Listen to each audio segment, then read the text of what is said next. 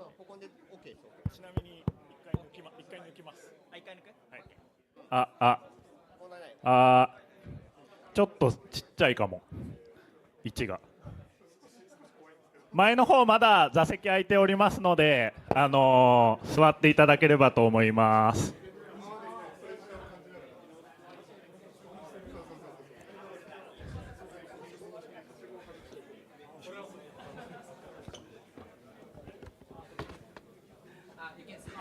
This is yours. This is yours. Oh, you got okay. Oh, when we connected, I'm going to have private to remove.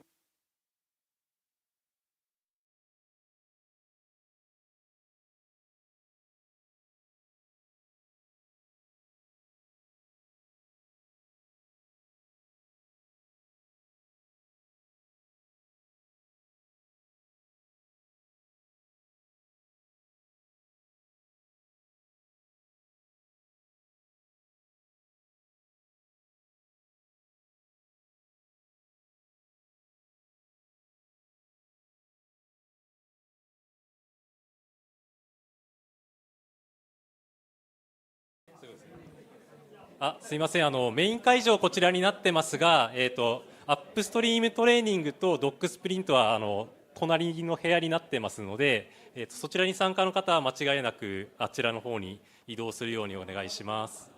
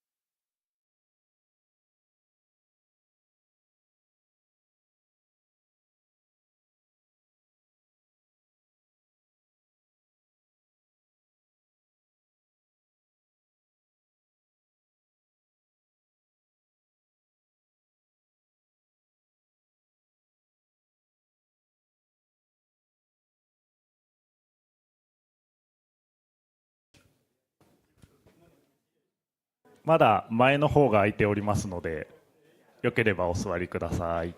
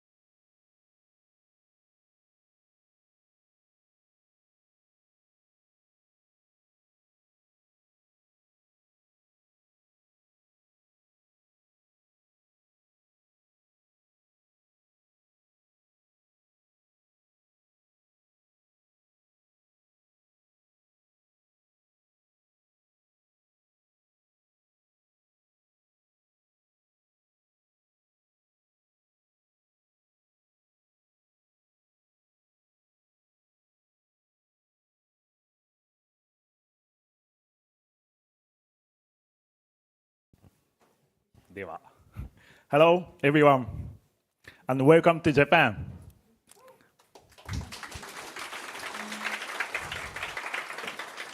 Let's kick off the Japan Community Day 2025, a co-located event on the KubeCon plus CloudNativeCon. I'm Masaya Aoyama, and I'm Cyber Agent, and I'm co-chair of KubeCon plus CloudNativeCon Japan 2025. I'm excited to have KubeCon Japan for the first time. Quick question. If this is your first attending KubeCon, please raise your hand. Oh, great. Thank you. Please enjoy. Today, we are excited to bring together international attendees and various local communities in Japan for a day great interaction and exchange. We hope you enjoy it. From 1 p.m. to 7 p.m., we will have a various session of the day. This event is made possible with the support of 8 meetups across Japan here. Each session has been arranged by these meetups, so we hope you will enjoy diversity of topics and styles. In addition to the session, there are also special events happening through the venue, such as upstream training, and a doc sprint, and sustainability discussion meeting. Feel free to join if you are interested. You can check full schedule on the website.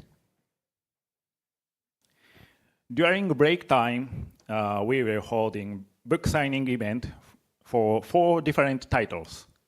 For platform engineering on Kubernetes, and for OpenTelemetry, Jissen OpenTelemetry, and Newman OpenTelemetry books. And for Key Clock Newman,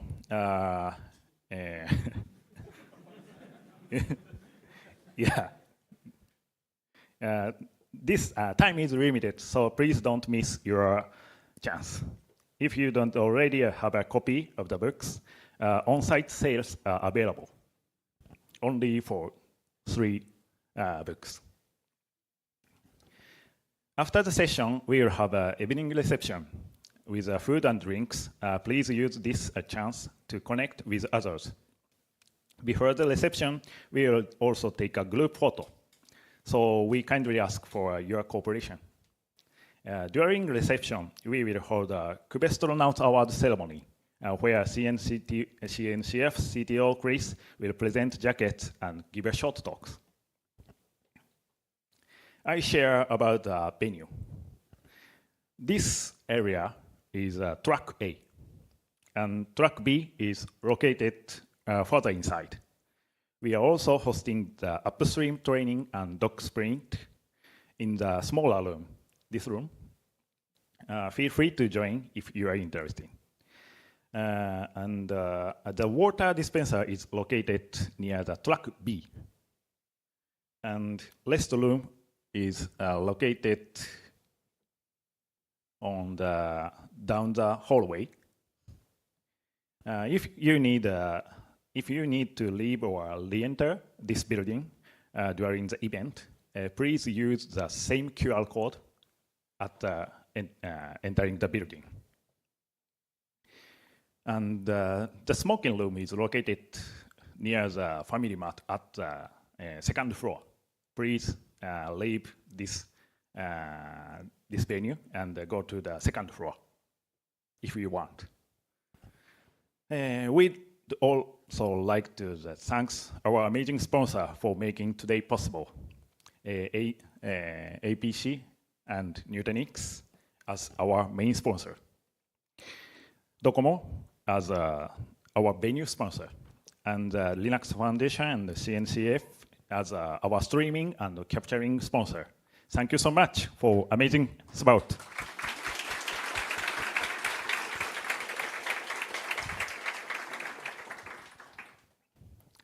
Finally, let us introduce the co-chair of KubeCon and CloudNativeCon Japan 2025, Pan-san and Masaki. We look forward to spending the next 3 days with all of you. Please remember them.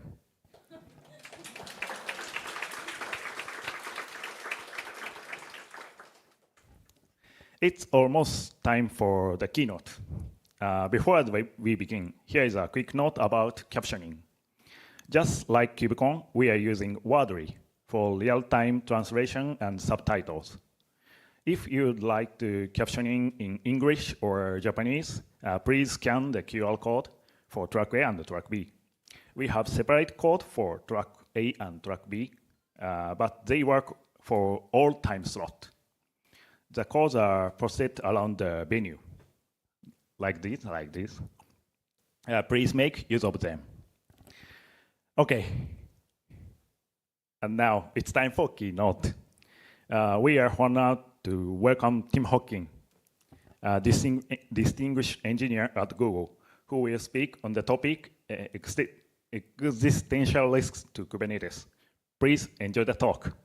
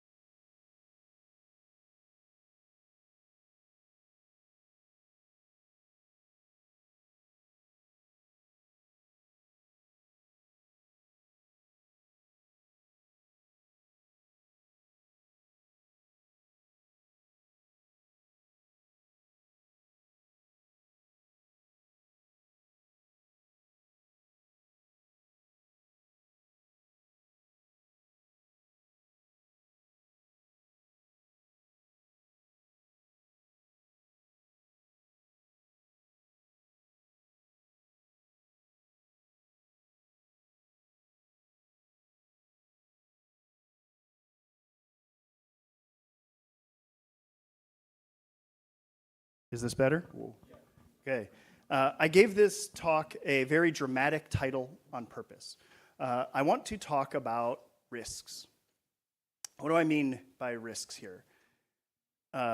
Existential risk, right? Risks that are literally to the existence of Kubernetes. Do you really mean this, Tim? Isn't that a little dramatic?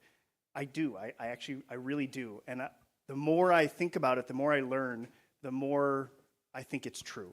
I don't think it is unfair to say that Kubernetes is kind of successful. But they say what got us here won't get us there. And I'd like to talk about 3 things today that I think present a real risk to Kubernetes. So they're related to each other, but a little bit distinct. 11 years ago, the world was ready for change. Cloud computing was coming up, and people were struggling with VMs and the complexity of managing machines.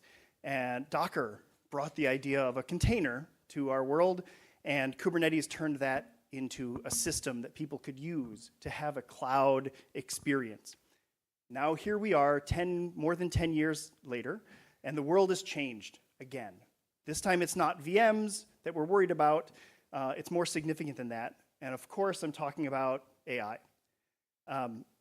It's not that AI presents a risk to Kubernetes. It's not like there's some AI brain that hates Kubernetes, at least I hope not.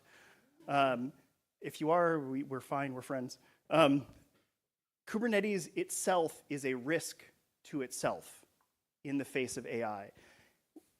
KubeCon 23 in Chicago, I talked about this a little bit. We said, inference is the new web app.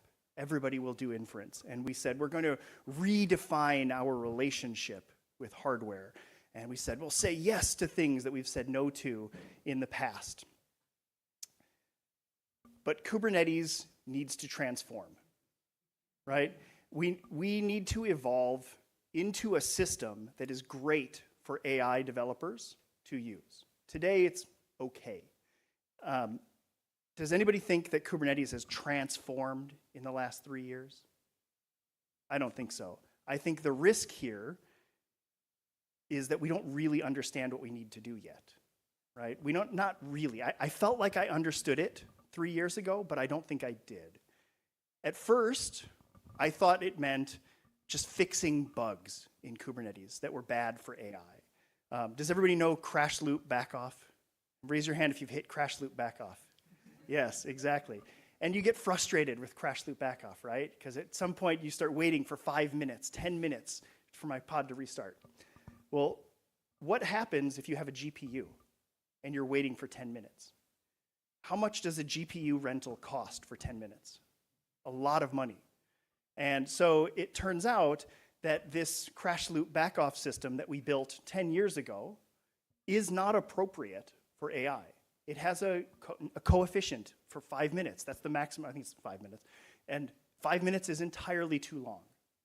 So I thought, maybe we have 10 bugs or 20 bugs or 100 bugs like this that we can go fix. And then we will have transformed for AI. Maybe 3 years ago, that's what it meant. But then I thought, well, actually, what we need is a better way of allocating devices like GPUs or TPUs, right? So we built DRA. Everybody heard about DRA? It's an API for allocating device hardware through Kubernetes. And it's a fundamentally new way of describing hardware, and it's great.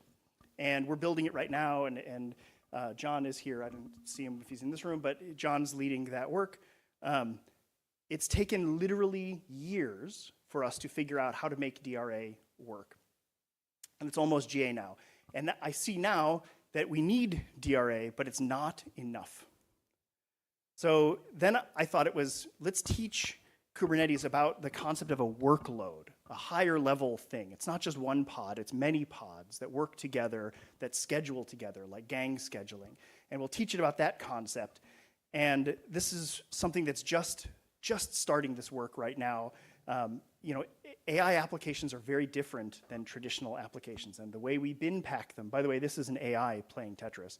The way we bin pack workloads is different than the way we bin pack pods. The way we manage accelerator hardware is different than the way we manage nodes.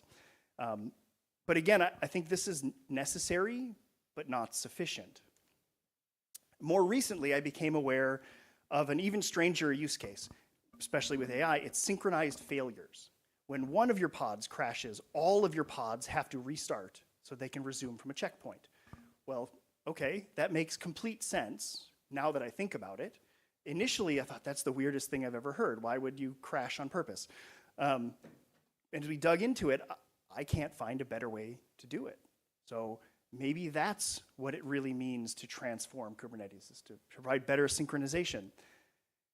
But when you look at all of these pieces together and you start sticking this into Kubernetes and workloads and DRA, and you build a Frankenstein of a machine, and I think we have a problem. And I should be clear, I am part of the problem. I've pushed back, I've said no to a lot of these ideas because I didn't think we should do them. I didn't think they should be part of Kubernetes. And I had a realization recently. It is inevitable that somebody is going to build an AI platform for AI developers that speaks in terms that AI developers understand. And it's not going to be pods and services. It's going to be something else. It's going to be models and agents and higher level concepts. And whoever builds that might not build it on Kubernetes. Now, I see this as an existential risk to Kubernetes. I think Kubernetes is a pretty good platform for building such a system, but obviously I'm very biased, and I don't think we're a great system for that yet.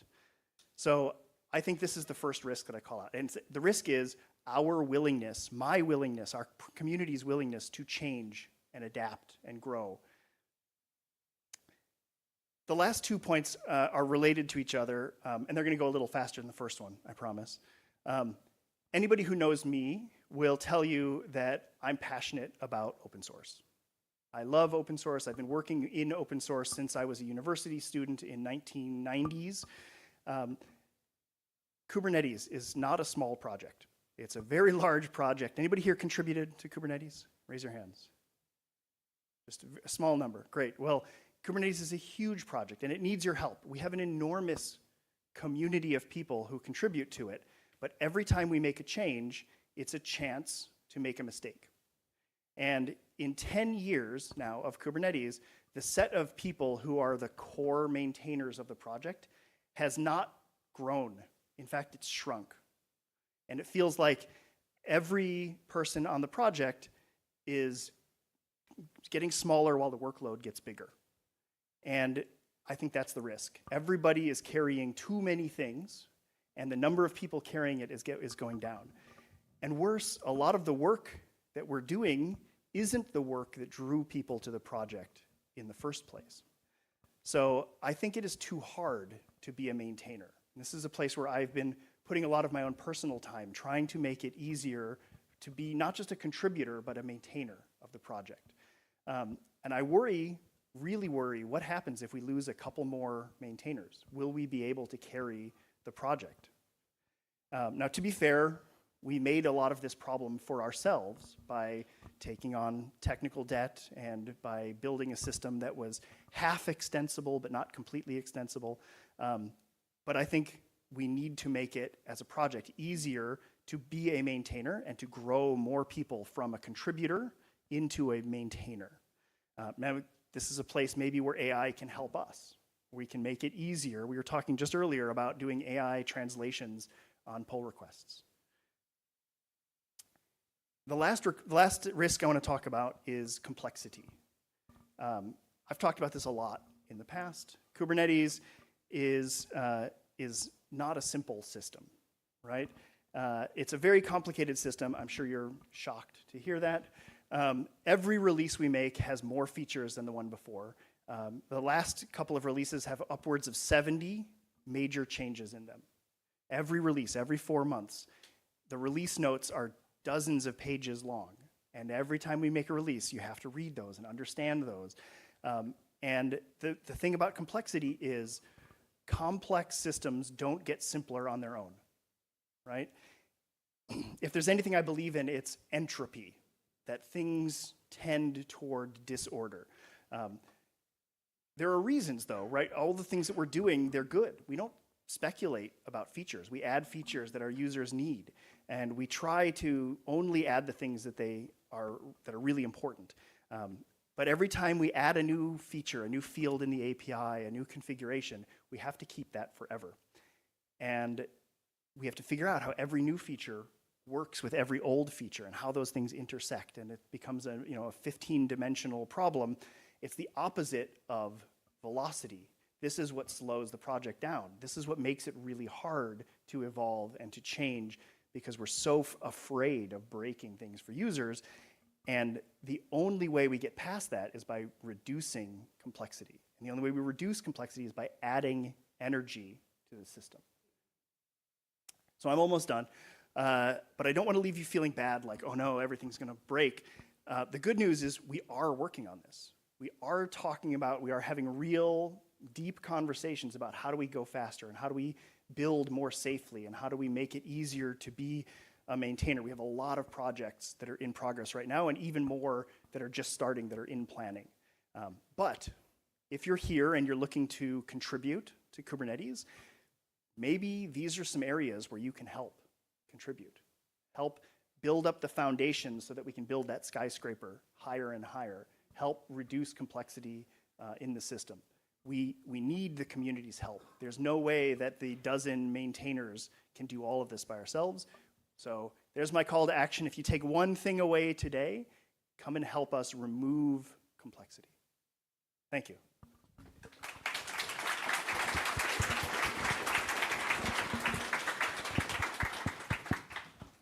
Thank you, team. Yeah, great session.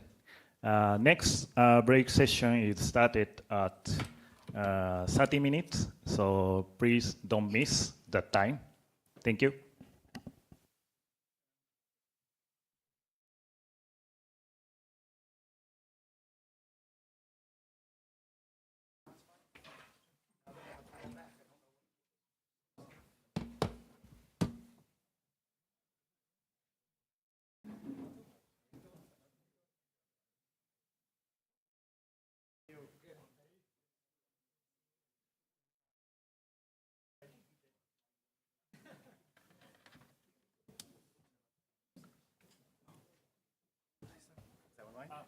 Is it yours? I don't know. I found it here. You want one? You can use it. Whatever they give me. Yeah. Perfect. Works. Yeah. Is this? Do you have Lavarian mics or only this? Yeah, if you have it. Yes. We wing it again. We'll figure it out who says what and then. Yeah, of course. Yeah. Of course. Oh fuck, I just noticed it kind of. It's hard to notice when is the stage and when is the floor. Don't fall. Just don't fall, please. Yes. Yeah. Okay? Don't throw any axes at me. This time, okay? Yeah. So you do the intro? Okay.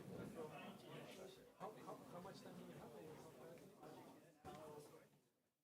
Oh, do we need to connect this as well?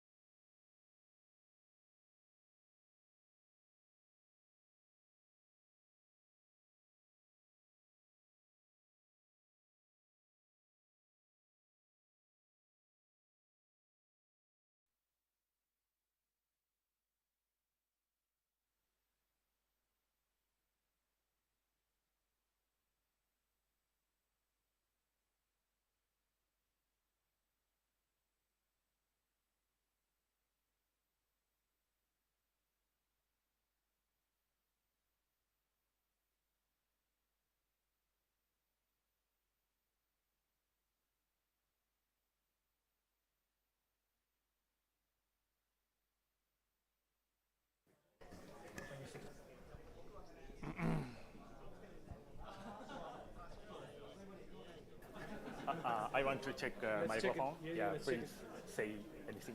Yes, I need to turn it on, right? Yes. This one? Yes. Okay. Hello, hello. Yeah, hello, hello, hello. Can you turn on your microphone? Turn it on. Turn it on. Hello, hello. Hello, hello. Yes. Okay. Hey. It's not working. Oh yeah, that's working. No, this one is not. Yeah. Hello, hello. Hello, hello. Yeah. Is it okay? Yeah. All right. I don't care. I mean, this is a small room. You could Yeah, do we it can just scream. as well without mics. Yeah.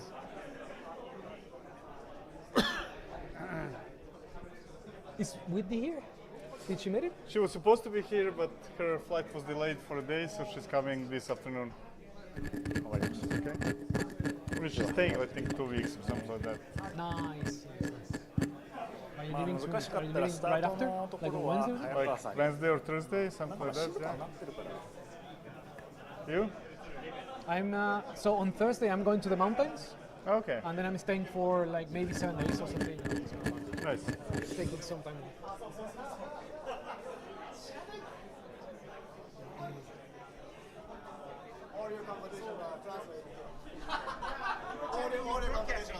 Yeah. Oh yeah, perfect. Oh, I don't agree with this one. This is wrong. This one is wrong, definitely. We should sing a song or something. Right? Amazing. Okay. So do not speak.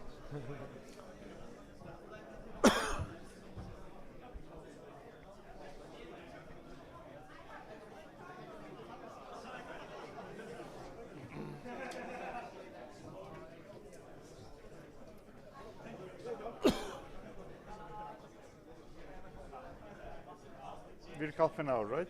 Yeah. But that's wrong. That clock is not. Yeah.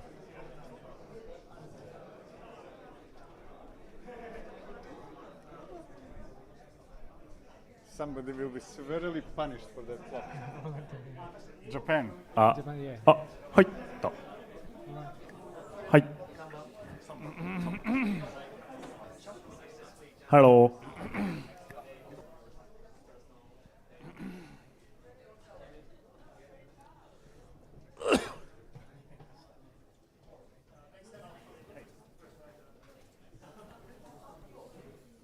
Okay.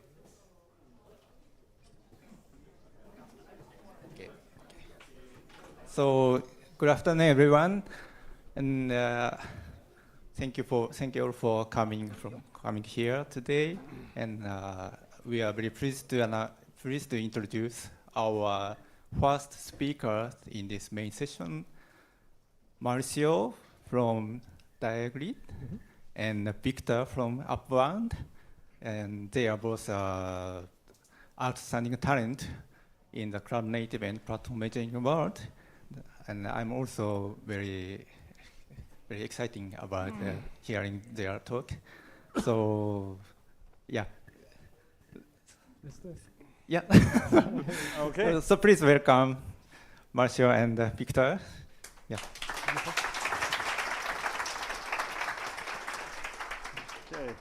Let's talk about platforms. Platforms are very exciting to me because platforms are a sign that we are moving away from Kubernetes being a thing that only 5 people in a company understand, but being a thing that everybody is using in a company, but probably in a slightly different way than we are used to, right? But before we go to where we are and where we go, let's go very quickly to where we were like a couple of decades ago, right?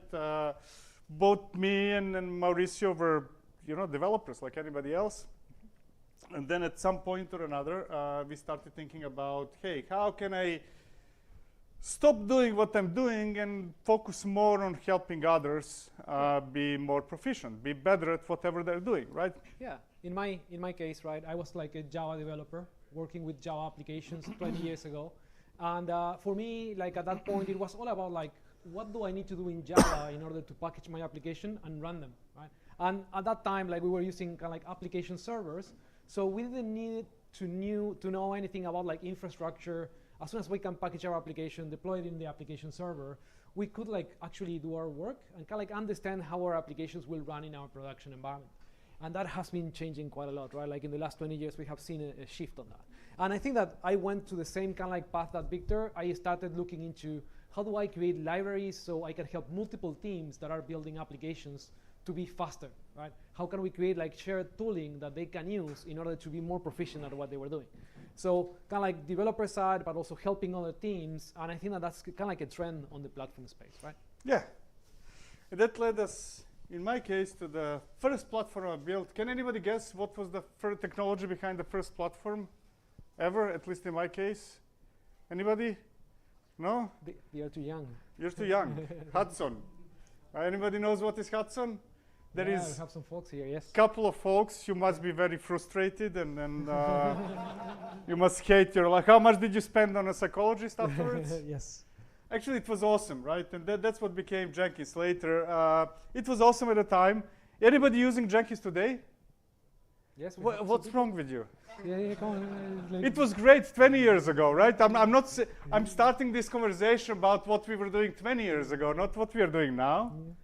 Come on.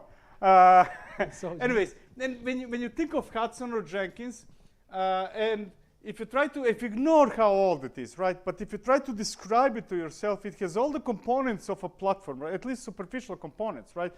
We can automate stuff. We can deploy things. We can abstract things so that it's easier for people to do stuff. There is a web UI. There are fields. There are a lot of colors. There is a button that somebody can press, and so on and so forth, right? And then things changed. Many things changed since then. One of the biggest changes was probably the emergence of containers, right? What we call Docker. Which, again, just like Hudson platforms existed a long time ago, containers existed also long before Docker, but Docker made it easy, right? Anybody can package their application or something into a container image, right? It was so easy. And everybody can run their stuff, whatever it is, as a container. Extremely easy, right? Yeah, for like a Java developer, that was kind of like an interesting journey, right? Again, now I could package my application using kind of like, let's say, like a standard way that other people that doesn't know anything about Java can actually take and run. For me and for the Java community specifically, it took us quite a while to figure out how to run Java inside containers, and and how to run them at scale. I'm quite proud to say that like after 10 years of having Kubernetes around and containers, it's like, okay, now we have figured it out. Right? Okay, I thought you would say I'm proud to say that I'm not working with Java anymore. I am proud to say that I'm still working with Java. Come on. Okay. There you go.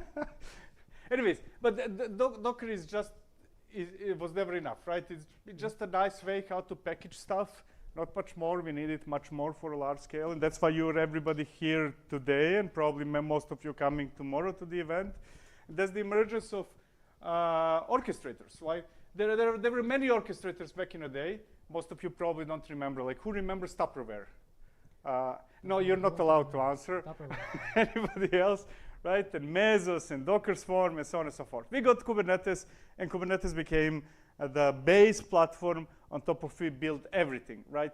Or almost everything. There is hardly a project anymore that is not Kubernetes first, right?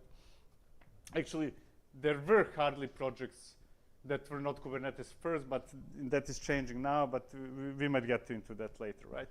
And the whole point of this introduction, and what was happening like 20 years ago, or 10 years ago, or 30 years ago, is that building platforms is a new it's something that everybody's hyped about, but you should all remember that we've been building, every big company has been building platforms for decades, right? The intention to build platforms is not new.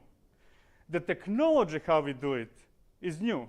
And that might give us a reason to think that this 57th time attempt to build a platform might succeed this time. We'll see, right? But we've been doing those things for a long time. And that brings me to the present, right? And right now, everybody's trying to reinvent the wheel and trying to figure out how do we build platforms. And that sounds like a waste of time simply because the patterns how we build platforms are already figured out, right? And they have proven to work well. And they've been proven to work well by other providers, by public providers. Like Google has been giving you platforms for a long time, Azure as well, AWS, GitHub, Datadog, and so on and so forth. And they're all built on the same principles, very, very high level principles, but all are built on the same principles.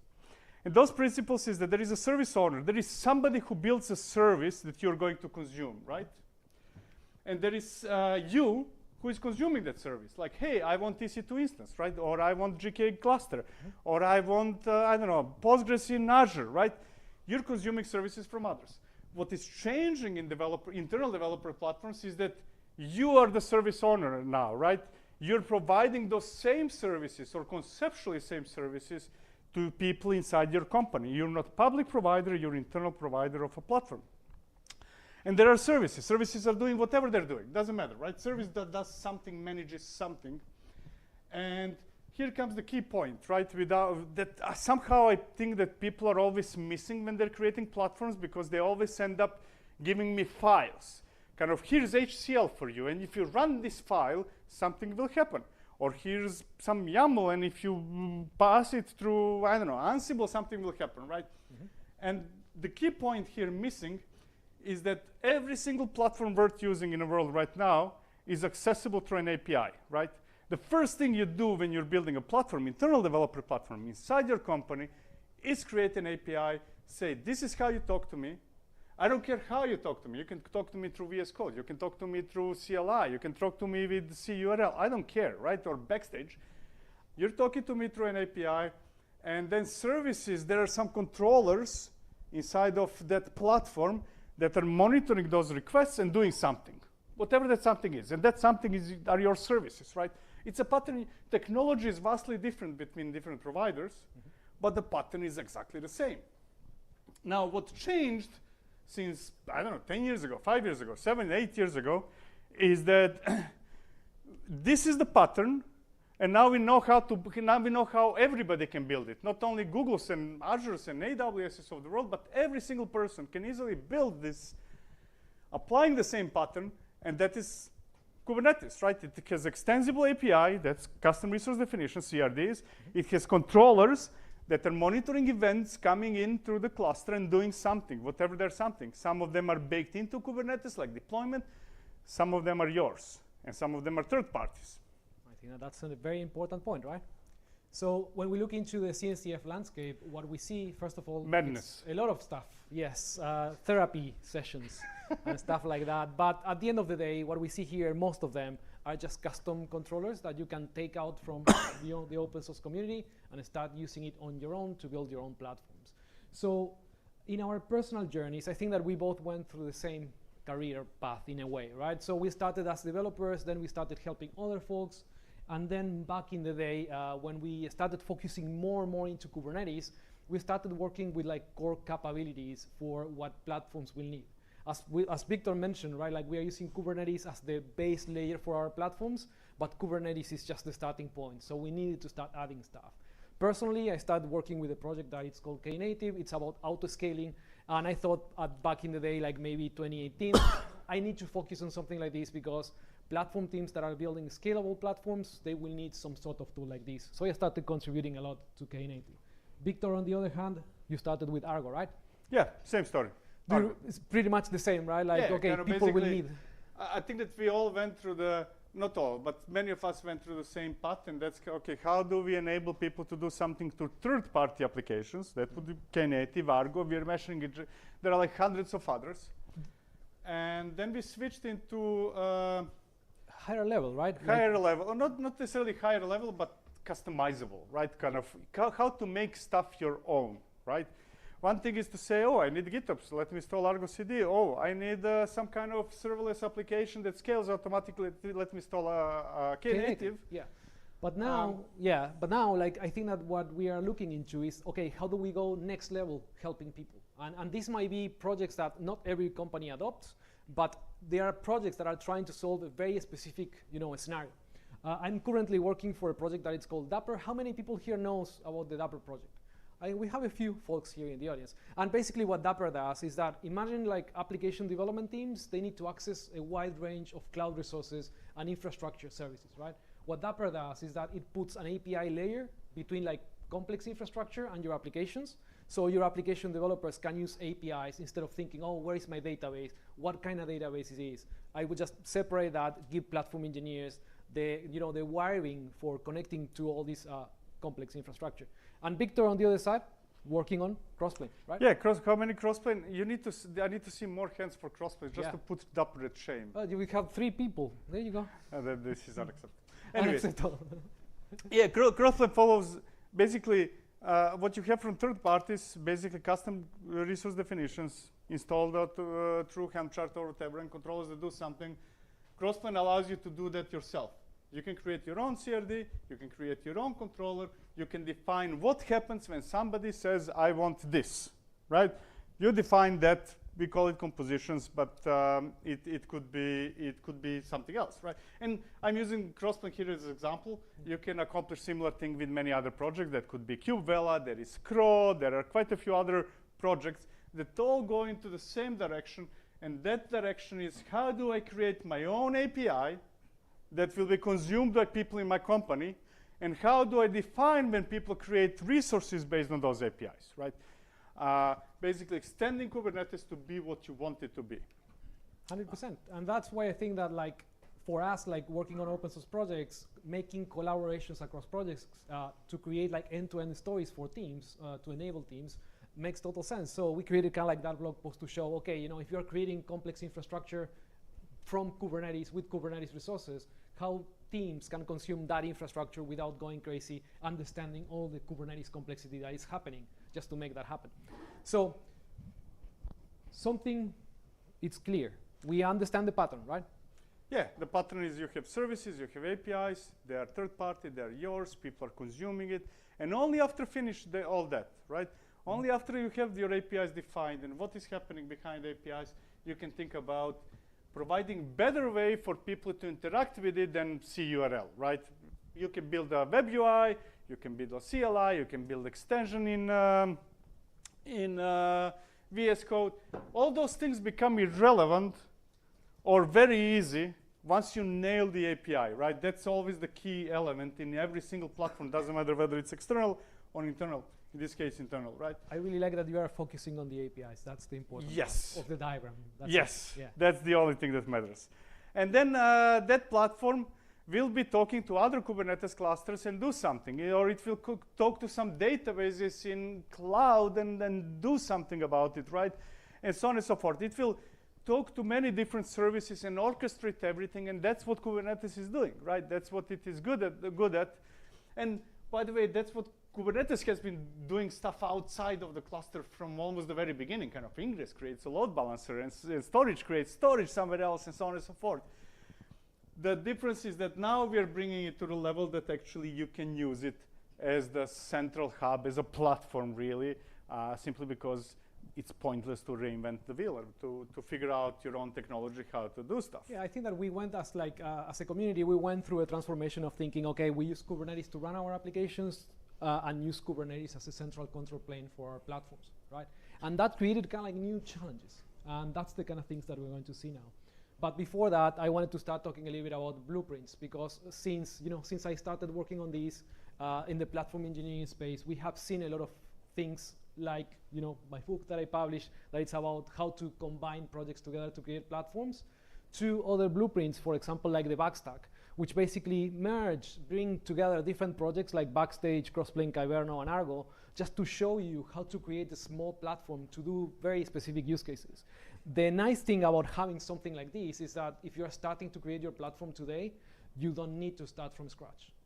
Similar things with the Kanui project, right? A little bit more complicated, coming closer to the AWS side of things. Wait. This is just a little bit more complicated. It's a little bit more complicated, but again, it's covering kind of like the main, aspects of a platform. It's way a little bit more complicated. So what you see here is the Kanui project that allows you to basically they define kind of like the main core capabilities of a platform. Let's say you need a tool for infra as code, you need a tool for doing continuous delivery, and a tool for doing GitOps, identity access, And then they just created some sort of like templating mechanism to configure and swap out components. Again, much more complicated than the one that we saw before, more tools included in the mix, but the idea here is you don't need to start from scratch. And for me, this all makes sense in a way that we are making progress having these open source blueprints that we can take as a starting points. One more that I wanted to mention is the Fusion stack, and again, much more complicated, but with a lot of nice things out of the box, all built as open source components, right? Like now you can see that there is something that is called Platform Orchestrator. There is something for search and insights, kind of like things that we will need in every platform, right? And you don't really want to spend a lot of time doing this internally and reinventing the wheel. So from a high level perspective, we know how to build platforms, we know how to combine projects, but we are wasting a lot of time making these projects work together for some reason. Every organization is basically having a specialized team looking at these projects and putting them together. So I think that now that we understand how it works, we just need to get a little bit better at doing it, right? Think about what's coming next. So let's talk a little bit about the future. Yeah. So first of all, something that is going to be announced pretty soon, is platform engineering certification from CNCF.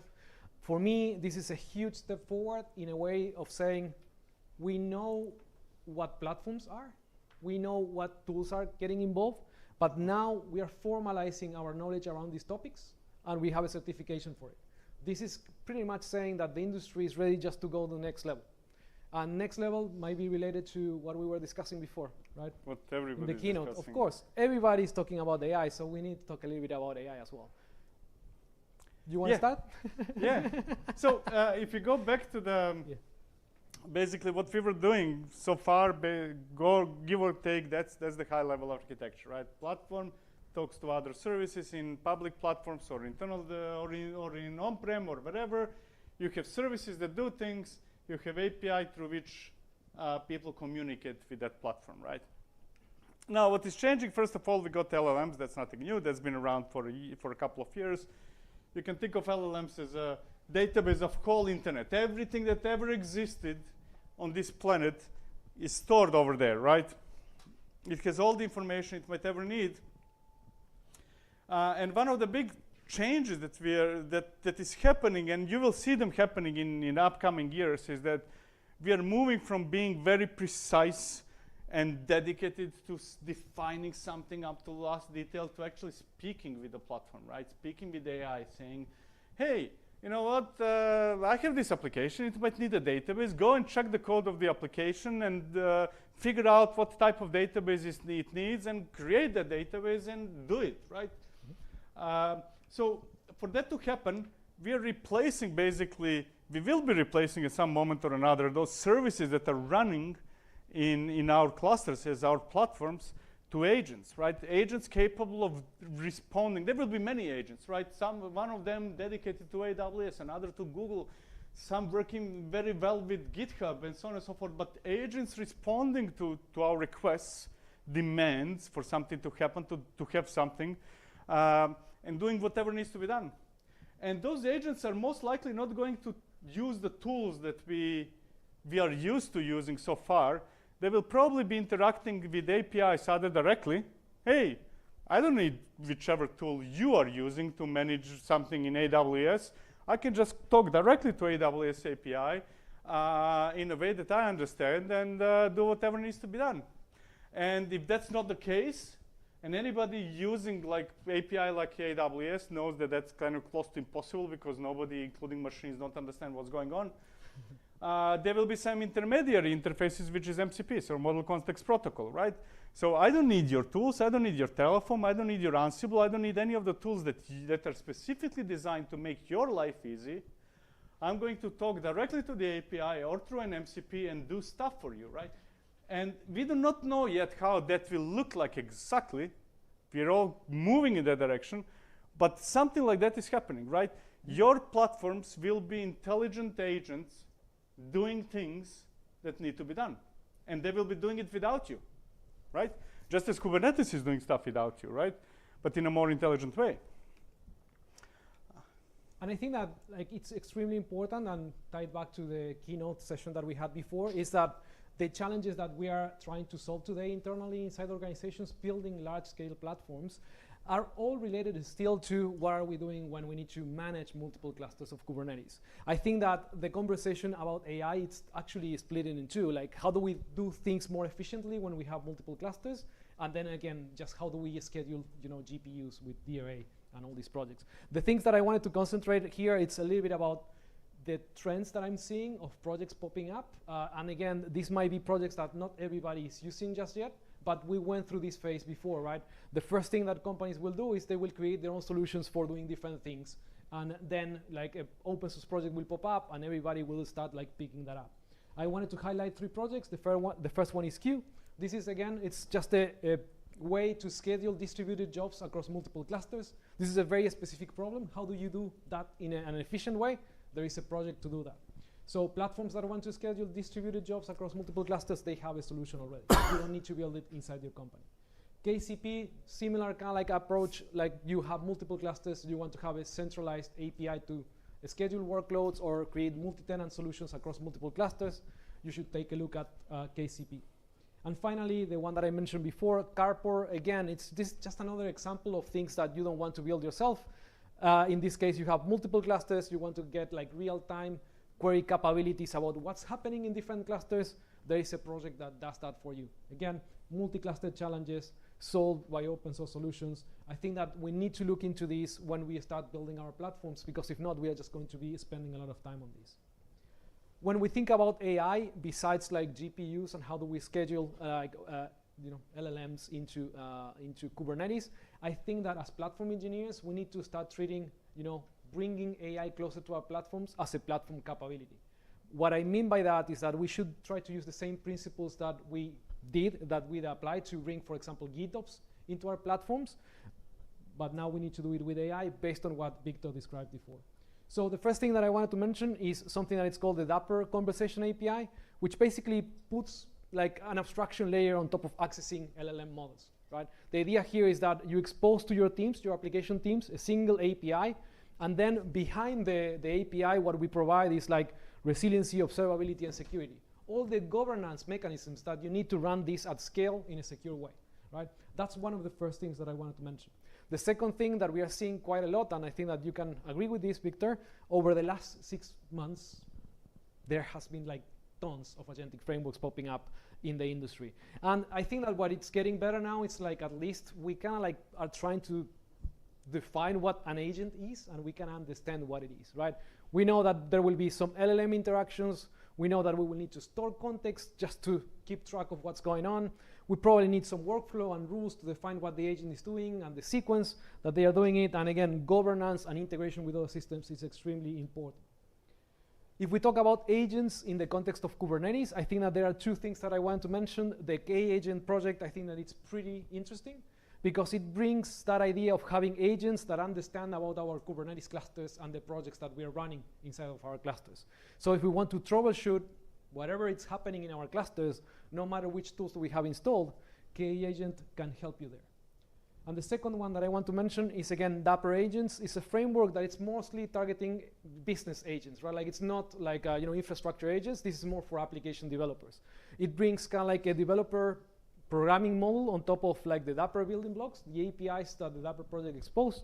So you can build agents that already can use mechanisms that have been tried in production environments. And I think that that's what we have for today. Do you want to No? close it with something else? Any questions? I want to close with questions. Anybody has a question? Don't be shy.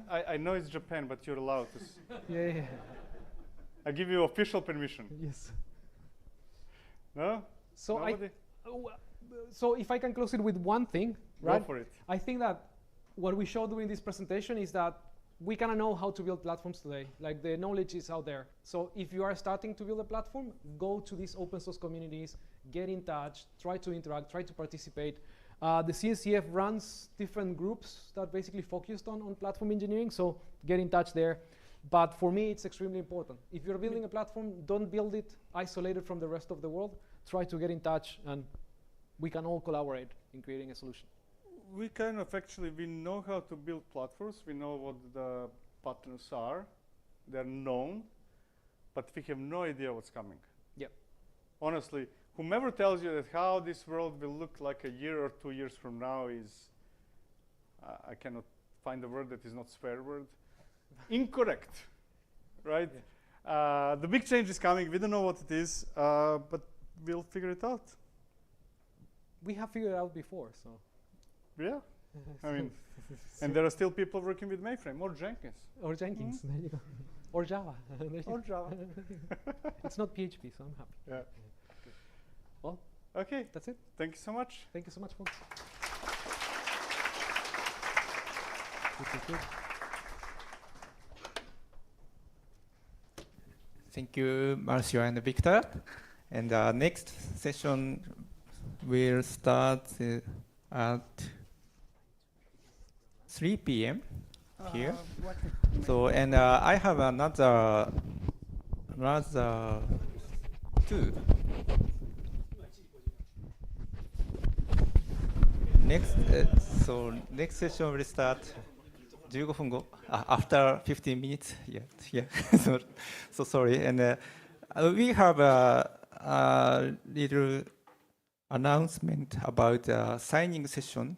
And please let me read the script. This is a little bit complicated. And so we are all set for a book signing session with Marcio, but some unavoidable issues happened to publishers, so we can't sell the book today.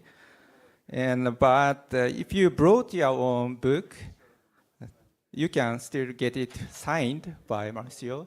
And so please go to signing area over there. And also, we are doing a little raffle. 抽選会をやります。raffle for one platform engineering book. And so if you want to enter the raffle, please go ahead. Go get into the signing area and read the QR code and you can enter. So yeah, that's all.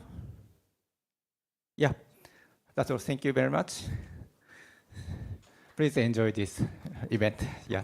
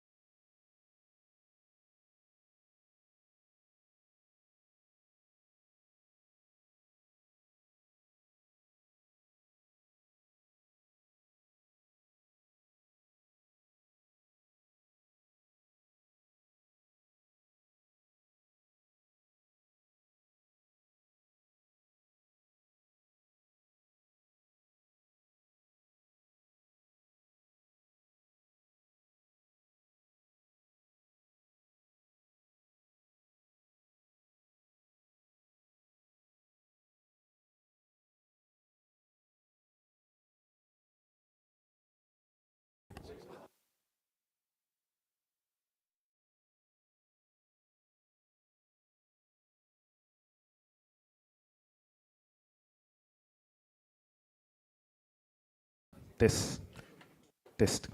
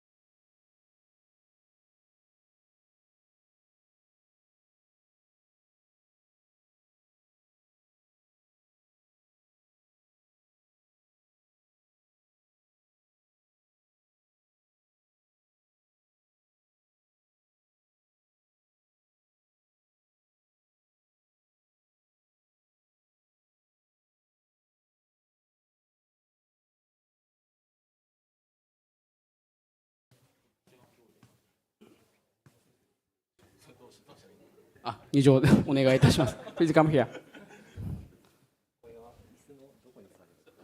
私ここにするんで。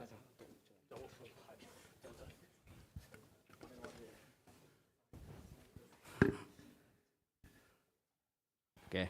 I'm a little nervous, but I'd like to start this panel discussion. Okay. Today, good afternoon, everyone, and welcome to this session. My name is Kenta. I'll be my moderator today. So eBPF is a revolutionary technology that allows for safe and dynamic extension of the Linux kernel. So today, in this session, we have invited leading professionals from companies actively using eBPF, as well as a Linux distributor who supports its foundation. So I'd like to introduce panelists. Sorry.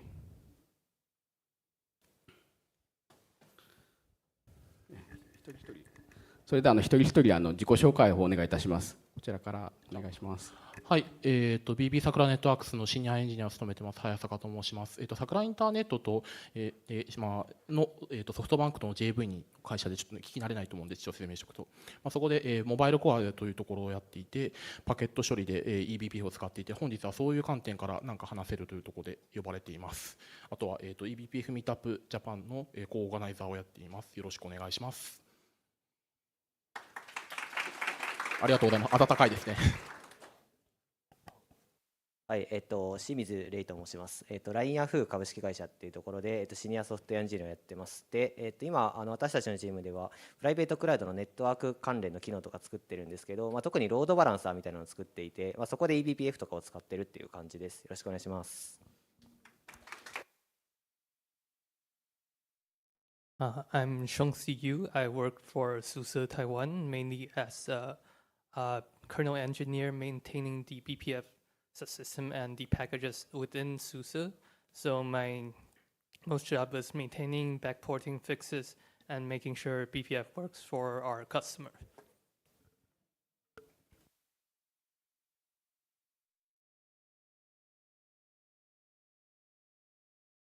At first, we'd like to introduce your activities, your companies. それでは、BB 桜の活動の紹介からお願いいたします。はい、ありがとうございます。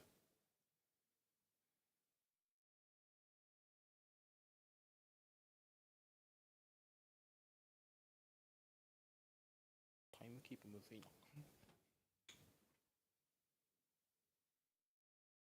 出てないですね。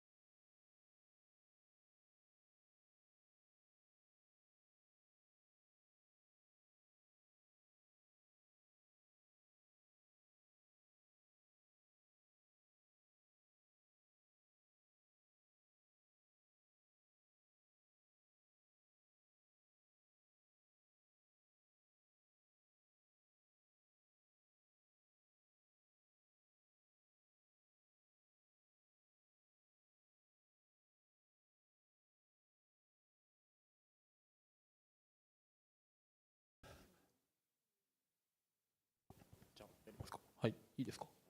はい、eBPF アートモバイルネットワークデータプランということで、早坂が喋ります。よろしくお願いします。じゃあ次へ。はい、自分の自己紹介です。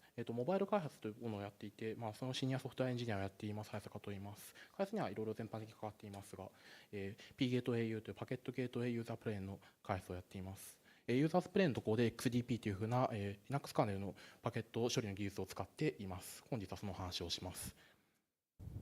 どうぞ。はい、私たちが eBPF を導入した理由というところで話していきます。お願いします。これは2018年のことです。我々がモバイルネットワークで、まずモバイルネットワークって何かっていうと、モバイルコアっていうのは、UE がスマホがインターネットに抜けるまでの仕組みっていうところです。で、それは NFV で作られています。で、当社のモバイルサービスはですね、リリース当初というのは、パケットの処理のために VM をユーザー単位で払い出していくアーキテクチャで、Go のアプリケーションで書かれていました。で、それはリリースして直後なんですが、そのコスト低減のために、1VM を複数のユーザーにができるっていうところにアーキテクチャを変更しようというふうに考えました。で、大量のユーザーを 1VM 使用する既存実装では CPU 交付価が非常に上がってしまうという問題や、限られた開発リソースの中ではどのようにして取り扱うかとか、従来の開発手法とかではやっぱり難しいというところがあって、DPT ゲートの高速化の手法とかも難しく、早い安いうまいのような3拍子の揃ったものはないのかというところで探していったところに、新たな解決策として eBPF を考えるようになりました。次お願いします。でeBPF によって、具体的には XDP によって何が解決できるかと思ったところなんですが、ちょうど XDP、クラウドフレアの DDoS ミチゲーションやカトランの話だったり、具体的なユースケースも出ていて、で XDP が我々のユースケースに合致するんじゃないかというふうに考え始めていました。XDP は、Linux ネットワークスタックに到達する前パケットが処理できます。高いスループットが発揮されることが嬉しい点で、DPTK にはたどり着かないんですが、十分なパフォーマンスが得れるだろうと考えました。加えて eBPF は Linux カーネルと協調して動作するような仕組みなので、ARP や ICMP のような細かい処理みたいなケアとかしなくてもいいところです。これは開発工数を大幅に下げることができるんじゃないかと考えました。DPDK とは違い、BPF フィブルカップだったり、XDP メタデータであったり、Linux のネットワークスタックとの連携が可能というところがとても嬉しくて、例えば VRF とによってユーザーを分けるアーキテクチャであったり、TC によった深部待機制御だったりみたいなのは、pGateAU の開発にすごく寄与するのではないかと考えました。また eBPF ベリファイアを使うことによって安全性も担保できたり、経験の浅い開発者でもできるんじゃないかという点や、BPF プログラムを使うことでユニットテストやパケットパターンが想定したように正しく検査できるところも嬉しかったです。次お願いします。では具体的なユースケースをご紹介します。これはpGateAU というふうなモバイルコアのパケット交換機のアーキテクチャです。受信側インターフェースに XDP のプログラムを当てて GTPU パケットというふうなモバイルモードで使うパケットをデキャップしていきます。でそしたら eBPF マップから取得した VRF 情報を、BPF フィブルックアップに渡してインターネットやクラウド側に転送します。転送の際は XDP メタデータをクラス ID に書き込んで TCBPF を使ったシェーピングの機能で待機制御を行って合わせて受送信のたびにセッション単位のパケット量とかを測定するということもしていました。でそれは後段のモニタリング基盤にエクスポートされたりします。戻りのパケットでは XDPTX を使ってモバイルモードに返却します。次お願いします。では、運用上の課題の話を話します。私たちが導入を始めた当時は XDP はまだ発展途上でした。例えば Linux ネットワークスタックの VLAN 処理が VLAN 関連の処理がXDP メタデータというものを考慮しなかったため TC との連携値に不具合を持っていました。これに対して弊社の CTO とともにカーネルソースを調査して修正してアップストリームに入れました。また、バート IO ネットの方が XDP メタデータに対応しなかったところに関しても弊社で処理を行い対応しました。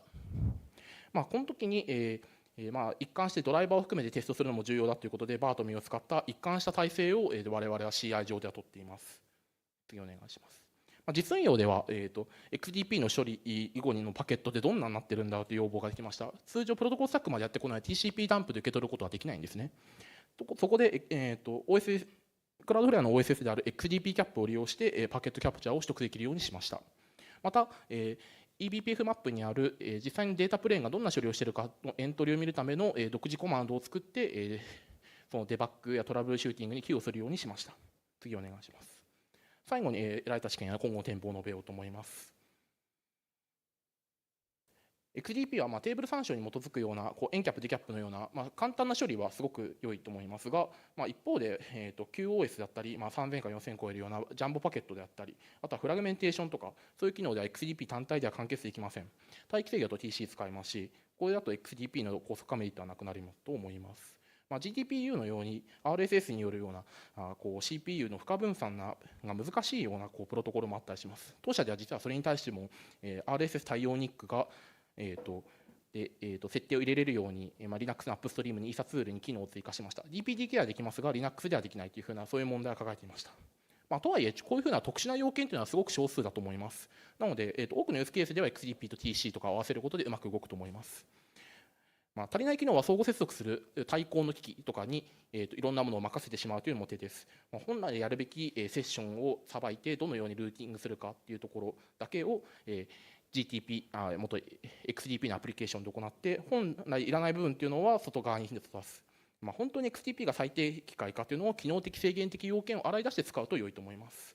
また、Linux カーネル3にあるサンプルとか、XDP チュートリアルとかを使って、そのリファレンスを活用することでスムーズに開発できると思います。あと、これはちょっと宣伝なんですが、下のところにGo を使ったようなデータプレーンのコントロールを作りたい場合は、こういうのを読むといいというところで、自分のリポジトリを置いておきます。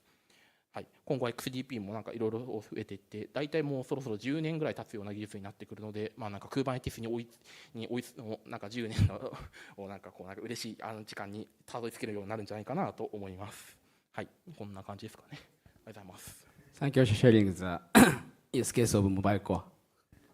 Okay, please, could you proceed with the next use cases of Line Yahoo?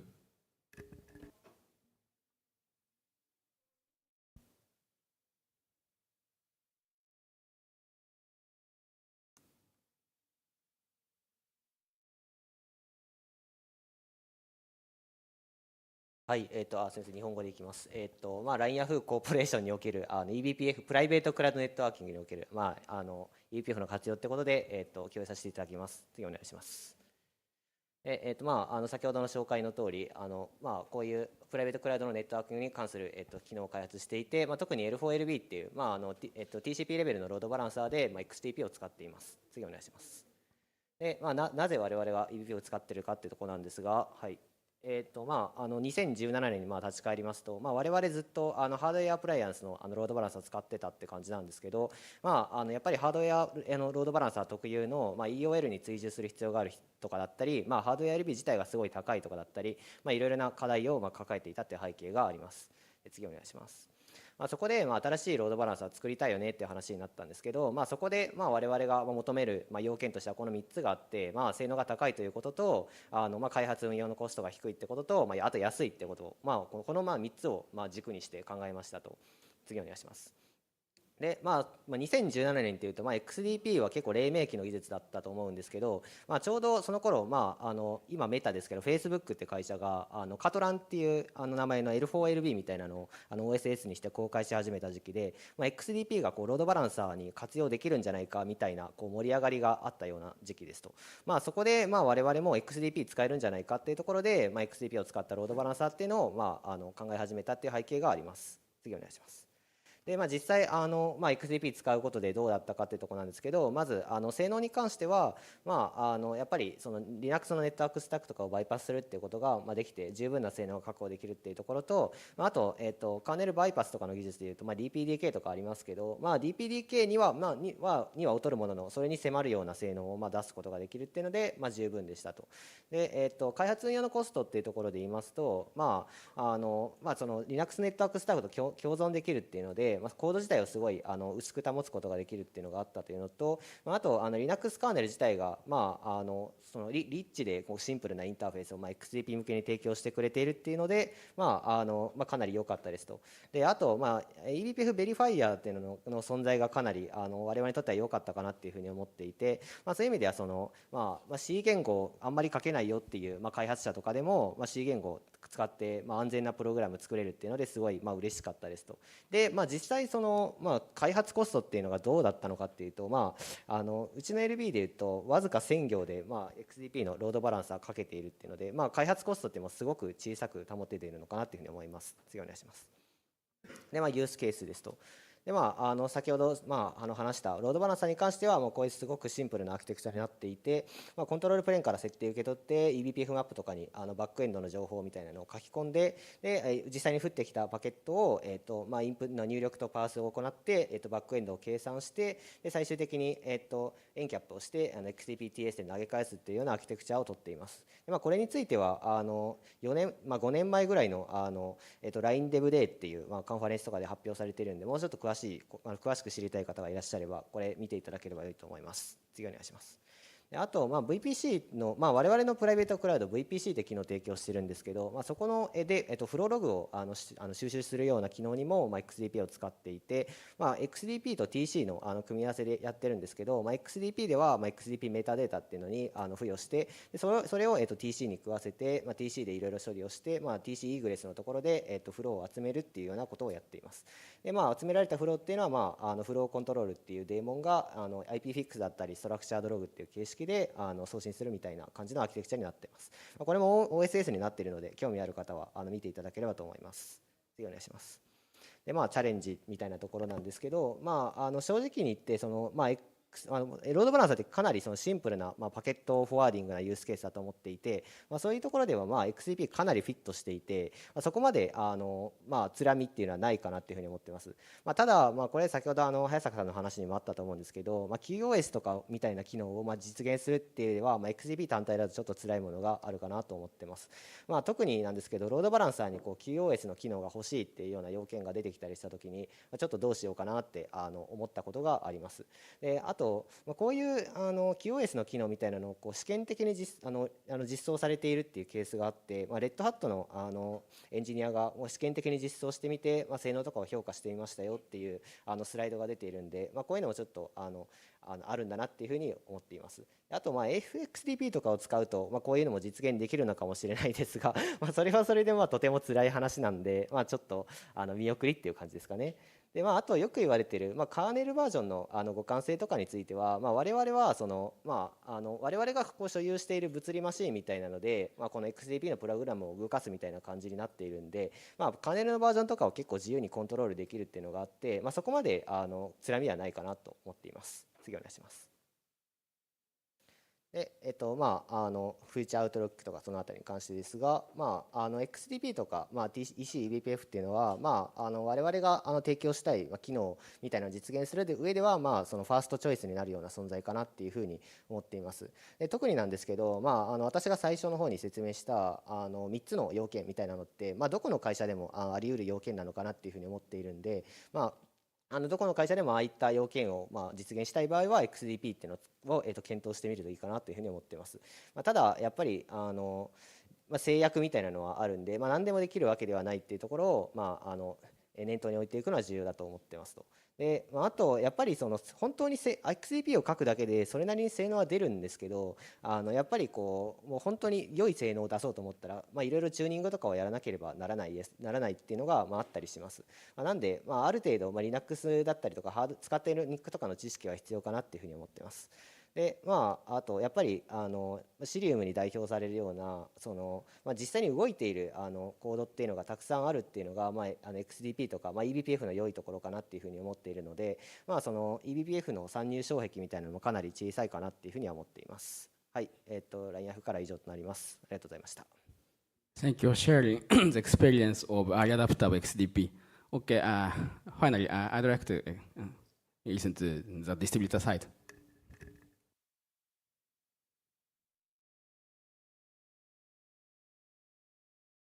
Hello. So unfortunately, I can only speak English. I wish I can speak Japanese, but hope the translation works. I will be talking about eBPF for more of a Linux distributor, so a supplier of eBPF rather than a user.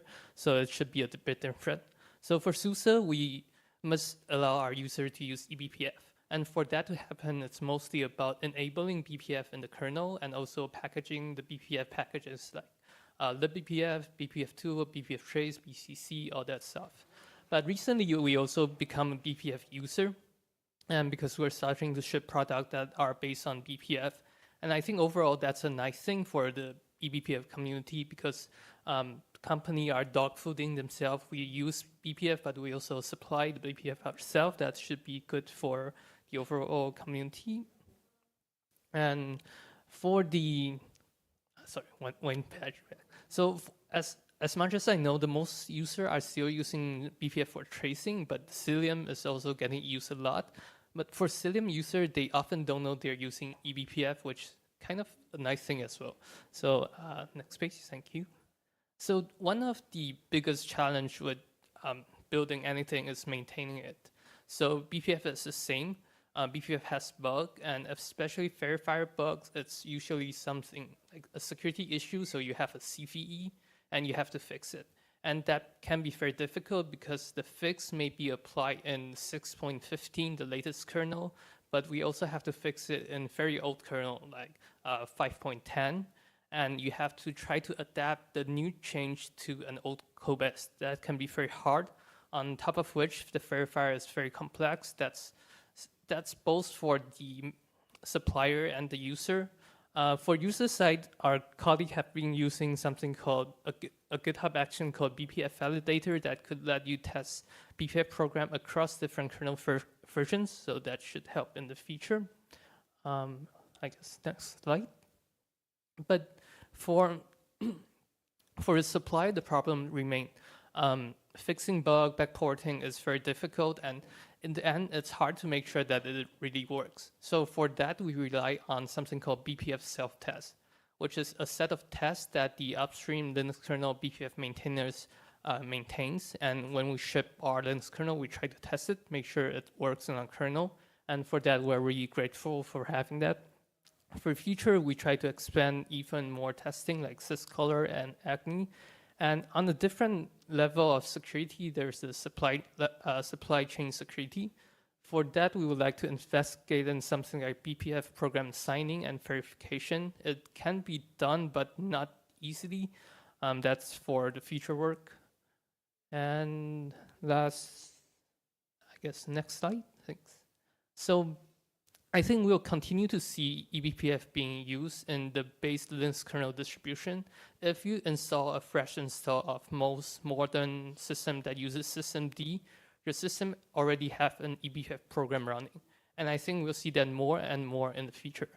And for my request to the community, I think echoing the keynote, it would be nice to see even more active contribution in the eBPF, whether in the kernel or in other tool. It's difficult, but it's really needed. And the final message I say, like at least for SUSE, we'll be continuing supporting BPF for as long as I can see, and we'll try to make sure it's safe, performant, and easy to use, hopefully. Yeah, thank you. Thank you.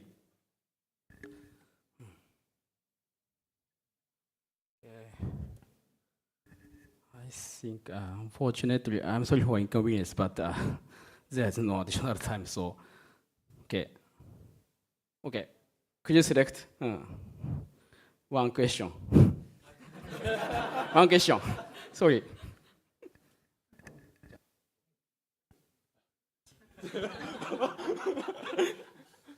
そうですね。すいませんが日本語で喋りますけど。Yeah, I go first. I'll go for the last one, and should like each person select one. No, no, no, no. It's Total. okay. そうですね。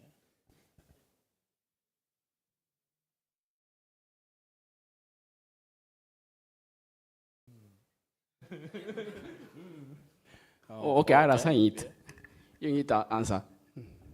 So first question. 何が難しいですか？いや、どうしようかなっていうところですね。難しいことを言いますねっていう、なんか結構順番で用意してこいという話だったので、まあ、OK。いや、まあ、そうですね。一番初めのエクステンティブな、まあ、一番初め驚いたところって話をしておくと、まあ、僕が一番初め、eBPF に触ったのは、その IPVS というふうなロードバランサーを XDP に変える、まさにカトランのユースケースでした。まあ、そこのところで、まあ、驚いたのが DPDK 並みの、まあ、なんか処理性能が出たというところだったりするんですが、実は結構安全なコードで書いたみたいなところの話の中で、実際には eBPF を書いたことがある人はよくわかると思うんですけど、すごく辛い C のコードを書く羽目になるんですね。なんかこんなんで何行も増えていくのは当たり前だろみたいな気持ちにもなるんですけども、ただそのワークアラウンドを乗り越えた先に得られるものって結構大きかったなというのはすごく衝撃的だったなと思います。はい。And I'd like to select for ラインヤフーさん。2つ目お願いします。まあそもそもなんですけど、まあ、そのさっき話したロードバランサーって2017年頃から始まったプロジェクトで、まあ、私が入社したのは2022年とかなんでまあ、導入期に関わったわけではないんですけど、まあ、そういう意味の2022年にこう入社した時点では、まあ、やっぱりこうネットワーク関連の開発においては、まあ、eBPF と、まあ、eBPF みたいなのを使うっていうのは結構当たり前のことになっていたっていう印象があって、まあ、そういう意味ではかなり浸透していたんじゃないかなっていうふうに思ってますと。であと、まあ、ちょっとうちの会社特有のまあ話になるんですけど、まあ、会社合併を経てまあ、対抗の会社のこう同じようなプロダクトを開発しているチームとまあ一緒になって開発するみたいなことがあったんですけど、まあ、その対抗のチームではその VPP っていう DPDK を使ったロードバランサーみたいなのを開発していて、で、まあ、そういったただまあその VPP を運用している人たちはまあ VPP を辛いっていうふうに言っていて、まあ、やっぱり eBPF 使いたいっていうふうに考えていたみたいで、それで実際にまあ我々がその eBPF を使ったロードバランサーのまあ運用ケースとか見せると、まあ、これいいねっていうふうに思ってくれていたみたいで、まあ、そういう意味ではやっぱり eBPF で結構まあ割とこう、まあ、カジュアルに浸透させることができるような技術なんじゃないかなっていうふうに、まあ、それを見て感じました。ございました。I think I'll assign you the third question. I think this question is for you. Sorry, which one? Third question, three. Yes. Okay. So there is a new feature that I really want to try to use. It's called BPF Arena or Arena. With BPF, usually if you want to use some data structure, it needs to be implemented in the kernel. For example, if you want to use ring buffer, you have to have ring buffer implemented in the kernel.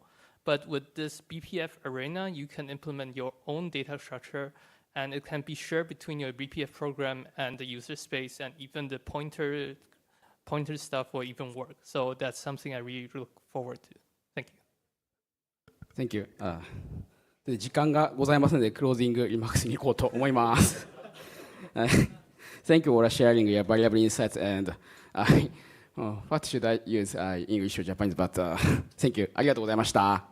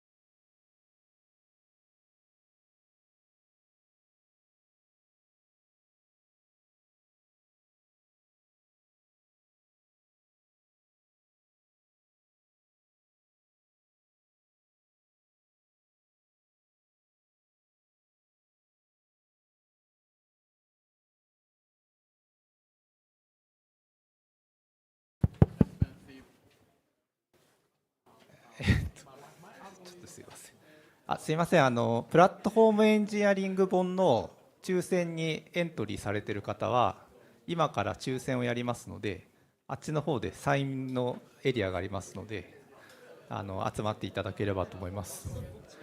Please make sure come to sign booth if you enter the raffle. We are deciding a winner from now, so please make sure to go get to the signing booth.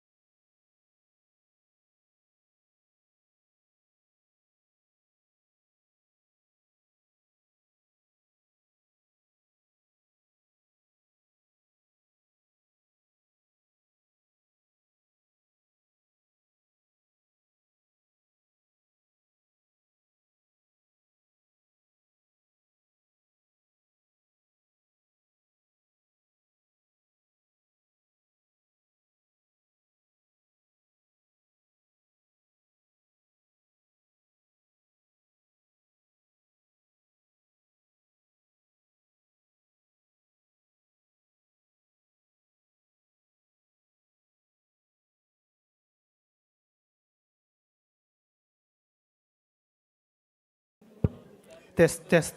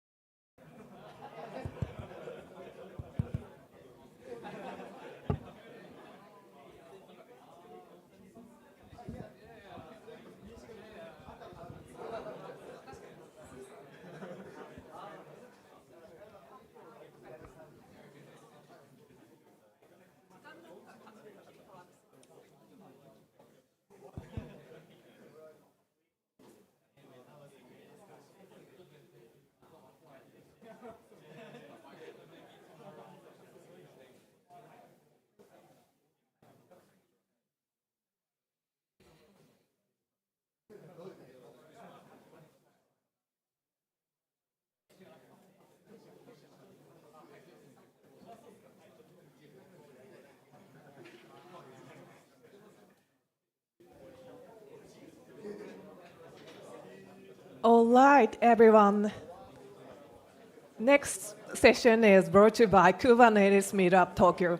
Our speaker is Shingo Omura. He will be talking about strengthening Kubernetes security with fine-grained supplemental groups control.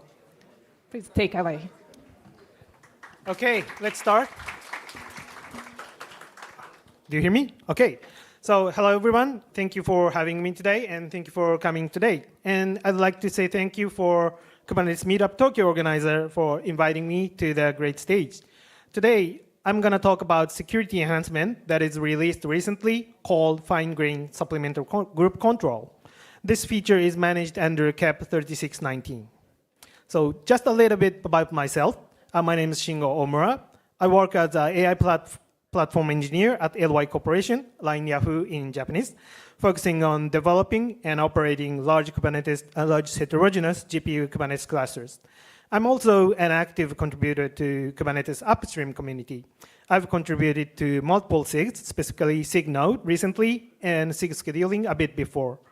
I have been mainly involved with KEPs recently, two KEPs recently.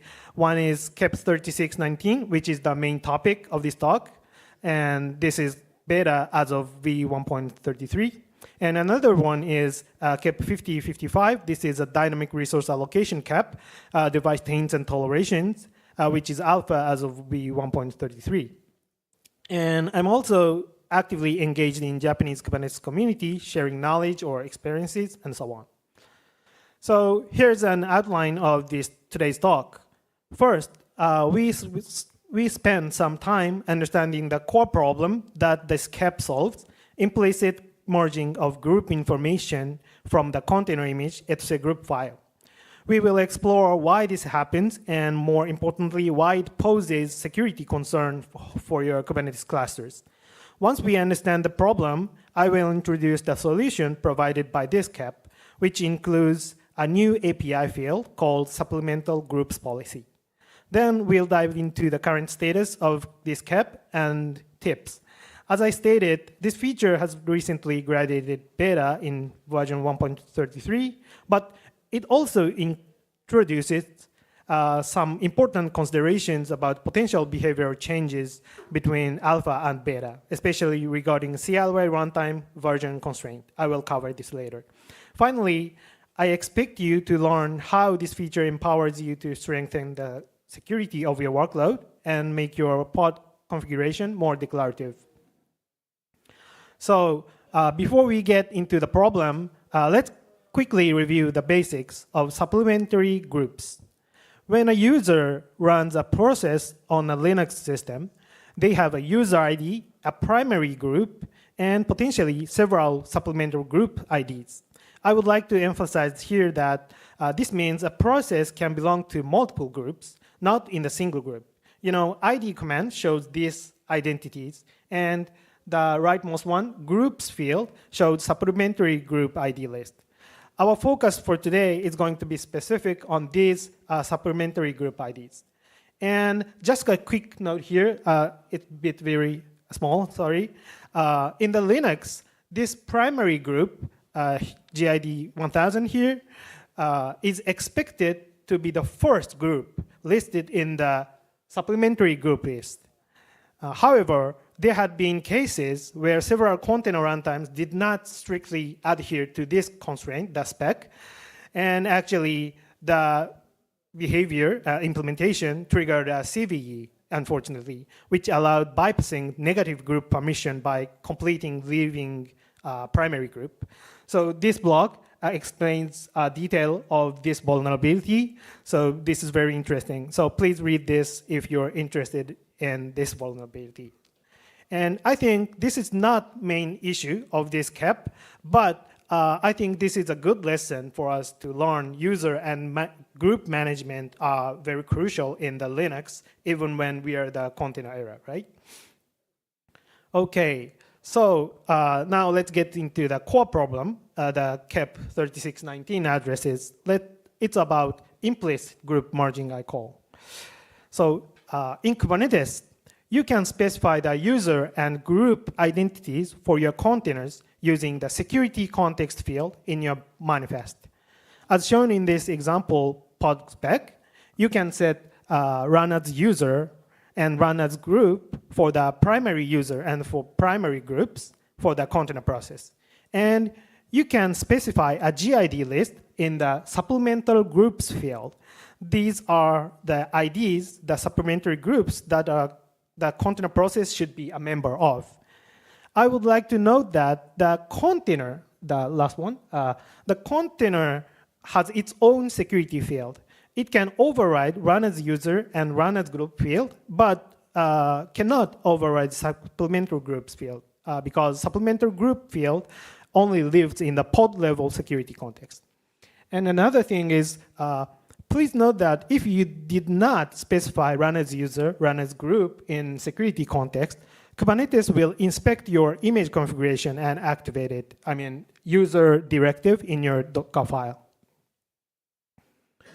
Okay, now here's where it gets interesting and perhaps not widely known and certainly a bit concerning from security perspective. So let's look at the specific example to understand the problem. On the top, this is a Docker file example. It is based on Ubuntu, and it also adds a user named Alice with user ID 1000.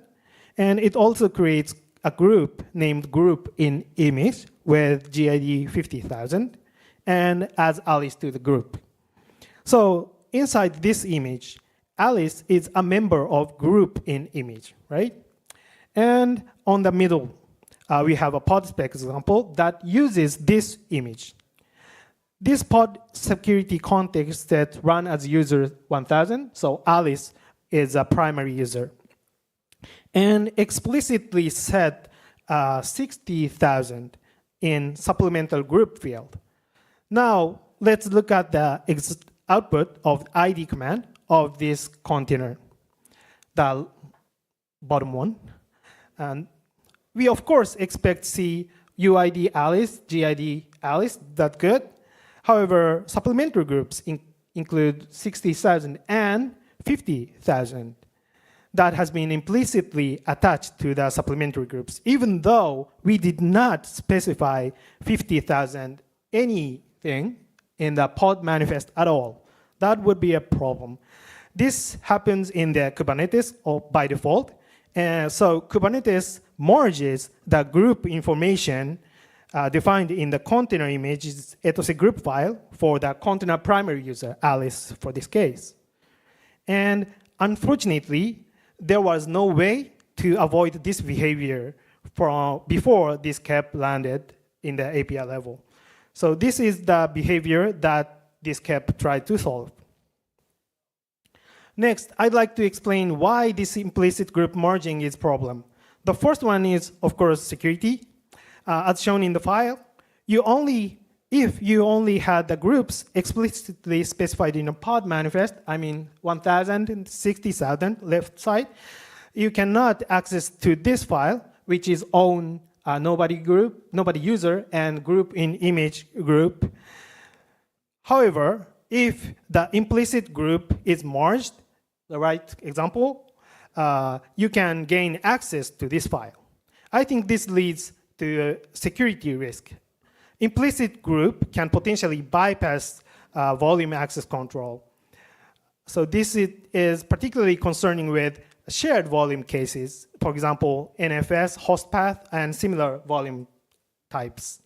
Because shared volumes are accessed from multiple containers in multiple tenants, perhaps. So files in such shared volumes are typically protected via normal file permissions that relies on UID, GIDs, right? So having unexpected GIDs can grant unintended access. Furthermore, we saw in the previous slide, simply baking custom image can attach arbitrary GIDs. That would be very risky, right? So thus, anyone could deliberately craft an image to include specific GIDs in the container's etcd group file to gain these access to the files that they shouldn't have. So, and there is a related Kubernetes issue, this one. that discusses the detail of this security concern. As a side note, actually, we reported this behavior as security vulnerability to Kubernetes Security Response Committee, but they responded as this works as intended. They encourage us discussing how to handle this in public issue. So we raised this issue. Continuing on why this is a problem, the implicit merging also causes issues with policy and declarativeness. First, it leads to policy evasion. I think it's typical. Some policy engines like Gatekeeper or Kyverno are installed for enforcing security policy in the manifest, right? These tools typically work by validating pod manifest against some set of rules. However, implicit group information comes from the image, is not present in the manifest at all. So policy engine cannot easily validate or detect these implicit groups. For example, if cluster admin enforcing a policy such that this pod only allows to set 60,000 in supplemental groups, it probably expects cluster admin expects this container only has 60,000 as supplementary groups, but actually 50,000 will be attached implicitly, right? So we can say that the policy would not so be effective in that case. And this undermines the effectiveness of policy enforcement. And secondly, it results in reduced declarativeness. One of the strengths of Kubernetes is declarative API, right? You declare the desired state of your application, and Kubernetes works to achieve it. However, in supplementary groups, as we see, the effective groups a container process runs with depends not just on the declared pod manifest, but also the internal configuration, it's a group file of the container image. That makes the behavior less predictive and less declarative than we would like to have. So in short, the implicit merging from the image causes security risks, allows policy bypass, and reduces the declarativeness of your pods. Okay, then let's trace the journey of how user identities, including supplementary groups, are determined and set in the Kubernetes. So it starts with the desired state declared pod config, pod spec security context, potentially container security context in a pod manifest. And as I stated, there's also user information, potentially defined the image side. And in the OCI image spec, there is a field config user field, like this, which is equivalent with the Docker's files user directive. If the kubelet takes the pod manifest and image configuration, kubelet converts them into request for the CRI, container runtime interface. Sorry? Okay, the CRI defines the communication between kubelet and the container runtime, for example, containerd or cryo. In CRI, it defines a data type named Linux Container Security Context that has symmetric structure of pod security context, which can specify run as user, run as group, supplementary groups. Next, CLY runtime takes this CRI arguments and converts them into the OCI runtime spec. OCI runtime spec is a standard configuration used by low-level runtimes, for example, runc, crun, or Yoki. In the OCI runtime spec, they have a user field under the process object. Sorry. This can specify the same thing, but have a little bit different field names. The important findings here is that the source of implicit group merging happens in the CLY runtime here. No Kubernetes, CLY runtimes inspect the image and it's a group file and merges the group information defined there. And from my survey, both Containerd and Cryo had implemented this behavior. So finally, OCI runtime, low-level runtime, spawns the container process with the specified user identities.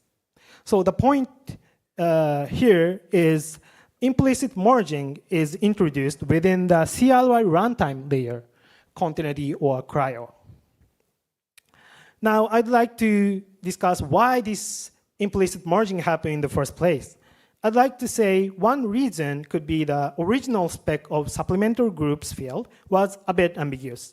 The slide shows evolution of the spec of supplemental groups field. In the early days, until 1.25, the spec of supplemental groups field was like this: a list of groups applied, blah, blah, blah, blah, blah.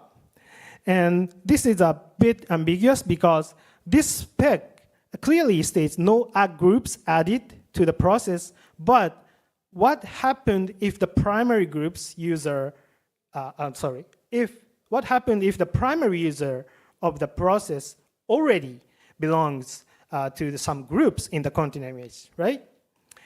So since 1.26, in this journey of the KEP development, the spec was a bit improved so that it clearly stated the implicit merging happens here. And then since 1.31, when this KEP landed, the spec clearly stated the effect of fine-grained control, supplemental groups policy. I will present a bit later. Another cause would be the behavior was simply inherited by Docker. So probably you're familiar with Docker. This simple command, docker run -u 1000 below image, will merges the group information from the image. So implicit groups will be appeared here. And in this pull request, Hair Commander, one of the signal lead, told me that this was a design decision, just inherited Docker, and community never reconsidered until now. So that's the probably historic reason.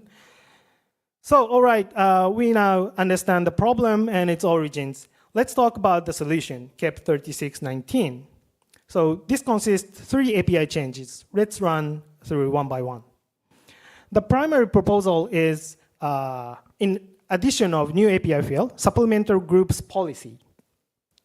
The field is added to spec security context here, right? We have a familiar pod spec run with as user Alice, run as group Alice, and supplemental groups 60,000. And new field is supplemental groups policy, right? Merge and strict. By default, if you did not specify any policy, merges is a default. So it's all about backward compatibility. So, and when you set supplemental groups policy merge, implicit merging happens and implicit groups will appear. But if you set supplemental groups policy strict, things changes. With strict policy, group IDs explicitly specified in the pod manifest are attached as a supplementary groups. In this policy, any group information defined in the image etc group file are ignored. So with strict policy, the ID command would output only 1,000 and 60,000. So the new API provides a way to control the behavior, how supplementary groups calculated. The second proposal is about improving the transparency of the identities. This is done by exposing identities in pod status. A new field is added under container statuses, user Linux field. As shown in this slide, you can see this field reported each container's UID, GIDs, and supplementary groups GIDs. I think this feature really helpful for cluster administrators. It allowed them to check the actual identities we assigned to the container process. So they can easily see whether any unexpected implicit identities were attached or not. This can grasp the impact when flipping the supplementary groups policy, right? And I would like to share, there's another CAP, related CAP 2172 here. This discusses how to warn users for quietly insecure UID, JIDs, root, right? This CAP, my CAP, does not issue warnings to the users at all. However, I think this field, status field, can contribute to the CAP. And here is an important note. The values reported in the manifest is the firstly attached identities. So please remember, if your container has sufficient privileges or Linux capabilities, changing your IDs, say UID or GIDs by system calls, the actual identities can be dynamic, right? So might differ from what's reported in the manifest. Please remember that fact. And the third proposal in this CAP provides a way for cluster administrators to determine if a node supports supplementary groups feature or not. As I explained, the actual calculations of supplementary groups happened inside CLI runtimes, not Kubernetes layers, right? So without such features field, Kubernetes admin would be difficult to find which node can support such policy enforcement or not, right? So this is exposed via new features field in the node status. This object includes supplementary groups policy, Boolean field, yeah, true or false. And please do not confuse runtime handler features field. There is very similar field in the node status. So runtime handlers field exposes information about low-level runtime, OCI runtime. So for example, Yoki or CRUN or RunC, right, level. So runtime handler features describe another features descriptions. So please don't confuse them. And I'd like to note that this CAP doesn't include any scheduler integration by utilizing this field. So you cannot automatically schedule pods with supplementary groups policy to node that support this feature or not. However, you could potentially use node labels and node selectors in a pod, which we'll discuss later. I'd like to share another thing. There is a related CAP 5328, node capabilities. This CAP discusses how to report these capabilities of a node in more generic way, and this CAP plans to scheduler integration in the future. Okay, now we've covered the proposals. Let's look at the current feature status and tips.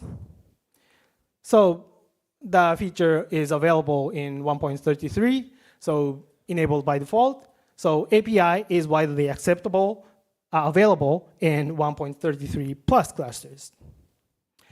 And while the supplementary groups policy API is available in your Kubernetes API level, to use strict policy, as I stated, it requires support from the underlying CLI runtimes. So in this case, supplementary groups policy field is used in the pod manifest. This information will be passed down to the kubelet and CRI runtimes. And CRI runtimes takes this new field in the CRI level. So your CLI runtime must understand what these fields are and how to calculate supplementary groups via this policy, right? So merge policy would work with older CLI runtimes because this is the same behavior for the older behavior. So, however, especially strict policy needs newer CLI runtimes that understand this policy, right? So which CLI runtimes currently support strict policy. You will need Container DV2+ or Cryo 1.31+. So as we've seen, this field can help you which CRI runtime support strict policy or not. And next, I'd like to introduce an important behavioral changes introduces beta graduation. So what happens if strict policy on unsupported node, right? In the alpha status, the behavior is silent fallback to merge policy. So if you set strict policy in your manifest and scheduled node does not support strict policy enforcement, in the alpha status, silent fallback to merge policy. This would lead another security concern, right?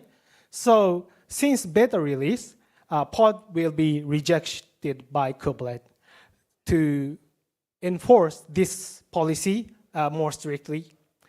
So if kubelet rejected such pods, kubelet will issue such events. Type warning, reason is supplementary groups policy support, not supported something. So the behavioral changes from alpha to beta is basically a good thing, I think. However, you might notice this is something you need to be aware of during upgrades. So this shows upgrade considerations. So if you did not use strict policy, no worry, just upgrade, but ensure your CRI runtime supporting strict policy when using. But if you already use strict policy, you need use a caution.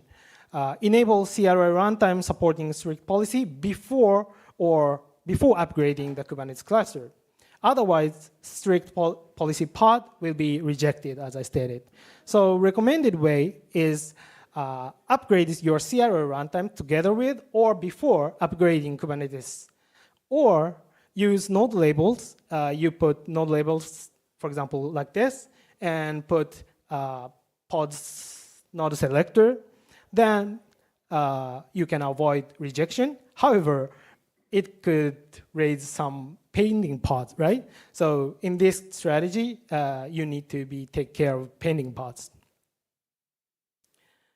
Okay, the next one is about workaround. What if you are running all the Kubernetes and all the CRI runtime, but you don't want to upgrade, but you still want to prevent the implicit group merging? Is there any workarounds? Yes, in short, custom runtime class is the rescue. So this part, pod manifest will be passed down the kubelet and CRI runtime, and CRI runtime calculates the OCI runtime spec. This cannot be changed because you don't want to upgrade anything, right? However, Kubernetes can prepare abstract of the OCI runtime level. This is runtime class API. So by implementing the custom OCI runtime and exposing it via Kubernetes runtime class, then you can achieve a strict policy equivalent behavior in the older Kubernetes. So here's an example that provides the equivalent of strict policy implementation. This is one is open source project you can use. You firstly specify this runtime class in the runtime class name field in a pod spec like this. When the CLI runtime process the pod, firstly, they generate OCI runtime spec based on the old behavior, right? This means implicit group merging happens. At this moment, additional groups here includes 50,000 and 60,000. So implicit merging is happening here. Then CLI runtimes call the this OCI runtime instead of your underlying original OCI runtime. This custom container runtime firstly inspects the pod spec via kubelet API and compares GIDs in the pod manifest and the config JSON. So this container runtime can remove any GIDs in the config file that is not declared in the pod manifest, right? Then finally, this custom container runtime called the underlying your original container runtime. Then the strict policy will be implemented, can be implemented in the older Kubernetes and in older container runtimes. So all right, we covered quite a bit. Let's summarize the key takeaways. So we first learned implicit merging happened, and this causes potential risk, potential security risk, policy evasion, reduced declarativeness. And the second, KEP addresses these issues. Supplementary groups policy API can be installed, and strict policy can enhance your security. And this KEP also improve transparency of UID, GIDs of containers. And the third, this feature is beta 1.33, but this needs newer CRI runtimes, Containerd v2+ or b1.31+, and be cautious for pod rejections with strict policy on unsupported node. And there is a workaround for older Kubernetes. Okay, so what's the next for the KEP? I'm currently working towards GA, plan to 1.35, not the next release, next release. And another planned enhancement is, one is supplementary goods policy strict in pod security standard. I'm not sure which profile is appropriate, but I would like to add this into the pod security standard. And another thing is add supplementary goods policy feature in Kubernetes conformance. So these are very personal one, so I will open up discussion in the community soon. Okay, lastly, get involved. This feature is Signal community-driven feature. So you find any links here, and please provide feedback on your experience, and please try to use this feature and contributing anything. And okay, that's all from me for the session. Thank you for your attention. I hope the session clarified implicit group merging problem and how this kept enhancing your security and user identity transparency. So the KEP is documented in this link, and latest feature blog is available here. And yeah, my contact's here. So my handle name is Everpeace. Please feel free to contact me. Thank you very much.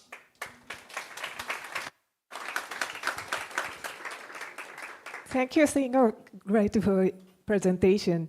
Unfortunately, we don't have question time, so please directly ask him your questions. Thank you.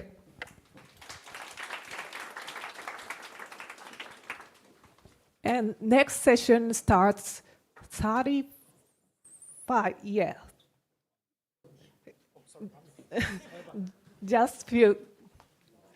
We will have just few minutes break.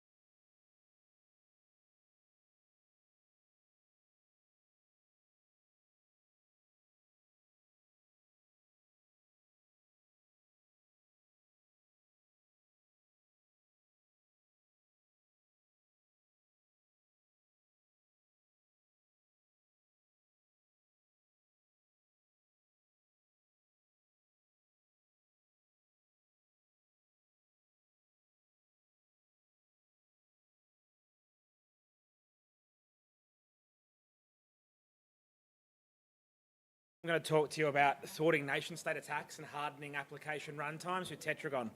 So, about me, if I'm not talking on stage, doing Kubernetes things or doing things for Isovalent, I'm in the water. I swim open water every day. I'm a marathon swimmer and I love that. So, between Lord of the Rings, Star Wars, swimming and Kubernetes, that's me in a nutshell. And I'm Australian, so I speak a very interesting version of English. My background, I've been long-time VMware, long-time HashiCorp, and now I've been at Isovalent for almost a year now. Yeah, so that's me. So any weather, any time, I'll be in the water if I'm not online. So let's today cover off 30 minutes to give our viewpoint of securing workloads, runtime security, and how we can harden applications.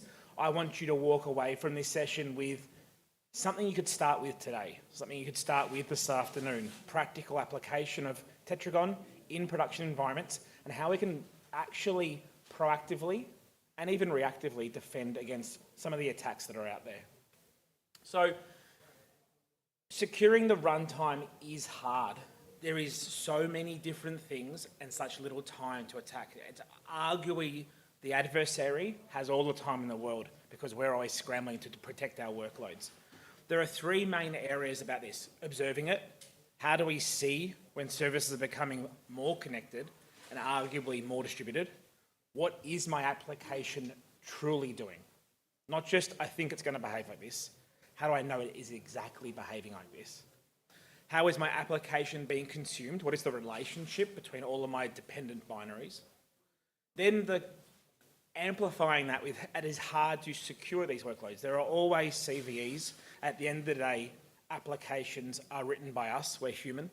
We make mistakes. Applications have bugs in them. What is present in my environment? What is running? Can everyone say here right now they know exactly what is running in their production environment?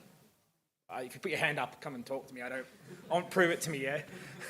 And what is my CVE posture? Vulnerabilities come out quite often. Some I can forget about them. Others, we drop everything to respond to it. What is running?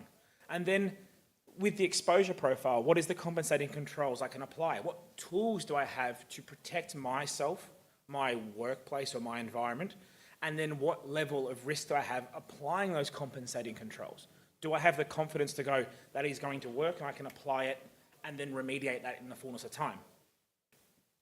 So threats are varied. Like here's a glob of the most line-grabbing, attention-seeking things that have been out there in the last couple of years. BPF door, XZ utils, the SSH backdoor, and Log4j are large-named things that have happened.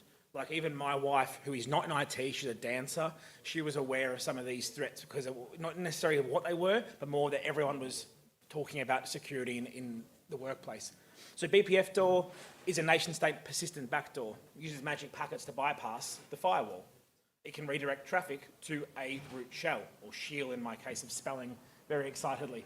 XZUtil was a targeted supply chain attack to put a backdoor into OpenSSH, right? Subtly deployed and rolled out by many distributions.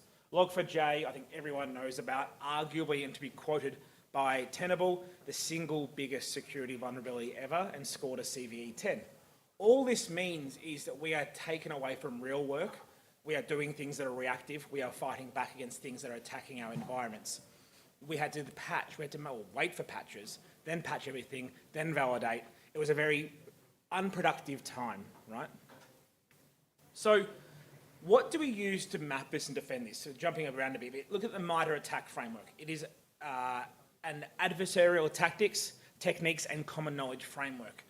The tactics outline the reason for performing an action. The techniques outline how, and the procedures demonstrate how a threat would actually exploit it.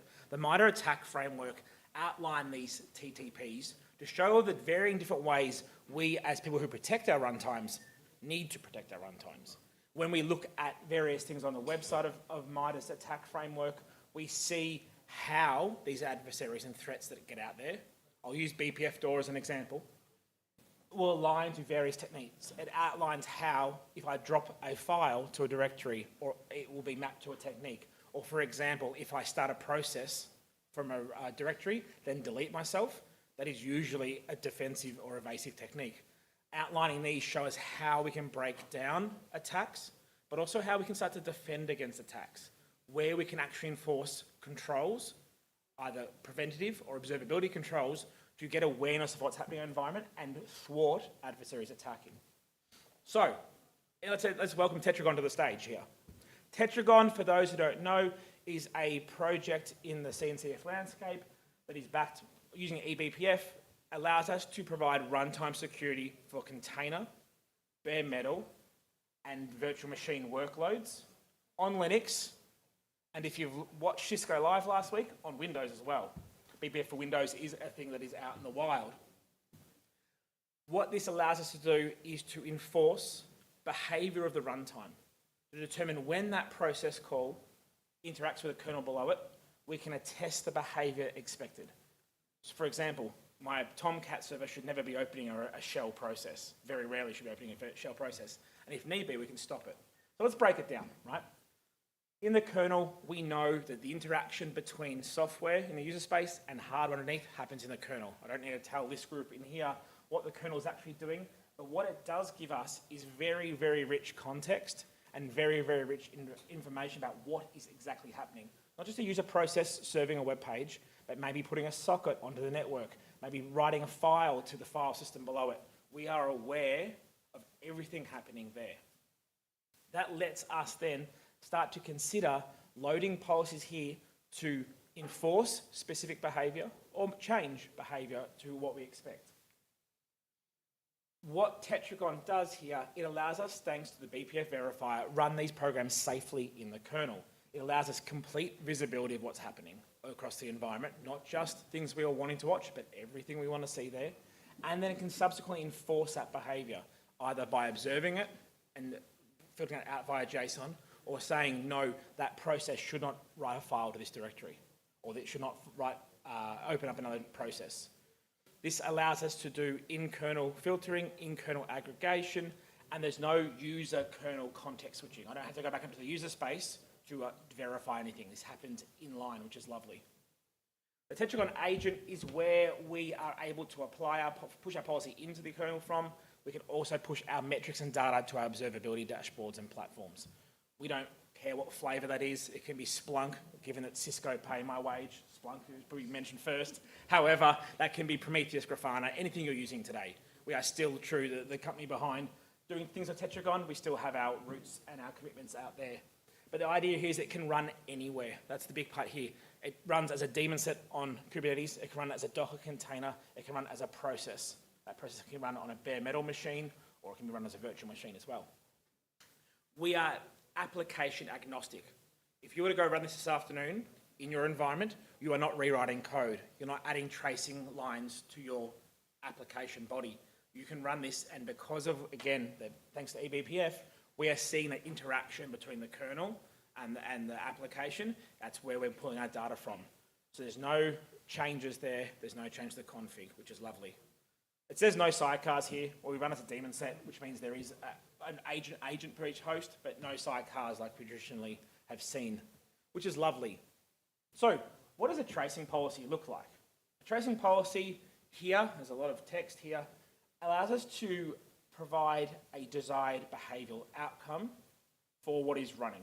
In this case here, this particular tracing policy was written by some of the folk at iSurveillance.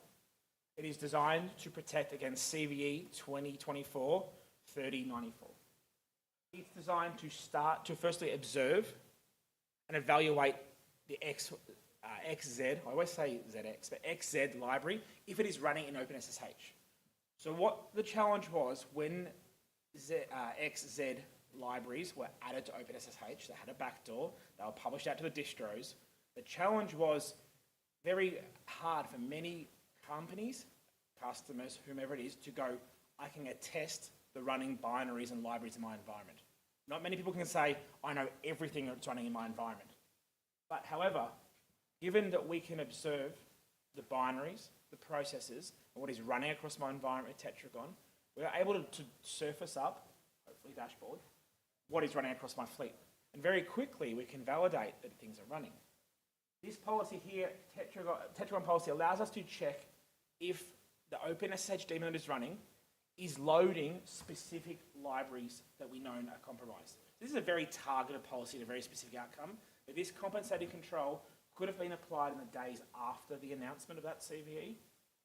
You've protected your environment, and essentially any workload running OpenSSH that loaded these binaries would stop. You can choose to make it stop, you can enforce it and say stop running, or you can flag up an alert and then subsequently triage that however you wanted to. So you can ensure that binary with those vulnerable libraries doesn't run. The output from this, from Tetragon here, is in a JSON format. It generates that activity from the host. So Tetragon shows the capturing and running of that vulnerable 5.61 library from the OpenSSH daemon in user bin SSHD, but also has the context, the process information, how it started, the function call, the path of permissions, and the actions taken.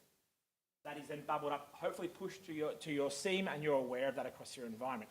You should, if you have set this up in a certain way, you'd be seeing the filtering of tens, hundreds, thousands, tens of thousands of pods potentially being exposed to this. From that there, you can apply that compensating control and stop that running. So let's make this a bit more practical. The reality is you cannot enforce everything. I would be lying and deceitful if I said up here, enforce everything. It's an aspirational goal that has diminishing returns. You do want to enforce the core things to your infrastructure and your applications, right? Mission critical applications, things that are aligned to regulatory frameworks, things that are critical. You will enforce and protect specific behavior. For example, certain processes should never be opened up a reverse shell. With the BPF map, security map, you could actually say that can't happen. That can't call that process, right? But everything else you want to observe. I want to see workload adjacent behavior and events. If I have a key set of binaries, I'm enforcing their behavior, the related binaries around it and applications, we should be observing what the behavior is. Let's be aware of what's happening. For example, capability changes. If you're not blocking it, be aware of it. You may allow capability changes on certain workloads. That's totally fine to do. However, some workloads should never be doing a capability change, right? Of which you should be either alerting, having your SOC respond, or choosing to move that into the enforced category. Process tracing, BPF operations. So if you look to BPF tool, one of the BPF tool, BPF door, the threat of that particular nation state attack was it was sending magic packets, waiting for BPF to detect that packet and then open up a specific process. We can build an observability policy, I'm cutting off my own talk here, about seeing a magic packet arrive, and if the BPF attached operation is being triggered, well, that shouldn't be happening. So we should have that as a very high response to the SOC, where that triggers maybe PagerDuty, maybe something like that, or you deem that such a threat, it moves into the enforce bucket. The execution of non-standard binaries. Most customers and application teams should be aware of the application binaries running that compose an application. Whitelist them. Be aware and alert if things that should be running are running. And then filtering. There are things that happen in our environments. I probably should stand here because it's a bit louder. The things that happen in our environments that don't necessarily need to be observed. Now, this is different to every business, every customer. I can't make a recommendation here, but we see it. We dog food our own products at Cisco, Surveillant, and what is like noisy folders, certain logging directories. We will filter before they, so we don't even need to worry about actually generating logs about those paths or directories because they're not relevant to ever be logged. We deem them such a low risk that it's fine. If you're looking at file integrity monitoring, there's specific directories that you just ignore completely. So enforce, observe, and filter. So we know that Tetragon allows us to apply our tracing policies, our sandbox policies, our alert rules consistently across whatever runtime you're using. This is where I like this. I get excited by this. I think about this when I swim a lot. When I do my 8, 9, 10 kilometre swims, I'm always thinking about this sort of thing because I'm at peace with myself. What I like about this is I can define a policy that works on Kubernetes that can be applied to that virtual machine or those 100 virtual machines over there. That same effort you put into building the policies or the policies that Surveillant provide can work consistently, right? That is something that I think is one of the things we do ourselves a disservice is repeatability, and having that a consistent enforcement layer is good. So let's talk about BPF door. BPF door is one of the current attacks that are happening across APJ specifically. There's been known publicised commentary about that in the last couple of weeks and over the last couple of years, specifically the last couple of weeks. This particular tracing policy was designed to generate an alert initially, no behaviour happening, an alert when a BPF map is allocated. So using the call security BPF map allocation, what it is doing is saying when the security set socket is applied, or socket set socket, and the value is equal to 26, 50, 51, 52, which are attach filter, attach BPF, reuse CBPF, and reuse eBPF. Any of those values are detected, and because we can see exactly what is happening and the values being passed, this particular policy will trigger an alarm, which will send it to either your CM, or alternatively, the data that you're sending to your CM, you've got an alarm on that side of the thing to trigger, hey, we're seeing some unexpected behavior. If you're using Cilium, you'll see this initially, but you shouldn't see anything outside of Cilium doing this. Plug my own sort of thing, can't I? But yes, so what we'll see here is here under this particular set of policies, this is a set of policies that isolate and distribute. OS all here is doing a number of different OS, operating system specific hardening. What it maps to is a number of alarms. Now, not everyone runs SIEMs, everyone runs their own tooling. What we've done here is in Tetragon, you are able to define an alert rule, which lets you trigger alerts on the operating system side. So essentially, once a rule is triggered, these CEL-based alerts can trigger additional information. So they can add tags to it and various things. So what we see here in OS all, we detect a BPF filter being attached unexpectedly. It triggers one of these, I'm thinking right down, but one of these particular alerts, and the alert will add a number of tags. We mark this severity as a warning, right? Your severities are up to you of what you want to put them as. As a warning, we've detected a BPF operation, right?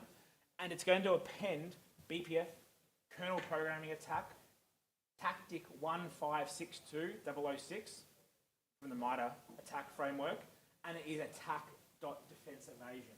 We know that generally adding filters to BPF is usually a defensive, evasive technique used by an adversary to avoid detection. That would go up if you're aggregating this into a dashboard, if you're aggregating this into a SOAR action, if you're a Splunk user or some sort of automation. This should ping relevant teams saying you're detecting very, very surreptitious behavior and you should respond. That data from that particular call is pushed up with that alert and you see that there, which gives you actionable things. The alert rule here can be done by a number of different ways. What we've essentially detected, if certain policies are loaded or probes are loaded, alternatively, in another non-BPF orientated alert rule here, if we see a process try and just grep for credentials, if I'm searching for anything with the actual value of AWS access keys, session ID, or AWS session, we know someone's trying to look for credentials. There's an alternative to someone doing a credential like scraping. You can test this out quite easily, which I love, is that you can go in, install this policy, and hop into a container and cat around for these values or grep for these values, and you're going to trigger that alert. But the idea here is that this alert will reach out and push that data out saying, hey, we've detected some surreptitious behavior. This can all be bubbled up into a dashboard, right? I mentioned them a few times. I'll go through some example ones quickly, shortly. But here is an example of a dashboard that we've taken up. Again, we choose to use Splunk because, hey, it's free for me to use now. But it can be any of the ones you want to use. This is augmented with a CVE dashboard, so an intelligence feed.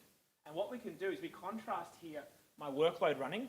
Again, Tetragon, pulling the data out about the workload, the binaries, and even down to the hash level, contrasted with the CVE threat intelligence feed. What this allows us to do is marry this data together and go, actually, all those things that are running, in this case here, this very contrived example, I have some high-level vulnerabilities, as well as a lot of low-level vulnerabilities. And I can even map that to the CVE, detecting the binary that is actually exposed. In this case here, as part of a longer demo we do and talk about, is how we actually actively attack and exploit that, and then Tetragon can stop that exploitation. And the last part of that is filtering. Now, we spoke about filtering earlier. If it's enforce, observe, filter, filtering allows us to filter out events from specific namespaces, specific types of events, to get better signal from the noise.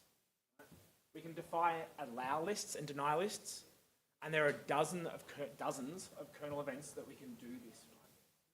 We can then go, okay, Berkey, what about sensitive fields, sensitive values? There are certain environments we don't want to be exfiltrating certain data out of or pushing data out of. We can redact sensitive information as well, which allows us to manipulate that data host side before it gets sent off. So those sensitive fields stay safe. That can then be scoped. So for example here, this will allow specific processes to be exported, but not from kube system namespace. It could be from the Berkey namespace. This also works well, I should go back. Works well if you have seam event limits. There are some customers who work with who can ingest 2 million events per day, right? This helps us to reduce that events down to that threshold. So for example, if we revisit the attack framework with what I discussed before, you can see here, here's an example of some of the things we discussed in those policies and how we can actually create adversarial controls or blocks against attacks, right? We're covering some of these areas. Now, your policy can start to slow down or potentially thwart some of these adversarial attacks. As new threats are coming out, companies like Isodale and others are developing policies to meet the customers where they're at to provide those compensating controls. So you can see what's happening there. It allows us to thwart or impair it. I can't promise that it will stop it because that's probably a legal liability, right? So observation, right? So all this rich information, I want practical outcomes. If that's either to be aware of things in my environment, work to do to harden my environment, or to improve my security posture. What I can do is, for example, the one that comes out of the box with Tetragon is detecting namespace and privilege changes. If that's capsysadmin or capnet raw being added, workloads started in specific types of privilege, I want to know what's happening. Should specific pods have certain privileges? What this allows me to do is I can take that data up. Here I can see across my environment, every container running, the current privilege landscape of those pods. Right? I don't know of many people who go, tell me how many pods are running capnet raw that you will know that it should be running. Like, there are ones legitimately need it. There are some that legitimately need this permission. Most are, if you copied it from a blog and deployed it to production, probably running permissions they shouldn't have, right? But you can see here the source namespace, the source clusters I need to be at the top, namespace, pod, the image it's come from, including its effective caps, right? And the effective caps are a great way, very quickly at a glance, seeing maybe I should be tightening my security controls around here, or should I be revalidating those controls I have there? We can then break that down to the various particular pods, right? Usually it's the same pod across multiple nodes, but you can see that it's something to work on as well. So we can see here the metrics per namespace. So what can I see per process, sorry. One of the parts of data exfiltration we see in these last couple of minutes of talking is that customers are aware things are communicating, but what actually was the source of it? If I look at it from a network lens, I know that this particular Kubernetes environment, or maybe even a pod, was exfiltrated, 20 gig moved out of that pod. But what actually did that?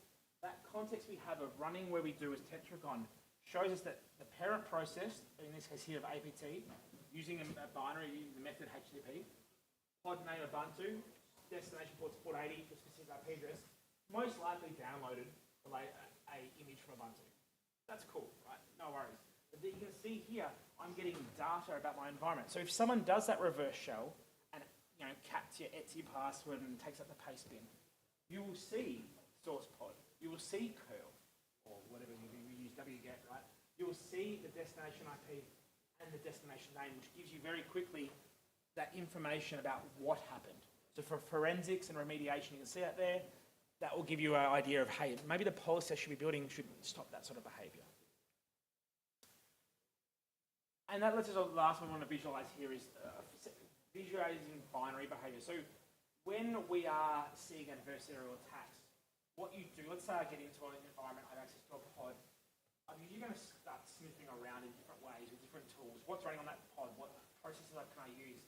In this case here, this very contrived Berkey example shows here I'm using a very number of different tools. It's cat, ls, vi against etc password. I want to see what's in this file, and I can see here that against that particular file mount or that file block, I've done a number of different times. I've actually tried to reconnaissance that environment. That should not happen. This is a prime example of a tetragon tracing policy that could be applied here to stop that. There are very, very little reasons, and I feel like that meme of, prove I'm wrong here, that you should have access to etc password. Nothing, none of these binaries should. So I should be protecting that directory, right? So it gives you some ideas of where to start, but also how to visualize that. I think visualization is key before we start going to enforcing. All right, and then the last one is just SSL, different TLS health at a glance. So different certificates used, the TLS version, the negotiated TLS version, and it gives you an idea of, in your environment, very quickly being able to audit what health is across your certificates and what's communicating with your environment. Now, takeaways. You can deploy Tetragon today. You can walk out of this KubeCon or after KubeCon this week, after you recover from a week of talking and having great engagement here, is that you can go and deploy this. You can use the default policies to start protecting key workloads against the minor attack framework and slow down adversaries. You can make it harder for applications to misbehave and give them a predetermined way of working without retooling, without rewriting applications, with no code change. It lets you harden applications against the common attack vectors and apply those compensating controls. If we need to apply a compensating control, there is no change of application. You can mitigate the threat to a vulnerable binary until a time you want to remediate that. You can observe this behavior with the dashboards included to alert on non-baseline behavior.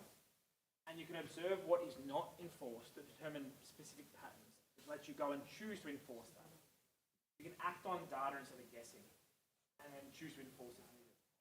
The filtering allows you to scope the sheer number of noise, right, and get that signal out of your environment. So with that, I think I'm finishing with like 20 seconds to go, which is nice. Thank you for your time.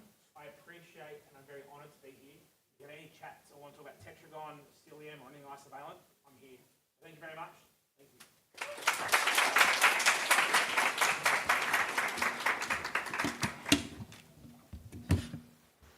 Thank you for deep dive of Tetragon. 次のイベントはですね、サイン会の後に16時20分から再開いたします。よろしくお願いいたします。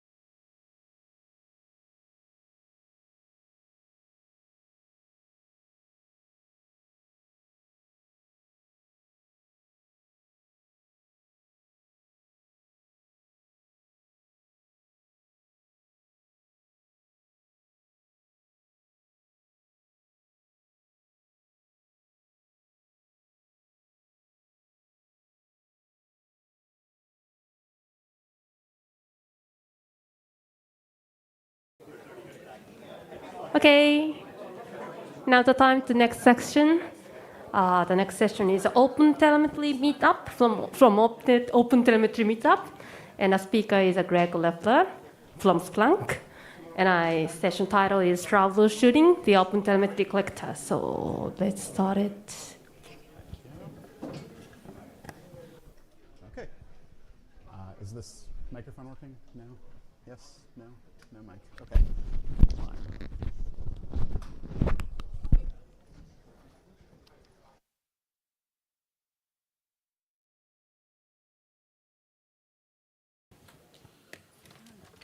Minasan konnichiwa, Greg Tomoshimasu. I rehearsed it, and Nihongo muzukashii desu, so I will be giving the rest of the presentation in English. I apologize for it not being in Japanese. So we have a few things we're going to talk about today. If you were just at Yamaguchi-san's talk, he told you that when you left, you would be a contributor. Hopefully, by the time you leave this talk, you will be a confident user of the OpenTelemetry collector and the OpenTelemetry project. Maybe not ready to contribute from this, but you'll get there. So we're going to talk about a few things. If you did not attend Yamaguchi-san's talk, you'll want to know what OpenTelemetry is, sort of why it exists, what are some of the key components, the key use cases. But I'm going to spend most of the time talking about how to troubleshoot the OpenTelemetry collector.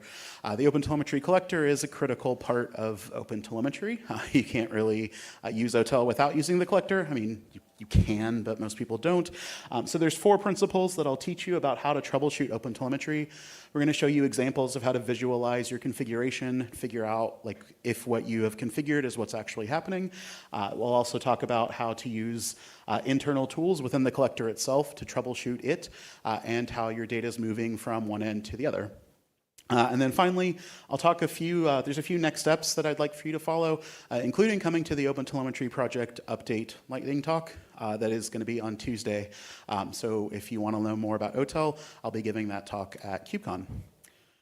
So first, let's talk really briefly about what OTel is. OpenTelemetry is a framework for collecting observability-related telemetry data. That definition probably is clearer in English, but it is a way to get data from an application into an observability system. And when we say data, we mean data about the performance of that application or user transactions. So we're talking metrics, traces, and logs, also profiles, events, other fun pipelines will be coming soon. We ship vendor-agnostic instrumentation for various languages. Pretty much any language anybody's actually using in production, we have instrumentation for. There's also open standard semantic conventions. Semantic conventions is a really long way of saying what things are called, so that they are called the same thing across all the different providers and all the different ways you can get that data in. So if you're trying to measure CPU utilization, you want to call it CPU_usage or something similar, no matter what cloud provider it came from. You don't want it to be called like CPU_last_60 or CPU.usage or CPU usage with nothing. Having these all be named the same thing sounds like a very elementary and simple thing, but naming things is one of the hardest problems in computers, and naming metrics and traces and logs means that you can aggregate those across all the different data sources, and it really makes things easier. OpenTelemetry is the #2 CNCF project by activity and by contributions. #1 is some hobby project called Cube something. I don't know. It's never going to take off. OpenTelemetry is #2 behind Kubernetes. It is a distant second, but we're working on it, and it's something that really helps you get more value out of a Kubernetes deployment and out of a cloud native deployment. The project does ship a collector binary, which is what we're going to talk about today. The collector is a non-required part of OpenTelemetry, but almost every implementation I've ever seen uses the collector, and it kind of replaces an agent in other observability systems, but don't call it an agent. The project folks get really mad if you call it that. It's not actually an agent, but it does a lot of the same things. It's an agent in disguise. And what's most important to note about OpenTelemetry is the line at the bottom. OpenTelemetry is not like an observability backend tool. You don't install OpenTelemetry and then open up a GUI or something. It is not Jaeger, it is not Prometheus, it is not Grafana. Right? It's a way to get data into those tools. So like I said, the collector is, it's neat. It's a single open standards-based agent for metrics, traces, logs, profiles, that sort of thing. The standardized naming conventions or those semantic conventions that I talked about, and those help correlate metrics, logs, and traces across all of your infrastructure. And the collector does support automatic instrumentation for major languages and frameworks. We can't say every, probably shouldn't say most, but for most that are used in production, some level of automatic instrumentation is possible. This means that through things like zero-code instrumentation, you can drop some files on your box, restart your applications, and they're instrumented and running. I'm not going to talk about instrumentation today because we promised about troubleshooting, but if you want to know more about that, let me know. I'll be happy to talk about it. So what's inside the collector? Well, get in your time machine and go back half an hour to Yamaguchi-san's talk, and he will tell you everything that was inside the collector. But here's a simpler overview of what's inside the collector. The collector is a collection of, contains a collection of pipelines. So this is a pipeline. Actually, there's two-ish pipelines on this graph. But you'll see here that the collector consists of receivers, which are on the left-hand side, processors, which are in the middle, exporters, which are on the right, and extensions, which are kind of here in the middle. They kind of run everywhere. But what this is it's three things that operate in tandem to get your data from one place to the other. So there are receivers that collect data from your applications in various data formats. On the slide, we have OTLP, Jaeger, and Prometheus. There are lots of other receivers for lots of other data formats. If you are emitting telemetry data in almost any format, there's probably an OTel receiver for it. If there's not, you can write one. It's all open source. So data comes in through receivers. It is immediately converted into an internal data format inside the collector called pdata, and where it's then manipulated by these processors. Processors process data. So one of the most common processors is the batch processor. What that does is it prevents the collector from sending out an event every single time it receives one. This is bad for network utilization, CPU usage, things like that. So you almost always run around the batch processor. And then there's other processors as well that can do things like filter data. So if there are things in your telemetry that you don't actually want to get into your observability system, don't emit them in the first place. But if you are emitting them, you can filter them to remove things like credit card numbers, personal information, things like that. You can also create processors to do things like, say, sampling. If you only want to send a little bit of data to your observability system, you would do that because it's cheaper generally. You can do that through processors as well. And then finally, there are exporters. This graphic is from the OpenTelemetry website. I don't love it because it's the same exporters as they are receivers. That doesn't have to be true, right? Like you can receive data as Jaeger, you can export it as OTLP. There's no problem doing that because as soon as the data is received, it's converted into an internal format the collector uses, and the exporters will automatically convert it appropriately on the way out. What this means, though, is that you can have multiple exporters running on the same pipeline. So if you want to use two observability platforms, if you want to emit some data to like an S3 bucket, if you want to have, you want to start to migrate observability platforms, like you can do dual writes, you can do things like that. The limit to what you can do in the collector is your imagination and your available CPU and memory, but like the collector can't support an arbitrary number of receivers, processors, and exporters. Every one of those can have a performance impact though, so it's important to do testing before you kind of run wild, and it's something that really helps, when you're adopting your observability platform, knowing that you have this flexibility and you can do whatever you'd like. All right, so let's talk about troubleshooting. And the fact that there's a whole talk about troubleshooting probably makes you think this is really hard. It's not really hard. It's as hard as it needs to be, which is kind of hard because it's very flexible and you can do almost anything. And with almost any tool like that, it's going to seem really complicated and really overwhelming. So the first piece of advice that I would give you when you're troubleshooting anything, but especially the OTel collector, is to be methodical with your troubleshooting. You really want to think about what are the possible things that could be causing this problem and to look at them one at a time.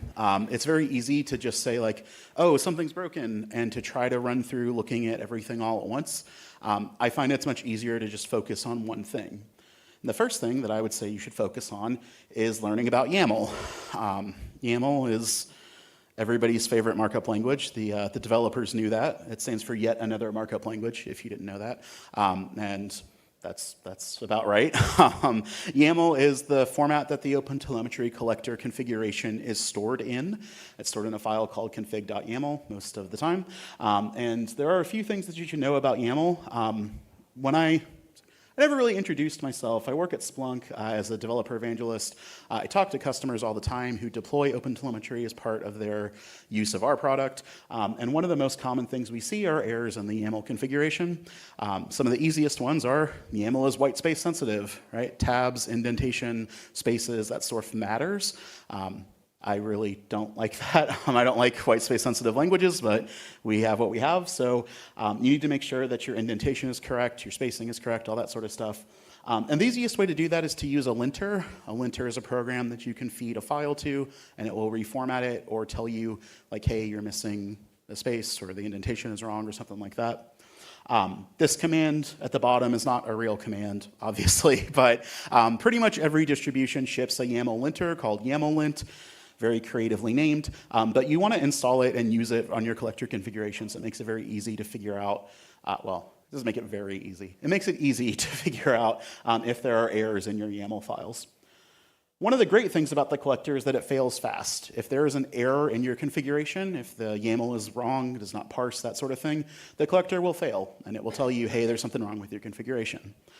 However, if you don't set up a pipeline, if you configure your pipelines incorrectly, if you have components missing that you really should have, those aren't considered errors to the collector. You can have a config.yaml file that is hundreds and hundreds of lines of like all of this configuration for all of the different components.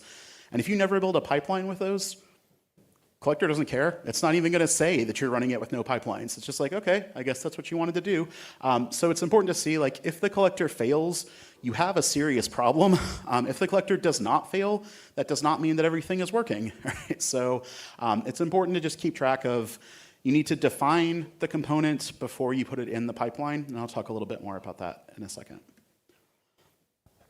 So the next thing that I would say is part of being methodical is sort of understanding your configuration before you start to write it. I used to be an SRE, and one of the things that you really want to do as an SRE is to just like fix stuff or just get something working, and you just kind of bang out a configuration that will get you what you want. It's better if you can plan what you're doing and you can plan your configuration before you start throwing YAML into a file. Again, I've seen literally dozens, probably hundreds by now, of examples of people who have spent hours and hours building components and then never actually putting them into pipelines. One of the ways that this can help is naming your components, and you'll see an example of a config here in a second where I talk about how you can name things. But naming your components helps you figure out what they do. It helps future you at 3 in the morning who's trying to troubleshoot something see, oh, this is what that is supposed to be doing, so if it's not doing it, you can fix it. You can put comments in YAML. Please liberally use comments. You can only use single line comments, so it's every line starts with a hash mark. You can't use block comments, so the C style comments are not usable, but you can use regular comments. And the thing to think about really is, future you or a future colleague is going to be the one that's probably dealing with this, right? And you want to make it easy for future you to figure out what's going on. So we have a couple of examples of configurations, not based on real configurations, but a couple of examples of configurations. And on the left is a configuration, and on the right is a different configuration. And this is only a very small part of the config. It's just part of the exporter's setup. But what you'll see on the left-hand side here is not a great configuration, right? We have a Splunk exporter, another Splunk exporter. They're named 1 and 2. No idea why we have 2 exporters. There's nothing that explains why those are there. Here's a really long comment that actually doesn't work because there's not hash marks before every line, so this would crash the collector, but pretend like there were comment marks there. This comment makes no sense. It has nothing to do with what's going on here, and it's actually wrong because it says we disabled the exporter, and then there it is, not disabled, right? There's a typo on the next line, which is yet another Splunk collector that's named with a different naming scheme. Like, this config makes no sense, right? If you're trying to troubleshoot this when the site is down and you're not being able to sell stuff and your customers are mad at you, this is not going to be helpful, right? If you look at the good configuration, well, the better configuration, let's not say it's good. On this configuration, you'll see we're talking about what we're doing here, right? We're sending logs, we're sending profiling frames. We mention what exporter, we've named them appropriately so that we know where those are supposed to be going. And it's a lot easier to figure out if something's not working, what part of this pipeline is supposed to be sending it? Where is it supposed to go? We have a traces exporter, and then we send everything to a gateway. Like, this config is so much easier to understand, and not just because it's shorter, but because it helps you understand what this is supposed to be doing. So adding documentation to your YAML is free, right? Like, it doesn't hurt anything.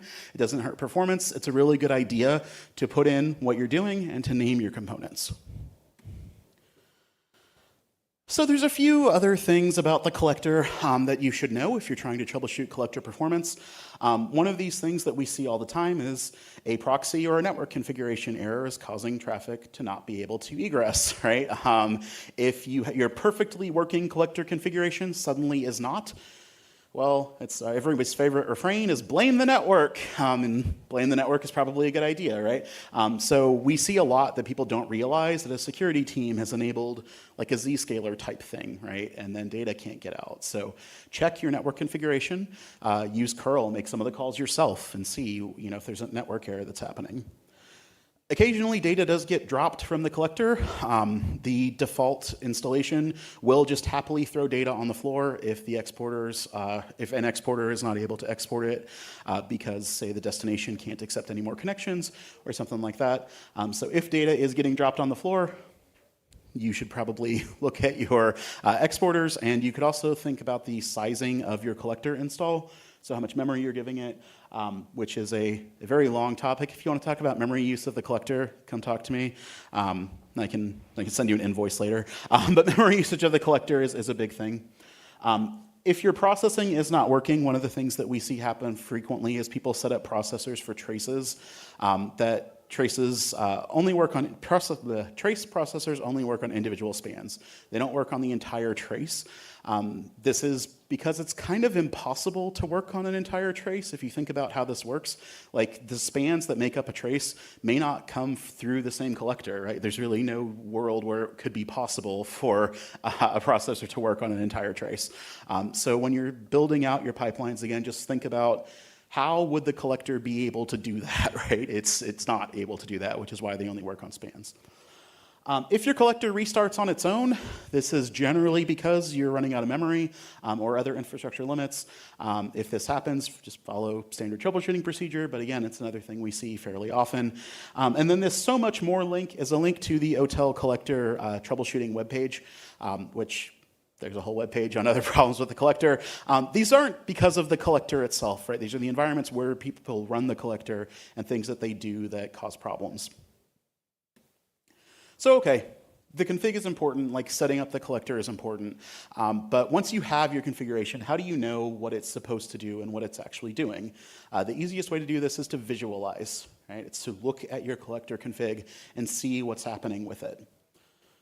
So my favorite tool to do this is called OTelBin. It's from a company called -0, and it's an open source tool that lets you visualize your pipelines. It'll lint your YAML for you. It'll also find errors in your configuration, and it really is like so much faster than manually going through and trying to figure out what's going on.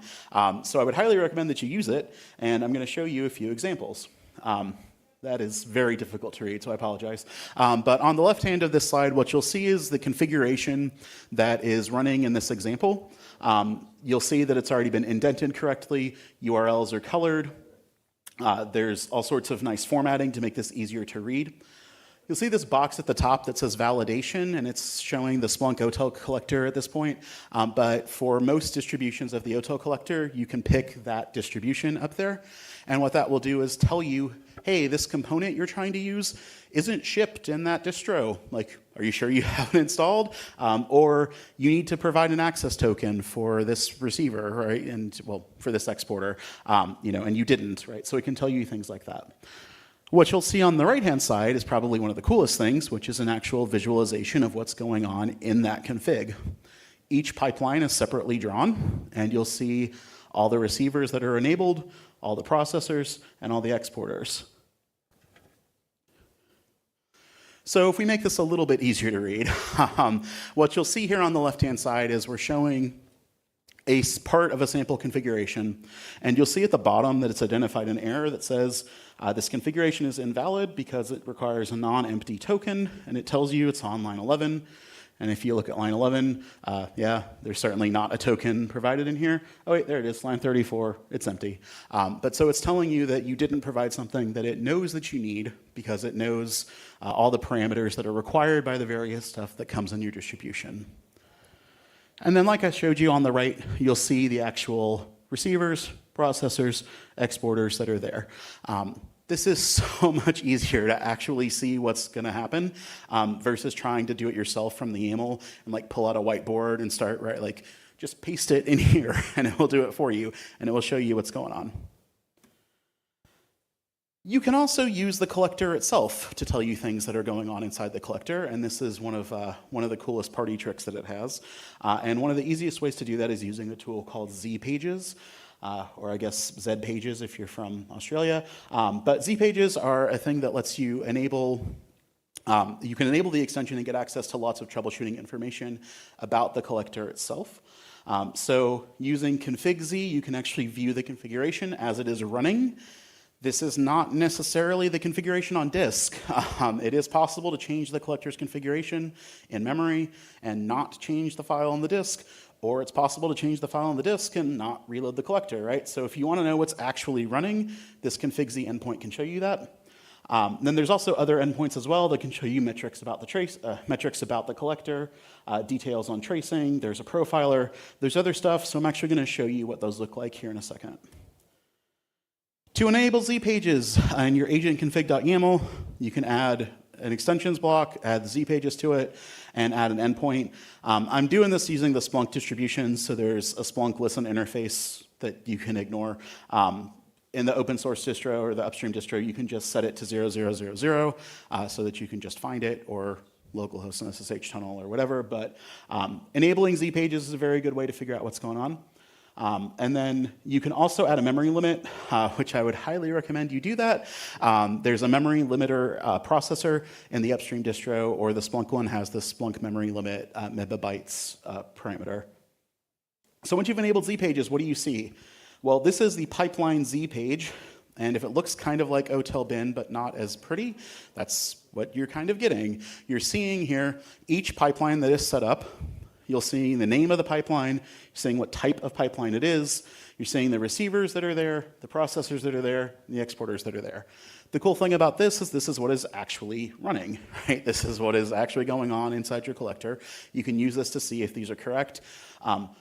All these links, by the way, are not helpful. Like, there's nothing really valuable. If you click on them, they just show you, like, if you clicked on Fluent Forward, it would just take you to a page that says Fluent Forward. So those aren't helpful, but actually seeing the pipeline is helpful, and seeing which pipelines are actually showing up, seeing what components are enabled, and makes it really easy to figure out if what you wanted to do is what you're actually doing.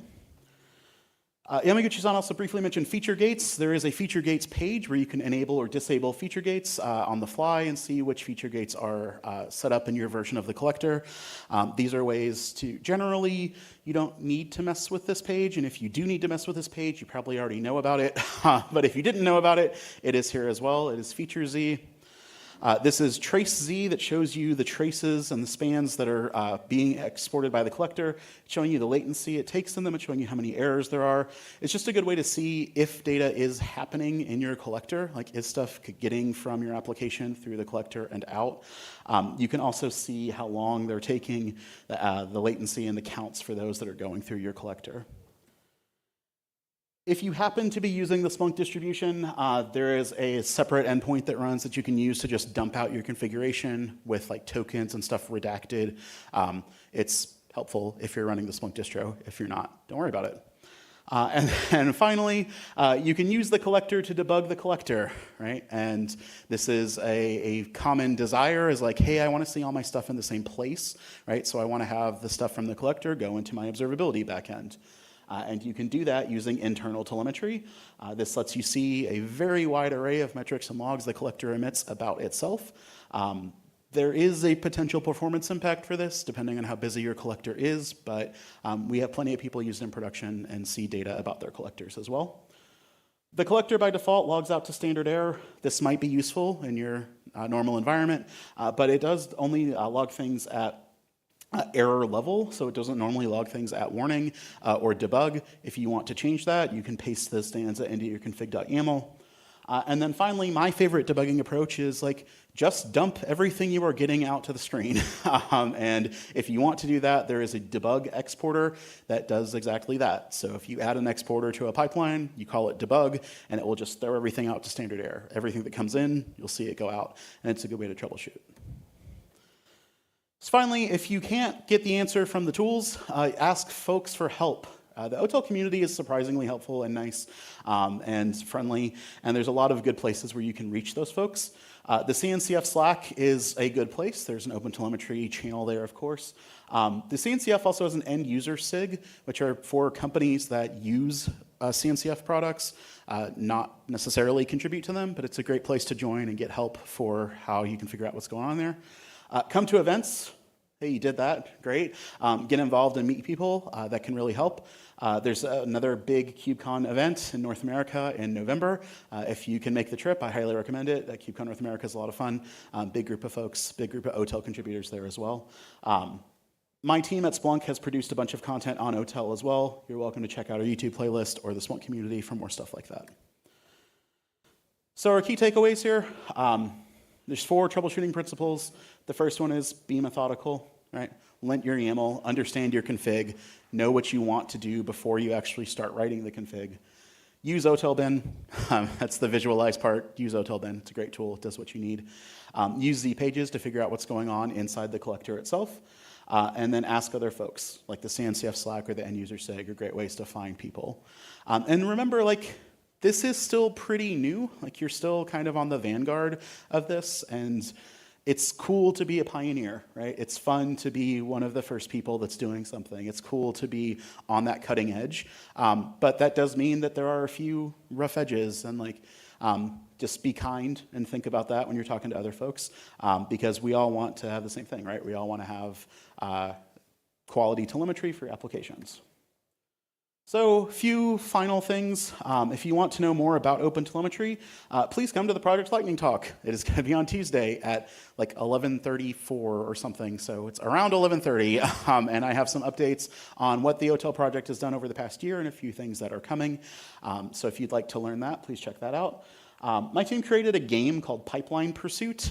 It is a fun little introduction to OpenTelemetry pipelines. The URL is pipelinepursuit.splunkgames.com if you'd like to check that out. And then we've also created a book called Amir and the Magical Lens, which is unfortunately only in English, but it was written for children, so it should be easy to read English. And it explains what OpenTelemetry is to like a child or to your boss. So if you want to show them what OpenTelemetry is, that's a good way that you could do that. And then finally, if you would like to connect with me, I have a very blurry QR code on the screen. You can find me on LinkedIn. That's the social platform where I'm most active. And I am really happy to have talked to all of you and to meet all of you. And I will end the slides by saying, arigatou gozaimasu.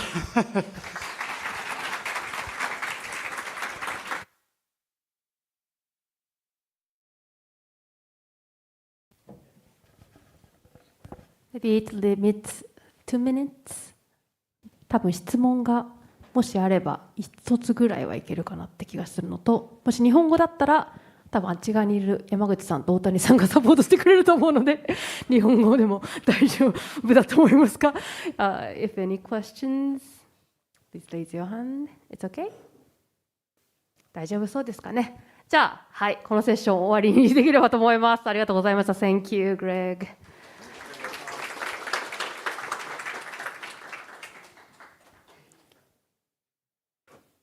So it's 15 minutes break and then next session started. Okay.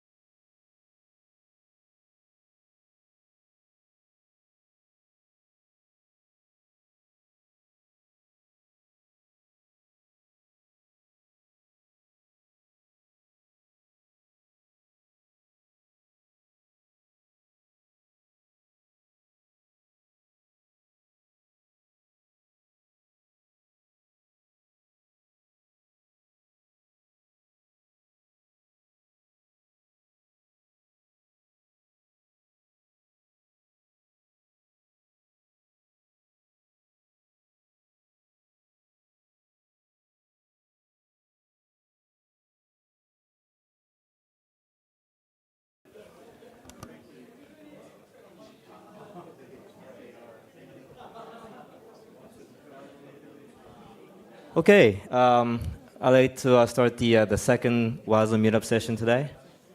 It's gonna be presented by Caleb about Woven by Toyota. Please take it away. Thank you.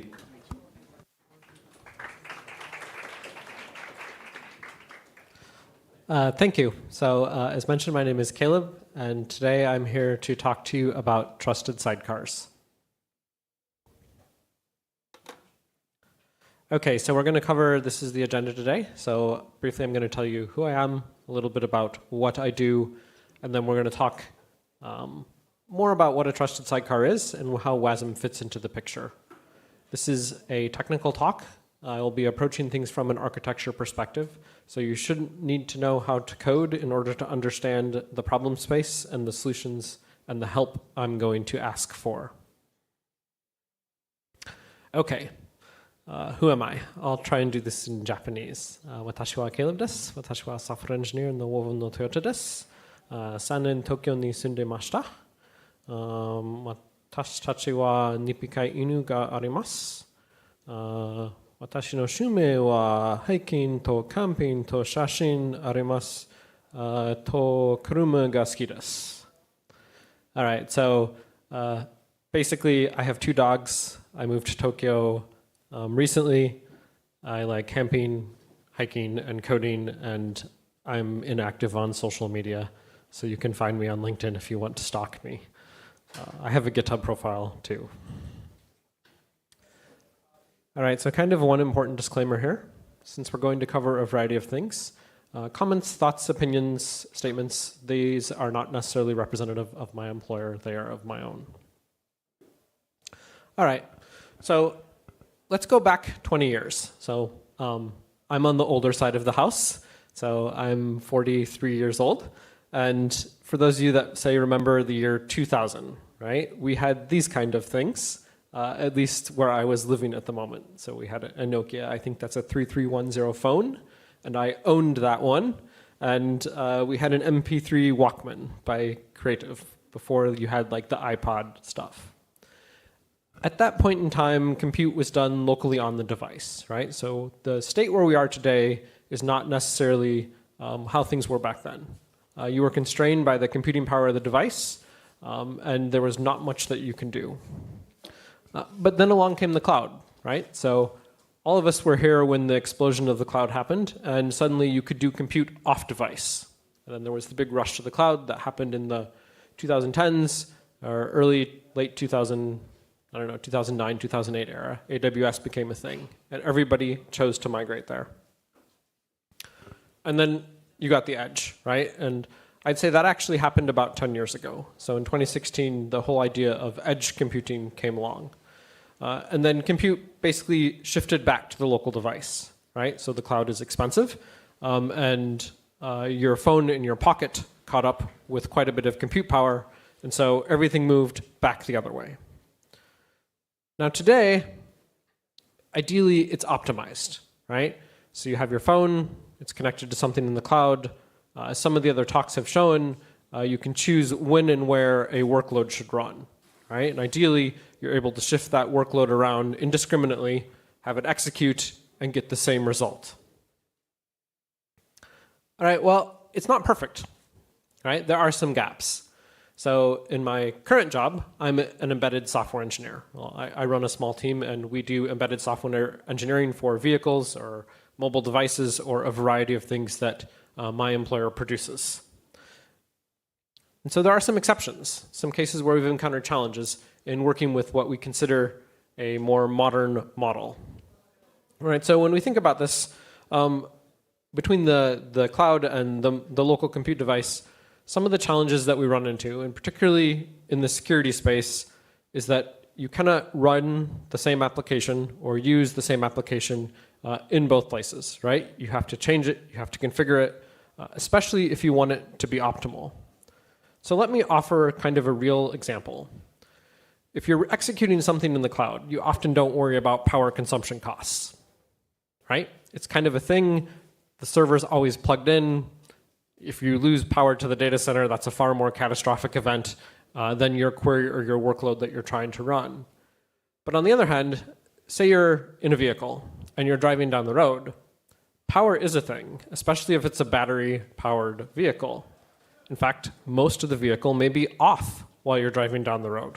We're only going to have the drivetrain, some of the safety critical areas, or potentially the bare minimum that you need to interact with that vehicle that's on.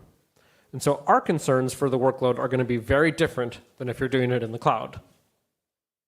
Because of this, a lot of times you'll see like, hey, we have Docker, we have container in the cloud, and then we run it this way on the vehicle, or we run it this way on the mobile device. It's not the same. It also doesn't solve some of the security problems.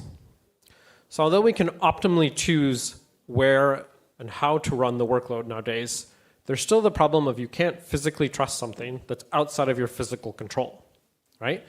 If you lose your phone, it's got a pin on it and it's locked, but there's no guarantee that someone won't be able to figure out how to retrieve your data or do something with it. And so because of this, we have some issues. And these are issues that uniquely impact my space, and I'm going to kind of talk about how we're trying to solve them today. So let's consider the following scenario, and this is very common, right? So user has device foo. You have like a laptop or something. It's rainy season. You are on your way here today, and you forgot your umbrella, and you tripped in a puddle, and your device is now ruined. So you go out and you go to the store and you buy an identical device. So the hardware doesn't change, but you've changed your device. And now you need to restore data to that device, right? The traditional way in which this happens nowadays is you have something like a full disk backup, right? You download an entire image from your phone. Or you'll download all your data, like your backed up pictures or the components of information that you've chose to store. But it's not optimal, right? There's no guarantee that you'll get exactly the same thing. If you've ever had to move like Google Authenticator or Microsoft Authenticator between devices, it's kind of challenging. And there's a reason why. The security aspects of that aren't perfect. And that's one of the problems that we would like to solve. So when the user has that restore process, it's optimal. So going off like the Authenticator example, or for anyone here that has a mobile device, as part of your mobile device, you have what's known as a trusted execution environment. And I'll get into this a little bit more. But the users, us, or anyone out there, has some sort of key material now that is associated with them. There's a bit of secret information that is normally hard coupled to the device. And by default, this stuff is non-exportable, right? So when you generate a key on the device, you don't ship it anywhere else. And so the cloud may not have that same key, but you need to be able to possibly retrieve that key or provide the user with the information that that key grants them access to in a seamless manner, right? Imagine that like anytime you got a new phone, you had to, when you set up Authenticator again, you had to restore all your stuff. You had to relog in, recreate everything, and you lost all your sessions. And that's kind of actually currently the case, right? It's not a seamless experience. So how do we optimize this, right? We know that we have some requirements for keeping state, or the minimal components, right? So one of the other things to consider is that this incurs persistent cost. For workloads that run in the cloud, you can possibly bill the customer at any given time, like, hey, you use this amount of stuff, here's your charge. But when you have a consumer-grade device, people want to buy it, and generally people don't want to maintain a subscription to support it, right? You bought your phone, you paid it off, it's yours, right? But that phone may still be incurring charges every time you back something up, every time you change state, or every time it has some interaction with the cloud. And so the way that usually you do that is you turn whatever that cloud side is you turn it off and you try and optimize against it. So now let's start talking about cloud native engineering and some of the things that we can do and some of the solutions that exist out there to start solving some of these problems. All right, so first I want to introduce the idea of a digital twin. Usually this is considered in science where you have a physical product, right? And so this was pioneered by CERN, which is the European Science Foundation.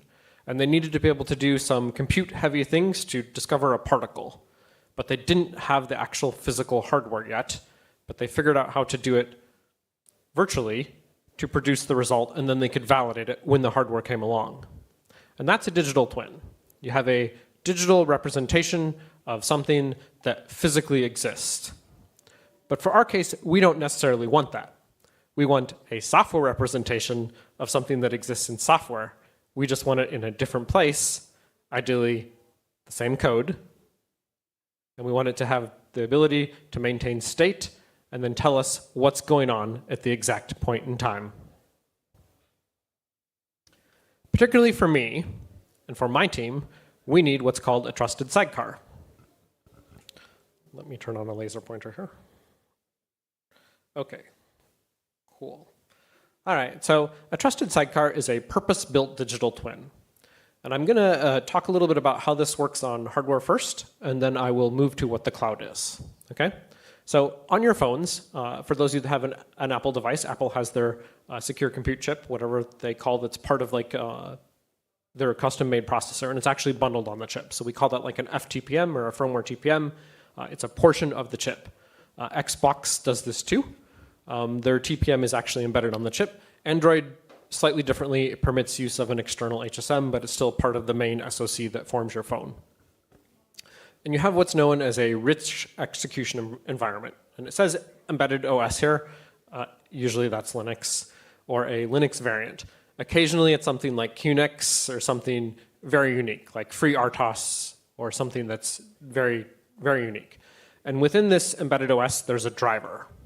Right? And that driver, in some way, shape, or form, will talk to the hardware. And when a particular interrupt is triggered in the hardware, you have a context switch. Right? So program has basically two parts. It has a secure part and an insecure part. And the insecure part will say, I need some sort of secure computation done. So it raises an interrupt. And then control will be transferred through the hardware to what is known as the trusted execution environment. And it says operating system here. But to date, TEs or trusted execution environments, the OS isn't a real OS, right? There's just not things there that you'd expect. Like there's no GUI, you don't interact with it in a normal way. Storage is not shared. The way in which memory is allocated is very different. But this trusted OS will do one or two very important things. It reaches out, it finds the secure portion of your application, it loads it into memory, it decrypts it, it then performs the computation, it signs the result, and it sends it back through the hardware. And this is how things like DRM work, right? The need to decrypt that video is sent to the T, the key is loaded, it's used to decrypt that image, and that image then is potentially sent to the display. There's a little bit more there. The T actually has the ability to do peripheral access control. It can take over the display direct, create a secure channel, and then potentially display that image. Okay, so continuing along this line, there's an industry reference that I'm going to refer to for the remainder of this talk known as OpTE. It's important to note that each manufacturer has chosen to approach this slightly differently. So if you're talking about an Intel processor, you have something known as SGX2. It's only supported on Xeon chips and up, primarily in the cloud. Obviously, doesn't match what's running on your local device. If you're talking about AMD, you have SEV, S-E-V, which is a secure execution environment, and that is also slightly different. So even between the x86 manufacturers, it's not the same. So this poses a challenge, right? There's a base API layer out there. There's something called the global platform. It's a standards body. They produce standards for these sorts of things like Qualcomm, NVIDIA, basically all the manufacturers are part of it. And then the manufacturers can choose to implement or comply or not comply with a particular portion of the standard. But if your code technically uses only the standard APIs, it should be portable. Should be.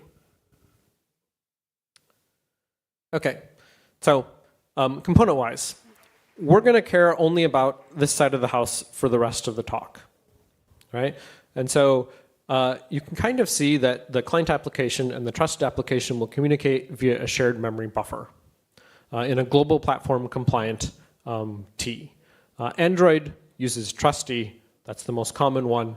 Although it is not global platform compliant, it follows the same model. You have a shared memory buffer where data is exchanged. Okay, and this is our scope. We're only going to talk about this. It's a little bit smaller. So to recap, we're looking for something that lets us use the same software in 2 locations, cloud, and say a mobile device. It needs to be secure. And oh, by the way, it needs to support a lot of unique types of hardware, which other people have talked about. And so our stack would look something like this. You have trusted applications. You have an execution environment. You have some container stack. It's abstracted on top of the hardware. And so the items that I've listed here that are in green, this stuff here, right? It's important to note we don't want to deal with that, right? We want the cloud provider to provide that for us, right? You want to care only about the stuff up top, right? And then on the client, obviously, you've got this, right? And these items may vary from client to client. But for our purposes, we want it to match between the two. So if I write a trusted application in some language, and it compiles down to something, I can say, run it on a phone, and then I can run it in the cloud. And if I perform the same operation, I should get the same result, and I can do a compare, and then I can validate that things are working as expected. All right, so here's kind of what the cloud has to offer. And I want to take next and talk about where the industry is going, what some of the challenges are, and how we can help out. So there's something known as confidential compute, and I'm assuming most people here are familiar with it. It's like an open source project. It's part of the Linux Foundation. It's got a lot of members. You can see them at the bottom. And basically what it has done is has everybody do their own approach, unfortunately. So it's not uniform. AWS has Nitro. Azure has kind of some different options. They do have something known as an attestation sidecar. And this is somewhat similar, where you basically can compute a result securely, you can sign it, and then if you have another similar-ish secure container, it can validate the signature of that result. Container support's relatively new. Everybody has gone kind of the, here we'll give you an encrypted virtual machine in the cloud. Because the threat model that they're aiming to solve is that what if the cloud provider got hacked? What happens to your data? And this guarantees that your data is secure, but it doesn't solve our problem. So confidential compute, just in summary, it involves these 3 things. And we're really interested in the one here at the bottom, how the data is being used. OK, so a couple of other projects. This one is like 0.01 something. It's very premature. So this is an open source project. It's called Manatee. You can find it on GitHub. It's being used to potentially provide an environment to do what is considered privacy secure. So you can work with data in a secure execution environment, and the user doesn't know what the data set is that they're working against. And so it uses things that are similar to differential privacy in order to properly secure and protect the data. The next one I'm going to talk about is NX. And we're going to talk about this one a little bit, because this is what I consider probably one of the best projects out there, as it's reliant on Web3C standards. And this is where WASM comes into play. So WASM has a few unique components that have been discussed elsewhere. I'm going to cover a few of them again, but for the most part, this is the only project that is approaching this problem using WASM and WebAssembly at the moment. So one of the reasons why we want to do it this way is this enables us to have an application, have a defined API, and then supposedly, assuming that the container runtime is the same, or the runtime is the same, we can then port our application between various locations and get the same result. And so their architecture is shown here, the application language bindings, WASE, WebAssembly, and then beneath it, they have the actual specific hardware that they support. The problem is it doesn't actually support most of our use cases. It's not supported by any of the major cloud providers, so AWS only supports it in a couple of cases for bare metal. Azure likewise. Google Cloud doesn't support it at all. But it's the closest project to what we need. It has an advantage in that because it supports WebAssembly and the language bindings are many, you can write your trust application in pretty much anything and compile it down.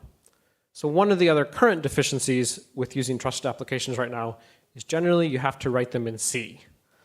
And I'm not going to do a poll of hands here on who likes C, but it's one of the harder languages to work with. And so by using WASM, you can unlock a lot of developer potential, and then people can start taking advantage of the secure compute capacity. There's something called Keystone. It's similar-ish. It's got RISC-V support. It's incubation stage. It's not cloud optimized. It basically only runs on your local host. And then you have something called Icelet. Interestingly enough, a lot of these are written in Rust. And this is focused on confidential machine learning. It does have the standard API, but it's also not cloud optimized. And by not cloud optimized, I mean that a lot of these are very slow. You have to install them on a bare metal EC2 instance, which isn't the case that we want to do. So if we go back here to like our desired architecture here, I don't want to have to worry about anything lower down in the stack. I just want to be able to take my trust application, similar to like Docker per se, drop it in somewhere and have it work. And that's not really a thing at the moment. Well, it isn't a thing anywhere. And the advantage of this is a trust application does one thing or two things, and it does it really, really well. Let me offer a really quick example. Say you're driving down the road in your car.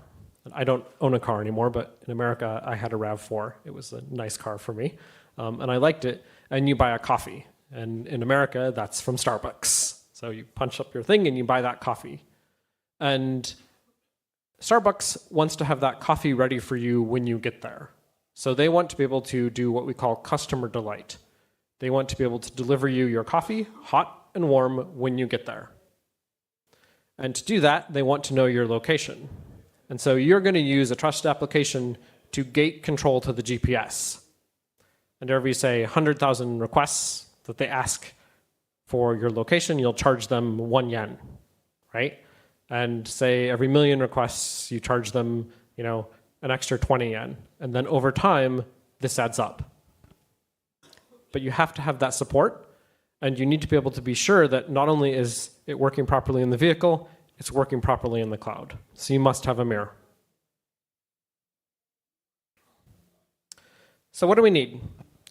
At the moment, I'll be honest, it feels like a lot of just experimentation, right? A lot of people are doing very interesting things. They're out there jumping.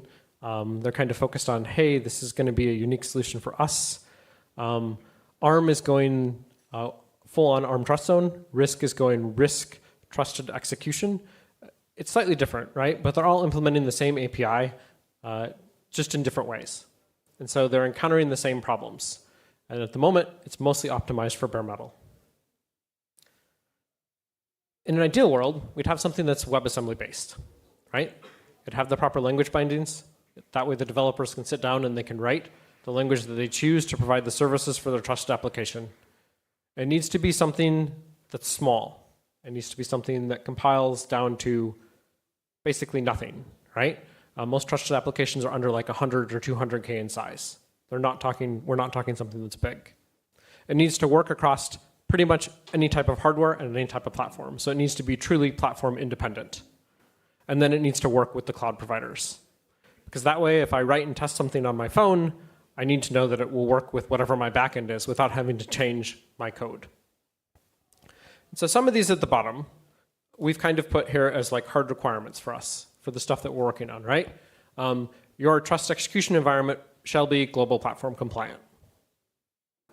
Then you'll have global platform APIs or extensions that you may or may not use, and they're there too. And then everything in the middle, this is basically what we're asking for the community to come together, to centralize on something, and then to deliver. Internally on the team, we've looked at WAMR and a few other options. Some of the challenges that we have is they're not necessarily ready for security. Because, remember, we don't have a real operating system, right? I don't have threads. I don't have real process management. A lot of the current runtimes won't work because they rely on those sorts of things, and I don't have that within the T. It just doesn't exist. But we do know that we want WebAssembly, right? There's enough similarities between the two that it is the technology that we want to go with. They're both client-focused, and obviously we want to use them more in the cloud in a fully cloud-native manner. So we have a few good candidates out there, and I've covered a couple of them briefly today. In the interest of time, I'm thinking I'm going to go pretty quick. But Ernex is the closest solution that we have. But the problem is there's like 3 developers on it, hasn't been updated in like a year, and it's not super optimal. And a lot of the other challenges that exist within the community just aren't there yet. And so ideally, I want to be able to say, give you an app that runs on your phone, that uses a secure enclave, that can store your credit card number. And I can take that same app and I can put it in the car and it can do that same functionality. And there's no risk to your data because it's protected securely by the T. And to do this, I need something that runs on more than one sort of embedded device. And then I need to have something in the cloud that matches. So I'm looking for people that are interested in coming together to help build a trusted sidecar. And so I'm around here, and I'm going to stick around for a little bit while afterwards. If this is something you'd like to contribute to, hit me up. Last week at Asia LLVM, Woven by Toyota open source some MLIR stuff, contributions that we're making as part of Clang to start supporting this kind of project. And so I'm looking for people that want to help out. Thank you.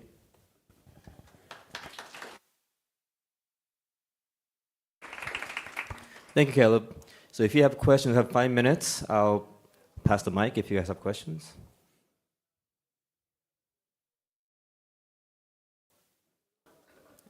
Any questions?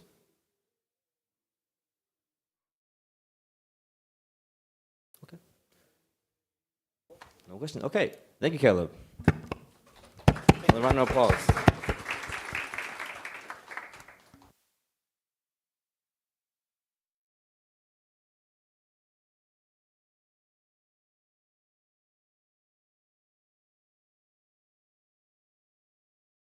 Oh, I should also mention that there is a Keycloak book signing over there. So if you guys have time, interested, please stop by.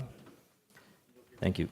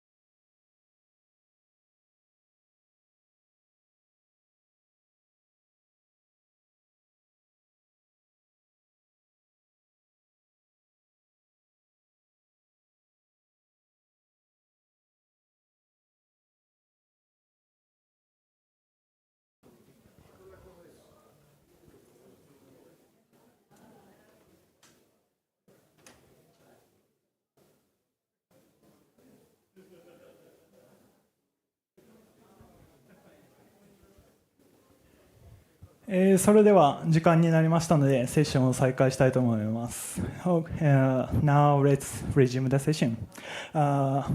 Next session is ELL5 describe the graduated CNCF security project presented by Professor Justin Kapos from New York University. All right, thank you very much. For those of you who don't know what ELI5 is, this is a common thing. I think it's on Reddit or something where you try to explain something in simple ways using simple terms. So I have very limited Japanese skills. I have been studying Japanese, but it's extremely difficult as a language, although fun. So what I'm going to do is I'm going to be presenting parts of this talk in English when I talk in more complicated ways about the security projects in the CNCF, and when I talk as though I'm trying to use simple words as though I would talk to a small child, I will be using Japanese. And in general, I will not be going between the two on the slides. On this slide, I can say my title in Japanese, CNCF no Satsugyo Zumi Security Project o Kodomo ni mo wakaru yo ni setsumei shite kudasai. And I will be talking a little bit like that, but boku wa Nihongo kyoju janai. Dakara. So, okay. So first of all, about me.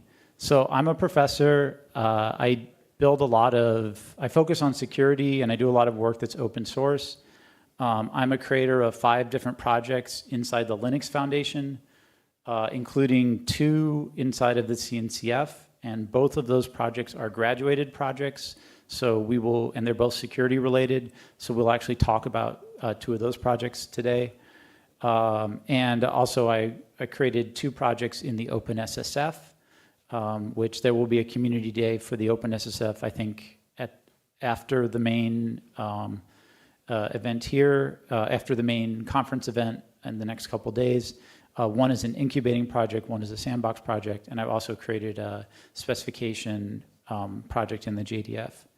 And my hobbies, in my free time, I spend a fair amount of time playing games occasionally. I like puzzle games and strategy games and games where you build things and doing escape rooms. So things like Minecraft or Civilizations, or for Japanese games, I really like the Danganronpa series.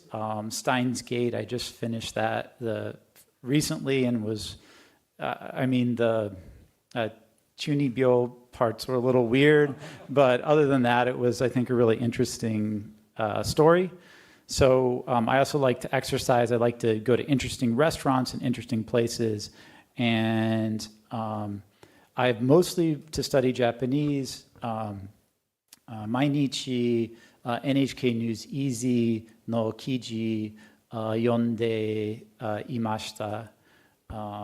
And tokidoki podcast o kite imashita. Demo hanashi wa muzukashi desu, hatsukashi desu. So I would love to speak more and get more practice with this, but right now my skills are somewhat limited in that regard. So boku no yume, boku no mokyo wa Nihongo de pere pere desu. Okay, so first of all, let's talk about what it means to be a graduated CNCF project. And so there's a very famous book that you've probably seen people reference from time to time, and this graph about the difficulty of getting things adopted. And so in the very early days, you have a very small number of people that adopt things. Those are kind of sandbox projects. And then you have the early adopters where a few organizations will try it. And then after this, there's really the bulk of the adoption happens after. And there's this huge gap, this huge amount of difficulty of getting over this gap. And the graduated projects are the ones that have really passed this. They've made it to the point where it's not just like one company or two companies using something.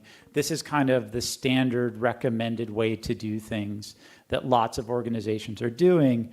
And so, as you can imagine, these are the types of things. These are things like Kubernetes and stuff like this that's important to like know about. And in fact, Kubernetes was the first graduated project for the CNCF. So this is what we're going to focus on, is not just the graduated projects, but we'll look very quickly, very briefly at each of the graduated CNCF security projects. There's 6 of them. We're going to talk about all 6 of them, a little bit about them. And one question you might have is, how did they get to be graduated projects? Who decided that they were mature, that they had good security properties, and so on? And the way this happened is via 2 different groups going and doing reviews. The main review is by the Technical Oversight Committee of the CNCF. And one of the things that they asked the security experts in the CNCF inside of tag security, or I guess it's now called tag security and compliance, they asked us to do is to also evaluate the security of these projects. And so each of the things here has a long list of things they're required to do, each of these projects, but they've had in many cases, many different third-party security audits of their code base. Their adopters have been interviewed by the TOC. There's been review of things like governance to make sure that no company can go and just kind of take control of a project and do bad things with it. Also, one of the things is there's been these security assessments. This is a process that I created and I run inside the CNCF to do security assessments. And you can find security assessments for actually about, I think, 30 or so projects inside the CNCF. I think all of the graduated and incubating projects, I think almost all of them, I think, have had one. I think there's only a couple, like Kubernetes has their own security review process and stuff like this. But if you're interested in looking at security of projects and understanding it better, this is a good resource that Tag Security and Compliance puts out for people to do that. Okay, so now we're going to talk about the first project. And this is the complicated English description, and I'll give you a simpler description in Japanese in a moment. But Open Policy Agent is a project that basically goes and lets you specify policies. And it lets you specify policies in this language called Rego. And with the policies, you can specify exactly things you want to happen or not to happen. And it's extremely flexible and common. It's integrated into tons and tons and tons of systems in different areas. And so this is fairly nice because you don't have to worry about how the application works or how things happen. You can write your policies in this like declarative language that is used. And it's used not only for things like Kubernetes admission control, API authorization, CI/CD pipelines, but we'll actually see some other examples when we talk about other CNCF graduated projects about things it can do. And this has a long history. It was started almost 10 years ago and has a strong open source community. Once again, many, many integrations with this. So now we're going to talk about what OPA is like. So if I was explaining this to a child in Japan, I would say OPA wa yarikata ga kaite aru kaban mitai da yo. Sono kaban no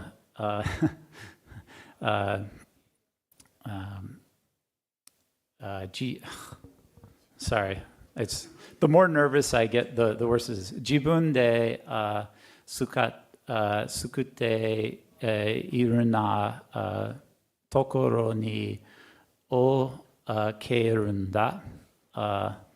Demo sono kanban o jozu ni kaku no はちょっと難しいよ。だけどとても便利で強いだ。たくさんの人使っているよ。Okay, わかった? All right, good. Thank you. Okay, so the tough project, the second project I'm going to talk about is the tough project. It's actually the hoodie I'm wearing today. So this probably gives away that I'm one of the creators of the tough project. The purpose of this is to secure software updates. So basically, you want to go and deliver a software update, or you have an update. This can be an update to a container. It can be an update to lots of things. And you want to go and make sure that this is securely available to your users so that they're not given, for instance, an out-of-date, vulnerable version of a piece of software you need or something like that.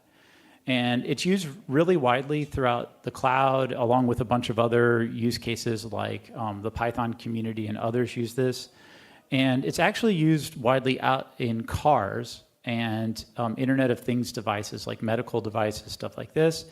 Also, if you go to get the actual law, like the legal code in Washington, D.C., and Baltimore and other cities, it is actually protected using Tough as well. So it's extended like well beyond use in the cloud. And I was one of the creators of this project in 2010. It is actually the oldest project of all the projects in the CNCF.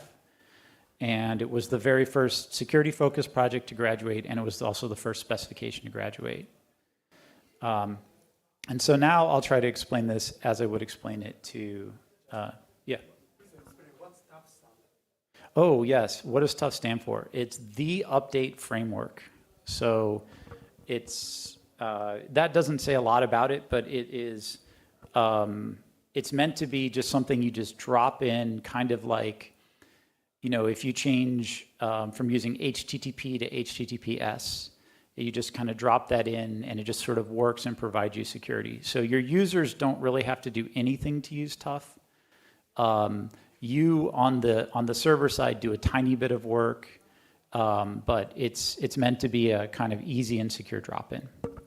Okay, so now let me try to explain the Tough project. So software wa shinbun no kiji mitai na mono. Tough wa konna funi anzen o mamotte kureru yo. Shinbun no hakobu otoko no ko wa shinbun o kaerarenai. Naosu hito no checku ga aru koto. Kyo no hizuke ga aru koto. Mekete iru kiji ga nai koto. These are just some examples of what Tough does here. Okay, the third project I'm going to talk to you about is the Intoto project. This is a project that is a little different than Tough, but they're both software supply chain projects. Tough focuses on once you have something like a container image or an update for a vehicle or something similar to that, and you know you want to deliver it, it focuses on that kind of last part of the software supply chain. Intoto goes as early as you want, and people use it to take things even from kind of their Git repository or even sometimes earlier than this and generate attestations for this throughout the entire process. In fact, if you hear someone talk about supply chain attestations, what they actually are saying is Intoto attestations. They may say Salsa attestations, they may say Tecton Chains attestations. Those are all Intoto attestations. So Intoto has become kind of this narrow waist of how you say security things about this. And it's very widely used. It's automatically generated lots of places. If you go onto GitHub, depending on what language and ecosystem you use to generate things, GitHub will automatically generate attestations, Intoto attestations for you in many cases. And this was created by, out of my lab, and in collaboration with some collaborators at NJIT, and joined the CNCF and is now a graduated project. And it's one of the things that happened is, if you remember the SolarWinds attack, SolarWinds CTO and others went around and gave talks once they learned of in-toto afterwards and said, if we'd had this, we think this could have stopped the attacks that happened to us. And that obviously helped us with adoption. So, all right. So for this project, I'm going to go through, since it has kind of two pieces, I'm going to give two examples here, or two simple parts. Part 1、写真を撮っていますこと、工場の中からどこでも写真を撮っていいよ。何かうまくいがなくても後でしべてわかるよ。And the second part of in-toto is これは検査をする人みたいなものだよ。写真を自動でチェックして全部大丈夫か確認してね。全部大丈夫じゃなかったら止めてね。検査をする人はオーパーの看板も使えるよ。So OPA comes up again. And the fourth project I'm going to talk to you about is the Spiffy project. This is one that provides a way to let new container images and things like this gain some sense of identity and allows them to also communicate securely with other instances. And this was launched back in 2016 and is really, really widely adopted and used inside of Cloud Native and also outside. It's also very well integrated. I'm not going to kind of repeat my little OPA spiel here again because I just did a moment ago.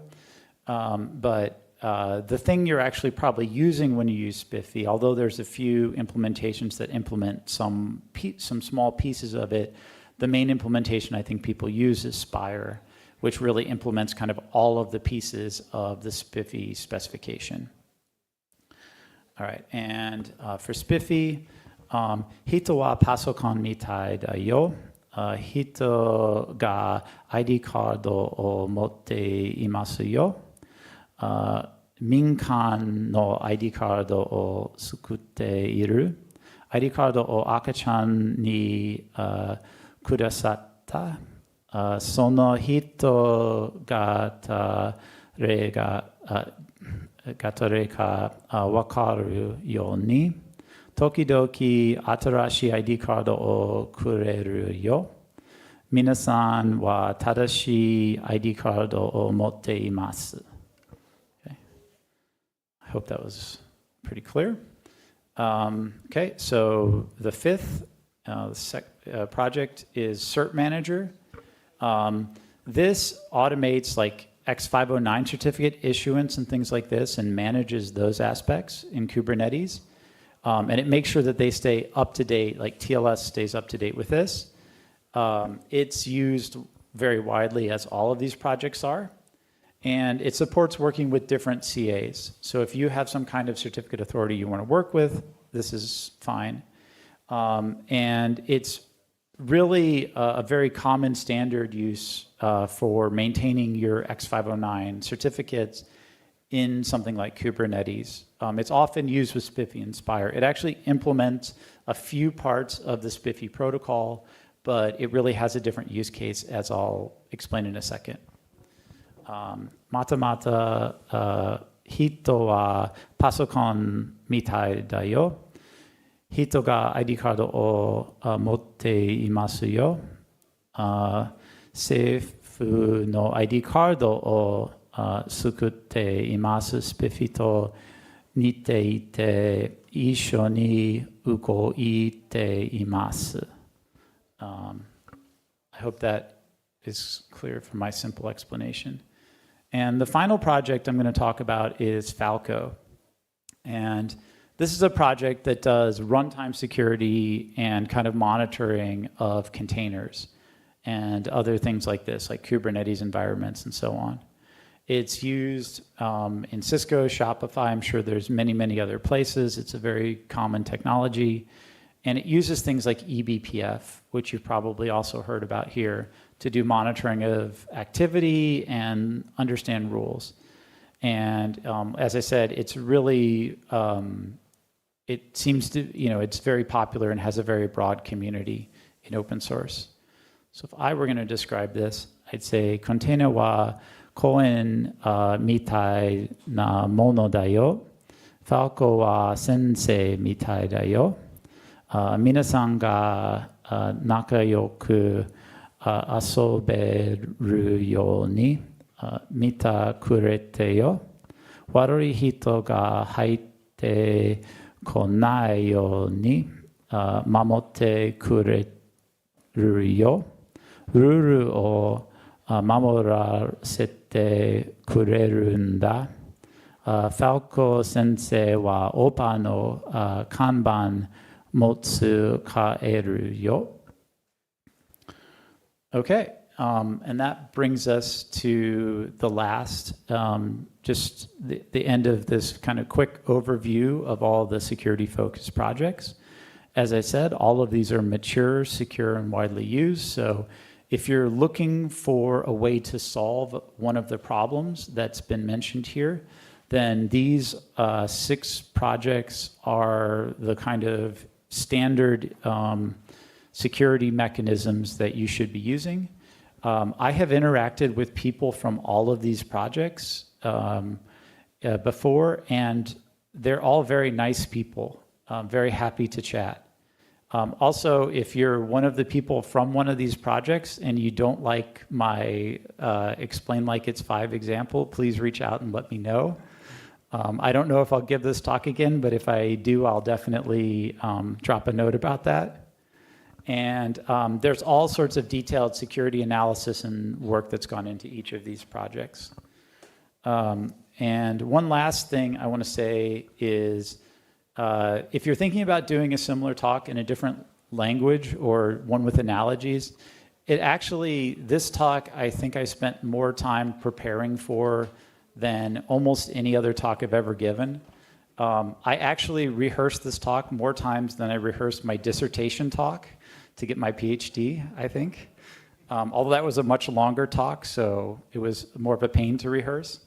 But it was surprisingly difficult to come up with good analogies for some of the projects. I had some other examples of things that I couldn't quite say in a way that I thought was understandable to a small child. And also, some of the things with the phrasing were also a little bit difficult because I'm used to reading more like formal articles and stuff like this, and then trying to write it in a way that a child might understand was difficult. But it was actually really helpful, I think, for my language experience and things like that. So I guess I want to say one more thing in Japanese, which is bunpo ya hatsuon ga machigatte itara gomenasai. But I would love to talk with anybody about any of these projects, or just talk with you if you're trying to learn English, want to improve it. Feel free to reach out. If you want to go hang out and go to somewhere fun and hang out in an onsen, or go to a Shinto shrine or something like that, there's all kinds of fun stuff to do. So I'm happy to take any questions anybody has about projects or anything else. Thank you. Thank you so much, Professor Kapos, for this insightful session. So, yeah. So how could you tell me that what is the most difficult part of graduating from CNCF? Oh, the most difficult part of having a graduated project, getting to graduation in CNCF. Honestly, we had a harder time getting the TOC to prioritize our projects than anything else. Oh, okay. I think both of our projects were pretty ready for graduation, but it took in one case, I think in both cases, more than a year after we put our application in for it to go through. And I think it's easier if you have a TOC member from your organization who's asking questions about why, like, when is this going to happen, of other TOC members. But I might also be incorrect in that. I don't want to throw too much shade. I will say that the reviews were really thorough, and some of the things that were pointed out about governance and other things were good changes that were really helpful to our projects. It was not just a paperwork exercise. But it was really valuable. And we've also heard from other projects that the security analysis aspects of this help to point out problems, like Spiffy Spire, for instance, and others. We help them to really prioritize those types of issues. And they wouldn't have had to go through that had they not gone through like this graduation process. So, okay, thanks so much. Any other questions? Comments?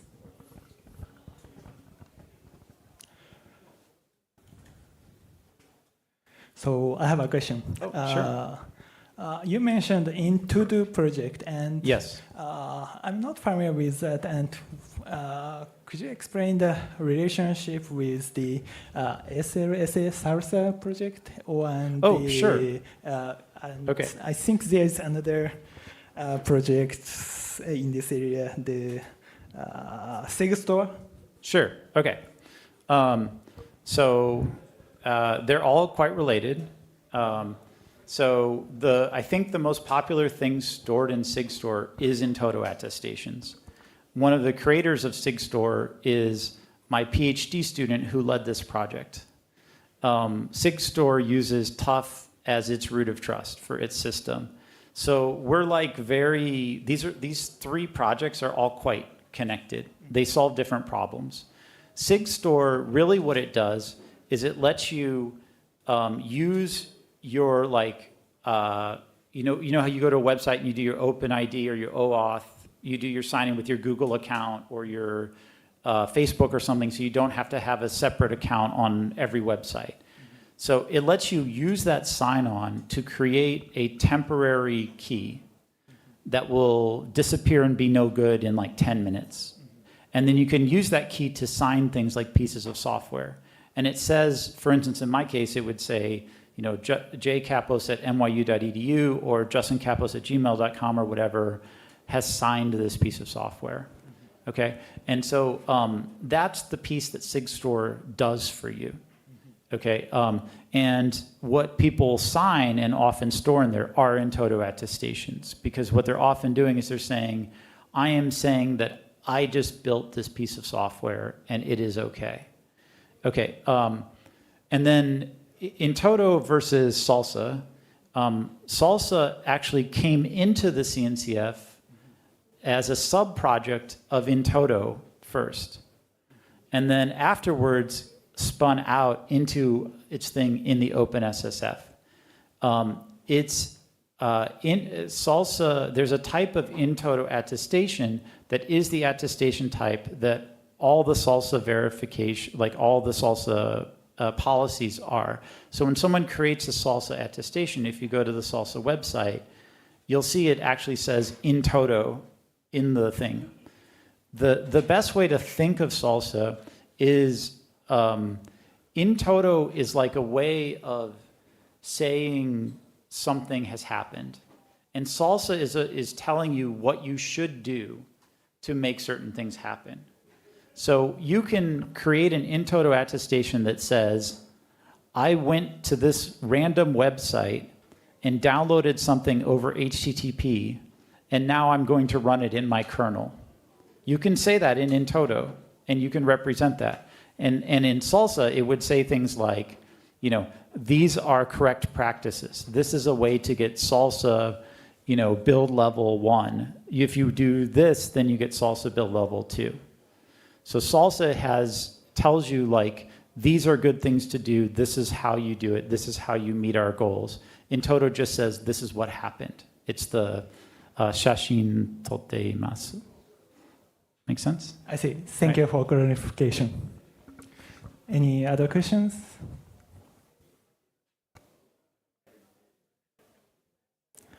No? Okay. Let's have a break until 5:25. Yeah.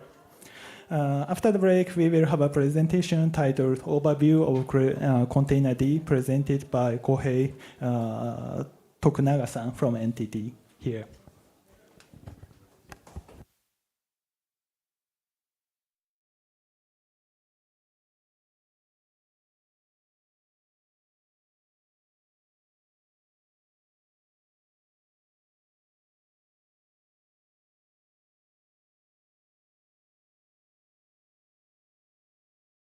すみません、告知を忘れていました。キークロック本の、サイン会がそちらで行われてまして、あと即売会もされてますので、興味のある方はぜひ立ち寄っていただければと思います。よろしくお願いいたします。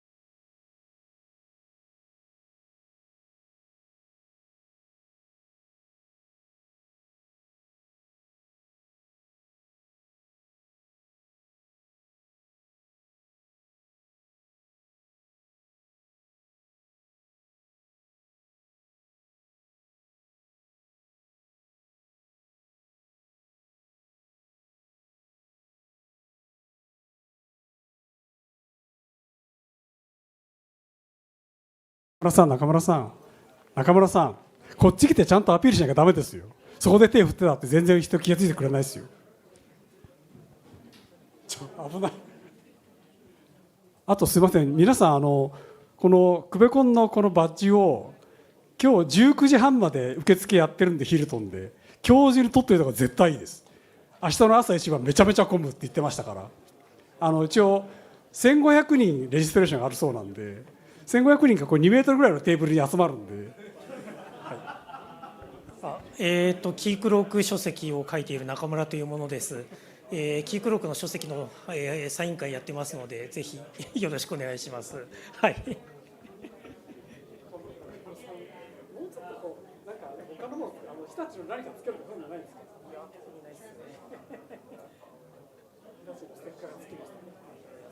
社の宣伝割りつかなんでさすがに。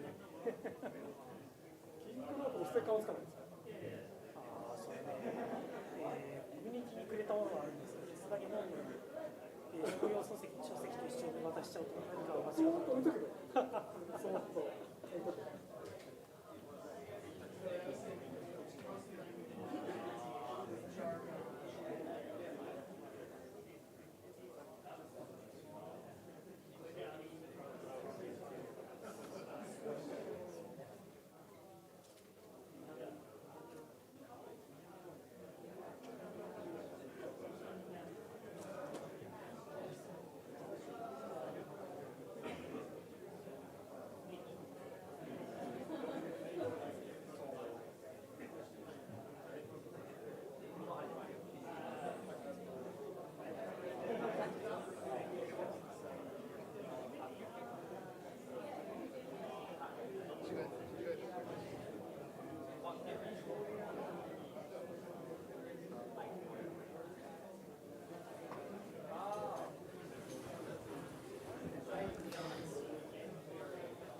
ランタイムミートアップオーガナイザーのインナクサと言います。さっき向こうでクライオンセッションをやってたんですけど、2本目ということでコンテナ D のアップデートについて NTT の徳永さんから発表していただきます。概要が中心。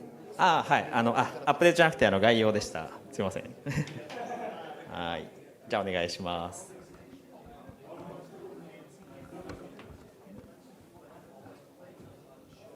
Good evening, everyone. I'm Kohei Tokunaga from NTT Corporation. I'm a reviewer of Containerd project and a maintainer of a sub-project of Containerd, which is storage the snapshot plugin. And today I'm going to talk about Containerd. I will especially focus on the introduction and overview of Containerd. So first of all, what is Containerd? Containerd is a container runtime project in CNCF. This is classified as a graduated project in CNCF. Containerd is used in a variety of use cases for managing a variety of workloads on Kubernetes, and Docker, and other tools.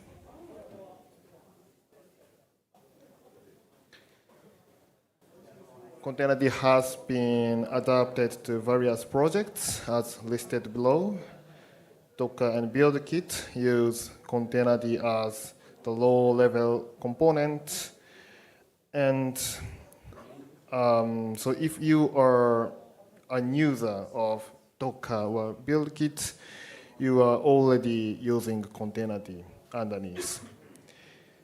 And Containerd is also a standard container runtime for Kubernetes environment. Some managed Kubernetes services adopt Containerd as the runtime on the nodes. They include Google Kubernetes Engine, Azure Kubernetes Service, Amazon Elastic Kubernetes Service.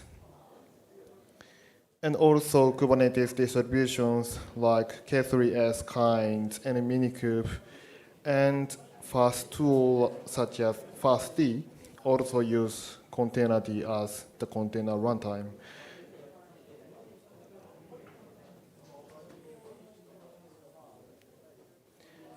from this slide, I will take a closer look at how containerd is used from Docker and Kubernetes. Docker uses containerd for managing containers and images.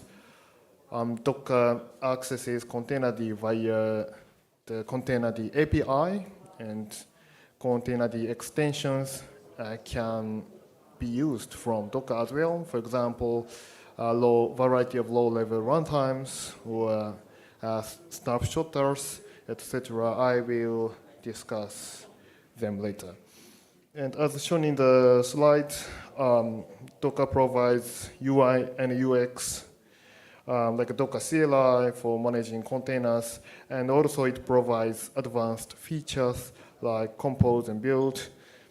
Docker relies on containerd underneath via containerd API, and containerd stores container images and creates containers. Containerd also relies on low-level runtimes for creating and running containers, and I will also talk about it later.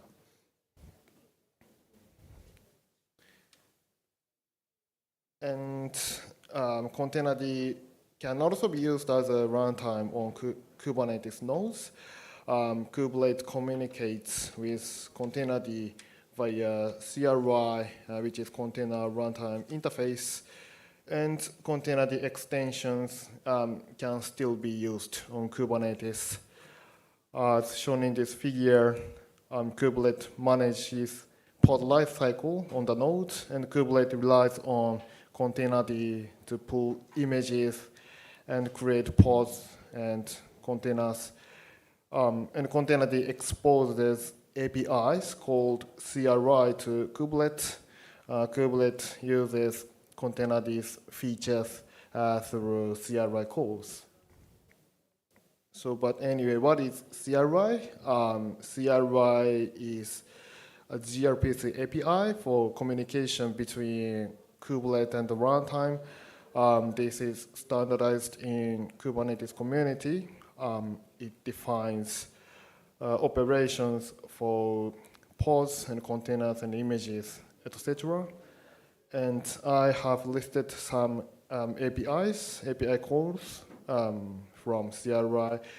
For pulling an image, pull image API is used. So pull image API provides an operation to pull an image from the registry to the node, and create container API creates a container using that image.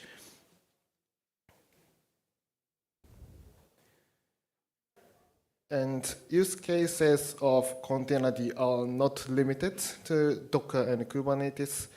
Containerd is a general purpose framework to manage workloads. It provides containerd API and its client library.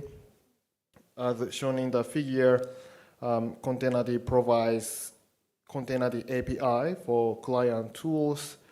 Using this API, various client tools like Docker, BuildKit, manages containers relying on containerd.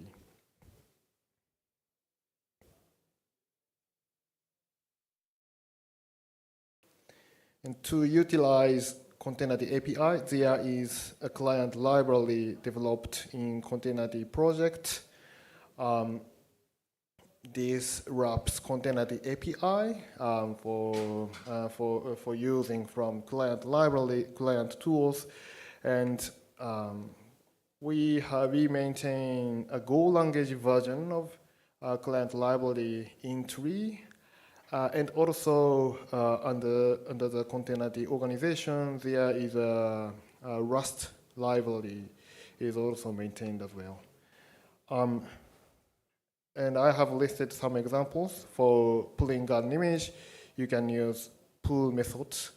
And for creating a container, you can use a new container method.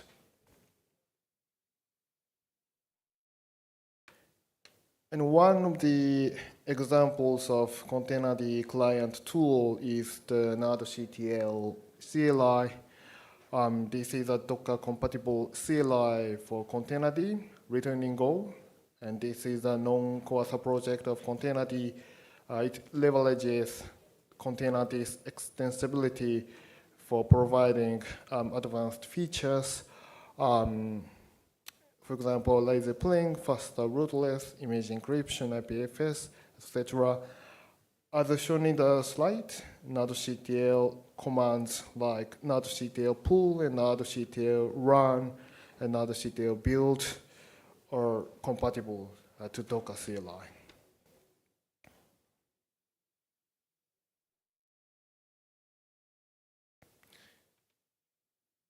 And nodectl is a Containerd client tool.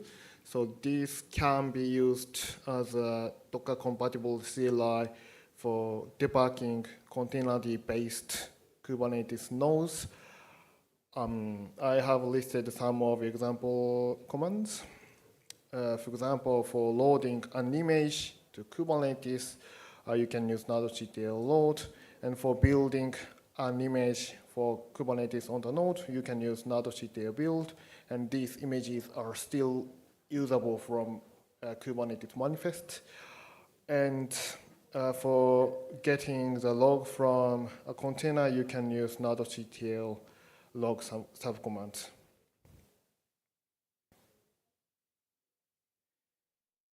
And from this slide, I will take a bit closer look at one of the important advantages of Containerd. This is the extensibility. Containerd is designed to be extensible, and this figure is copied from the Containerd documentation. This shows the component overview in Containerd. Containerd is constructed by a set of components, and some of them are designed to be pluggable and extensible. I have listed some of extension points in this slide. The first one is snapshotters. They support a variety of file system or advanced image distribution techniques like lazy pling. And Shims allows Containerd running a variety of workloads, not only containers, but also virtual machines and WebAssembly. And then NRI is a plugin system for managing a variety of node resources. And I will show the details about these plugins from the later slides. Containerd has a snapshotter which manages image layer data on the node.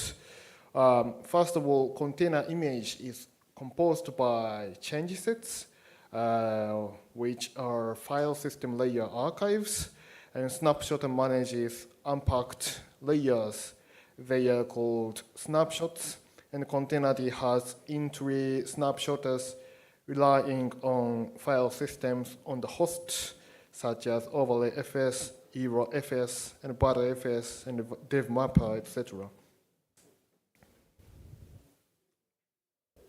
And as shown in the figure, an image is a set of layer archives, and Containerd unpacks the layers on the node, and it merges these layers into one file system. And here, snapshotter stores and manages snapshots, which are unpacked layers. And snapshotter provides snapshots to Containerd, and Containerd uses these snapshots as the root file system of the container.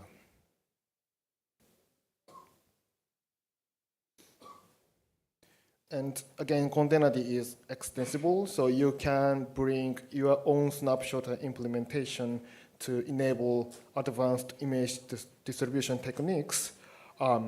This is called proxy plugin system. This feature allows using external snapshotters via gRPC. And on this slide, there is an example configuration for the snapshotter plugin. You can run the snapshotter plugin on the node, and you can provide the gRPC socket of the snapshotter to Containerd. And Containerd calls snapshotter plugins APIs, and Containerd uses snapshots provided from the snapshotter.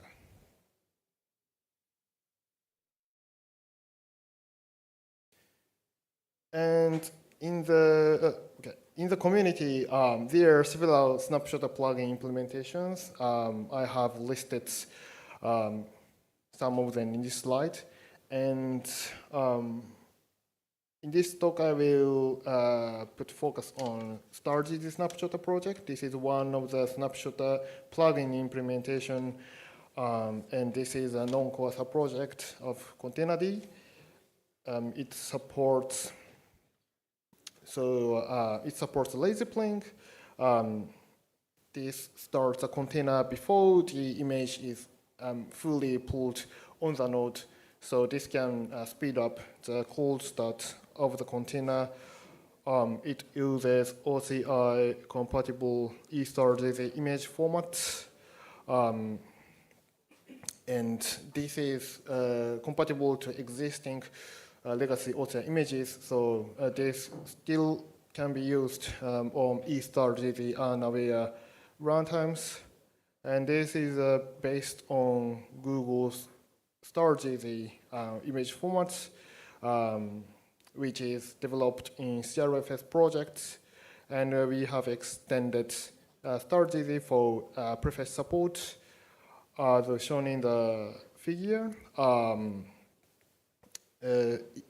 eStarGZ layer is composed of a lot of gzip member per file, and by separating each file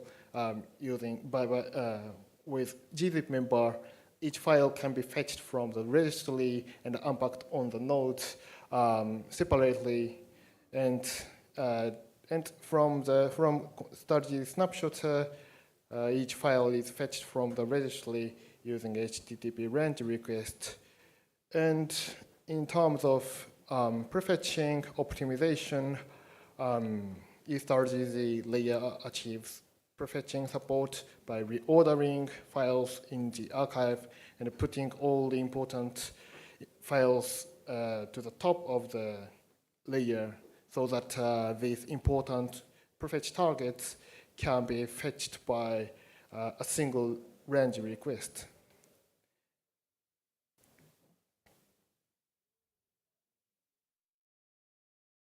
And this graph shows the performance improvement of cold starting containers by StarGZ snapshot. This shows cold start performance of 4 images. And for each image, we've measured cold start performance using 3 types of formats, from the leftmost legacy image, and eStarGZ without prefetch optimization, and eStarGZ with prefetch optimization. And this measures the time to take to cold start a container. So lower is better. And this shows that eStarGZ improves cold start performance, and by enabling prefetch optimization, the performance improves further. And you can quickly get started. StarGZ snapshotter on Containerd using Lima VMs. Lima is a tool to manage Linux virtual machines. And this is a CNCF sandbox project, and the default VM image bundles nodectl, Containerd, and StarGZ snapshotter. And this command example shows the usage of StarGZ snapshotter on Lima. Lima provides a nodectl.lima command that enables you to use nodectl on your machine, leveraging the Lima VM. And nodectl supports -- snapshotter equals StarGZ flag, which enables StarGZ snapshotter. By adding this flag, you can perform lazy playing for install these images.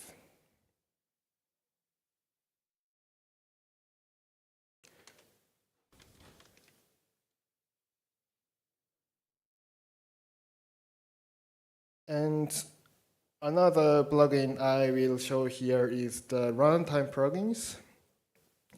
So low-level runtimes are pluggable via shims to Containerd. And runc shim, a shim for runc, Containerd shim runc v2 is maintained by Containerd. And also there are a lot of other third-party shims, and they enable Containerd to run a variety of workloads.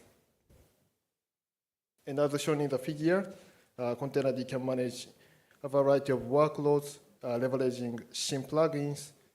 And by using Containerd shim runc v2, Containerd can use OCI-compatible container runtimes like runc, crun, and yoki. And they are low-level runtimes for managing containers, but they're implemented in different languages. Runc is written in Go, and crun is written in C, and yoki is written in Rust. And Containerd can also manage containers wrapped by virtual machines using Kata containers or Firecracker. gvisor, and gvisor is a runtime that enables to run containers on the kernel implementation running in user space. And Containerd can also manage WebAssembly application using runworthy. And I will briefly introduce these low-level runtimes from later slides.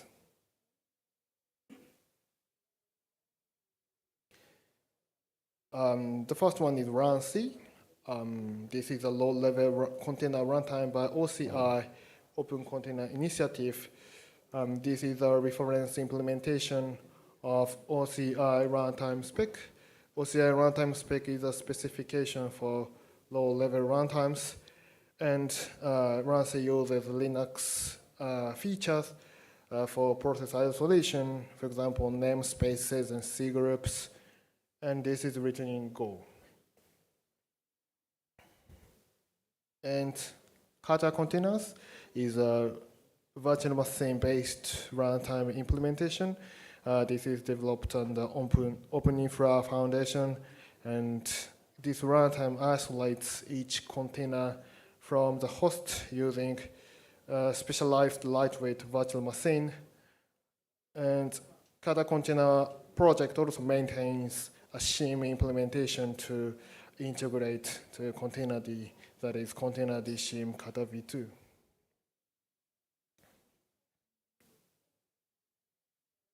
And in this figure, I briefly showed how shim is used from Containerd.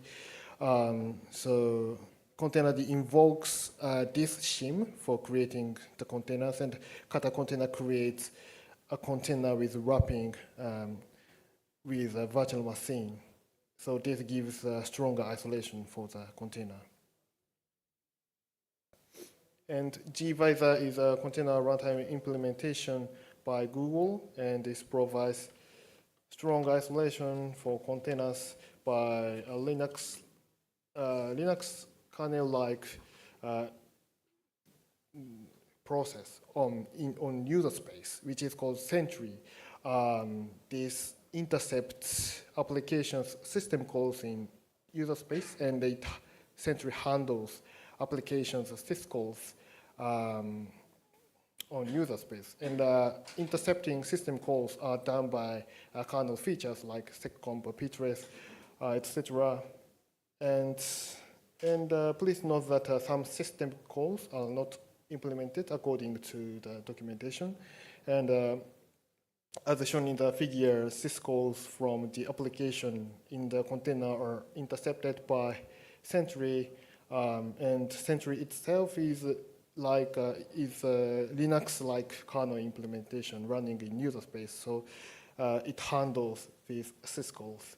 And Sentry invokes only a limited set of syscalls to the host, so it gives stronger isolation for the container application. And the last example is managing WebAssembly applications on Containerd. This is done by Runworthy shim implementation. This is non-core sub-project of Containerd. So this enables Containerd to manage WebAssembly applications. And WebAssembly is an application binary format with sandbox execution environment and the enhanced portability. So WebAssembly can run everywhere as long as the runtime is available, so covering browsers, servers, and IoT devices, etc. And finally, I will briefly talk about the final extension point in this slide, which is NRI. This provides extended resource or devices management on the node. So NRI is a plugin system for tracking containers' states or modify the container's spec. For example, this can be used for getting notified containers or pod state from the plugin, or you can apply like a resource limitation to the pod or container, and you can also attach CDI-based devices to the container. So as shown in the figure, so Containerd connects to NRI plugin via Unix sockets, and Containerd notifies pods or containers information to NRI plugin. NRI plugin can do some action, including modifying the container's spec for limiting resources, attaching CDI devices, and etc. So yeah, finally, I will briefly describe the latest Containerd release in these slides. So the latest minor version 2.1 was released in May this year, and changes include Linux eRFS file system support as a new snapshot plugin, and also this version adds support for a KEP for image volume support, and more. So for details about updates, please join the Containerd maintenance track. Containerd maintenance track will be held in a Tuesday. So yeah, if you are interested in Containerd updates, please join this maintenance track. So yeah, this is all of my presentation. Thank you very much.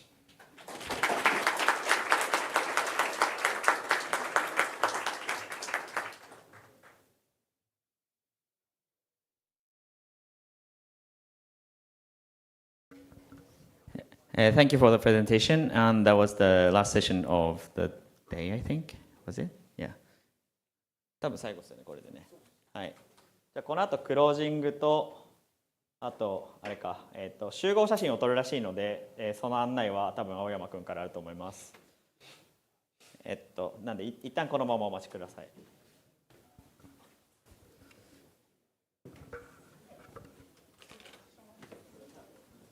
あっちが分かんない。なんでちょっと覚えて理想を動かしてもらって。あ、本当？触らない程度に。端っこ？ちょっとあれ、秋永さん。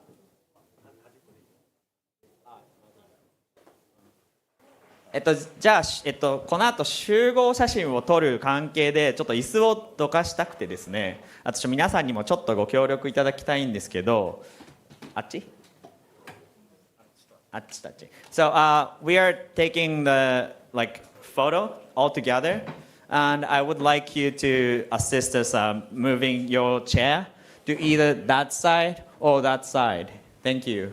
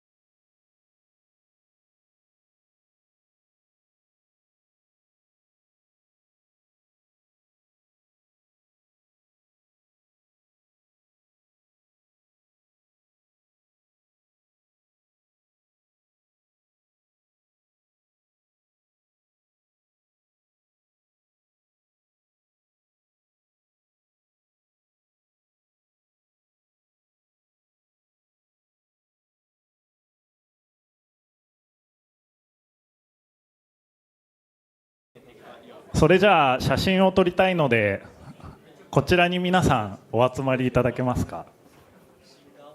Please come here for group photo.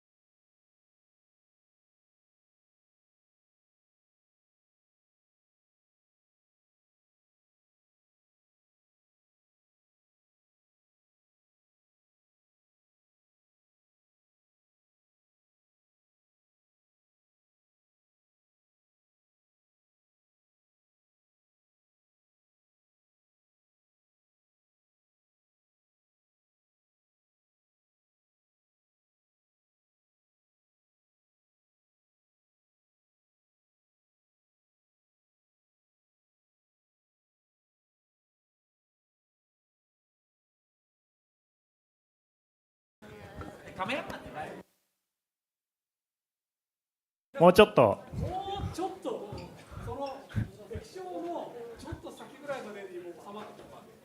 ギュッと。Please try to fit within the width of the screen, at least.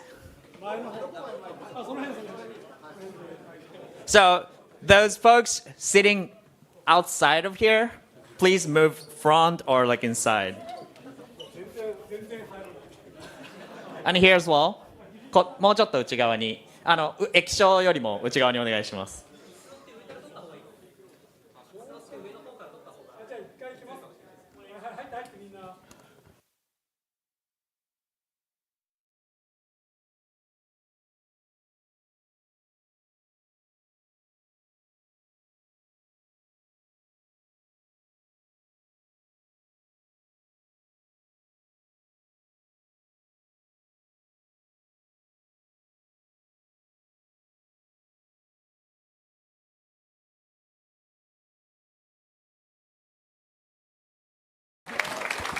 ありがとうございます。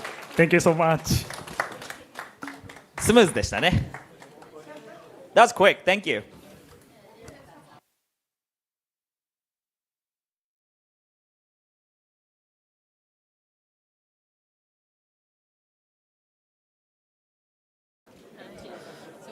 じゃあこの後、テーブルと一緒に食べ物がちょっとずつ出てくるので、食べる人は残ってもらって、食べない人は残ってもらって、で飲み物も多分同じタイミングで出るのかな。はい。ちょっとお待ちください。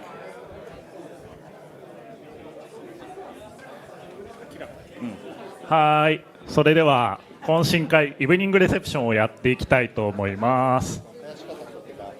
あそこにいるおじさん。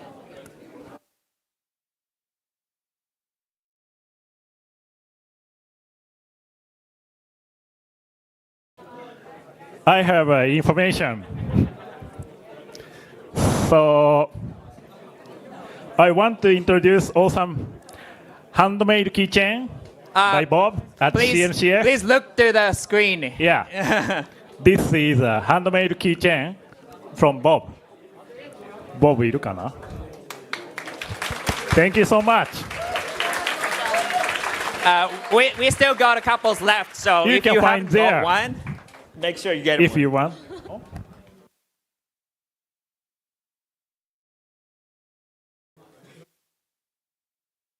はい、一応キーチェーンあるので欲しい方は受付あたりにあるんで、必要な人は取ってください。あともう一個でこれは、for Japanese 向けなんですけれども、日本のコントリビューターの方で、すでにレジストレーション事前申し込み制なんですけれどもレジストレーションしている方は、T シャツ10周年の T シャツがあるのでコントリビューターの方向けですね、申し込んだよっていう方は武藤さんから受け取ってください。 His 周武藤彼から受け取ってください。はい、覚えましたか？ T シャツ必要な方は武藤さんまでよろしくお願いします。はい、そんなとこですかね。はい。Thank you for amazing sponsor.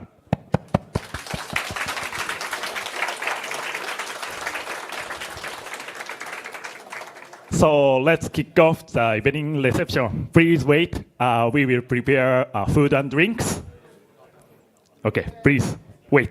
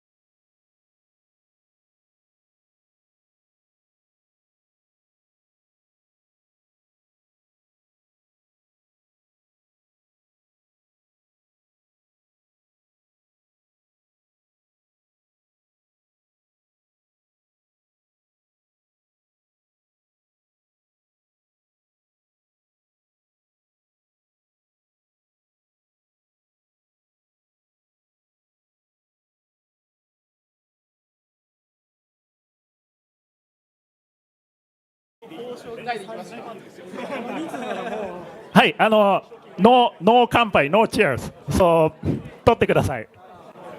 どうぞ。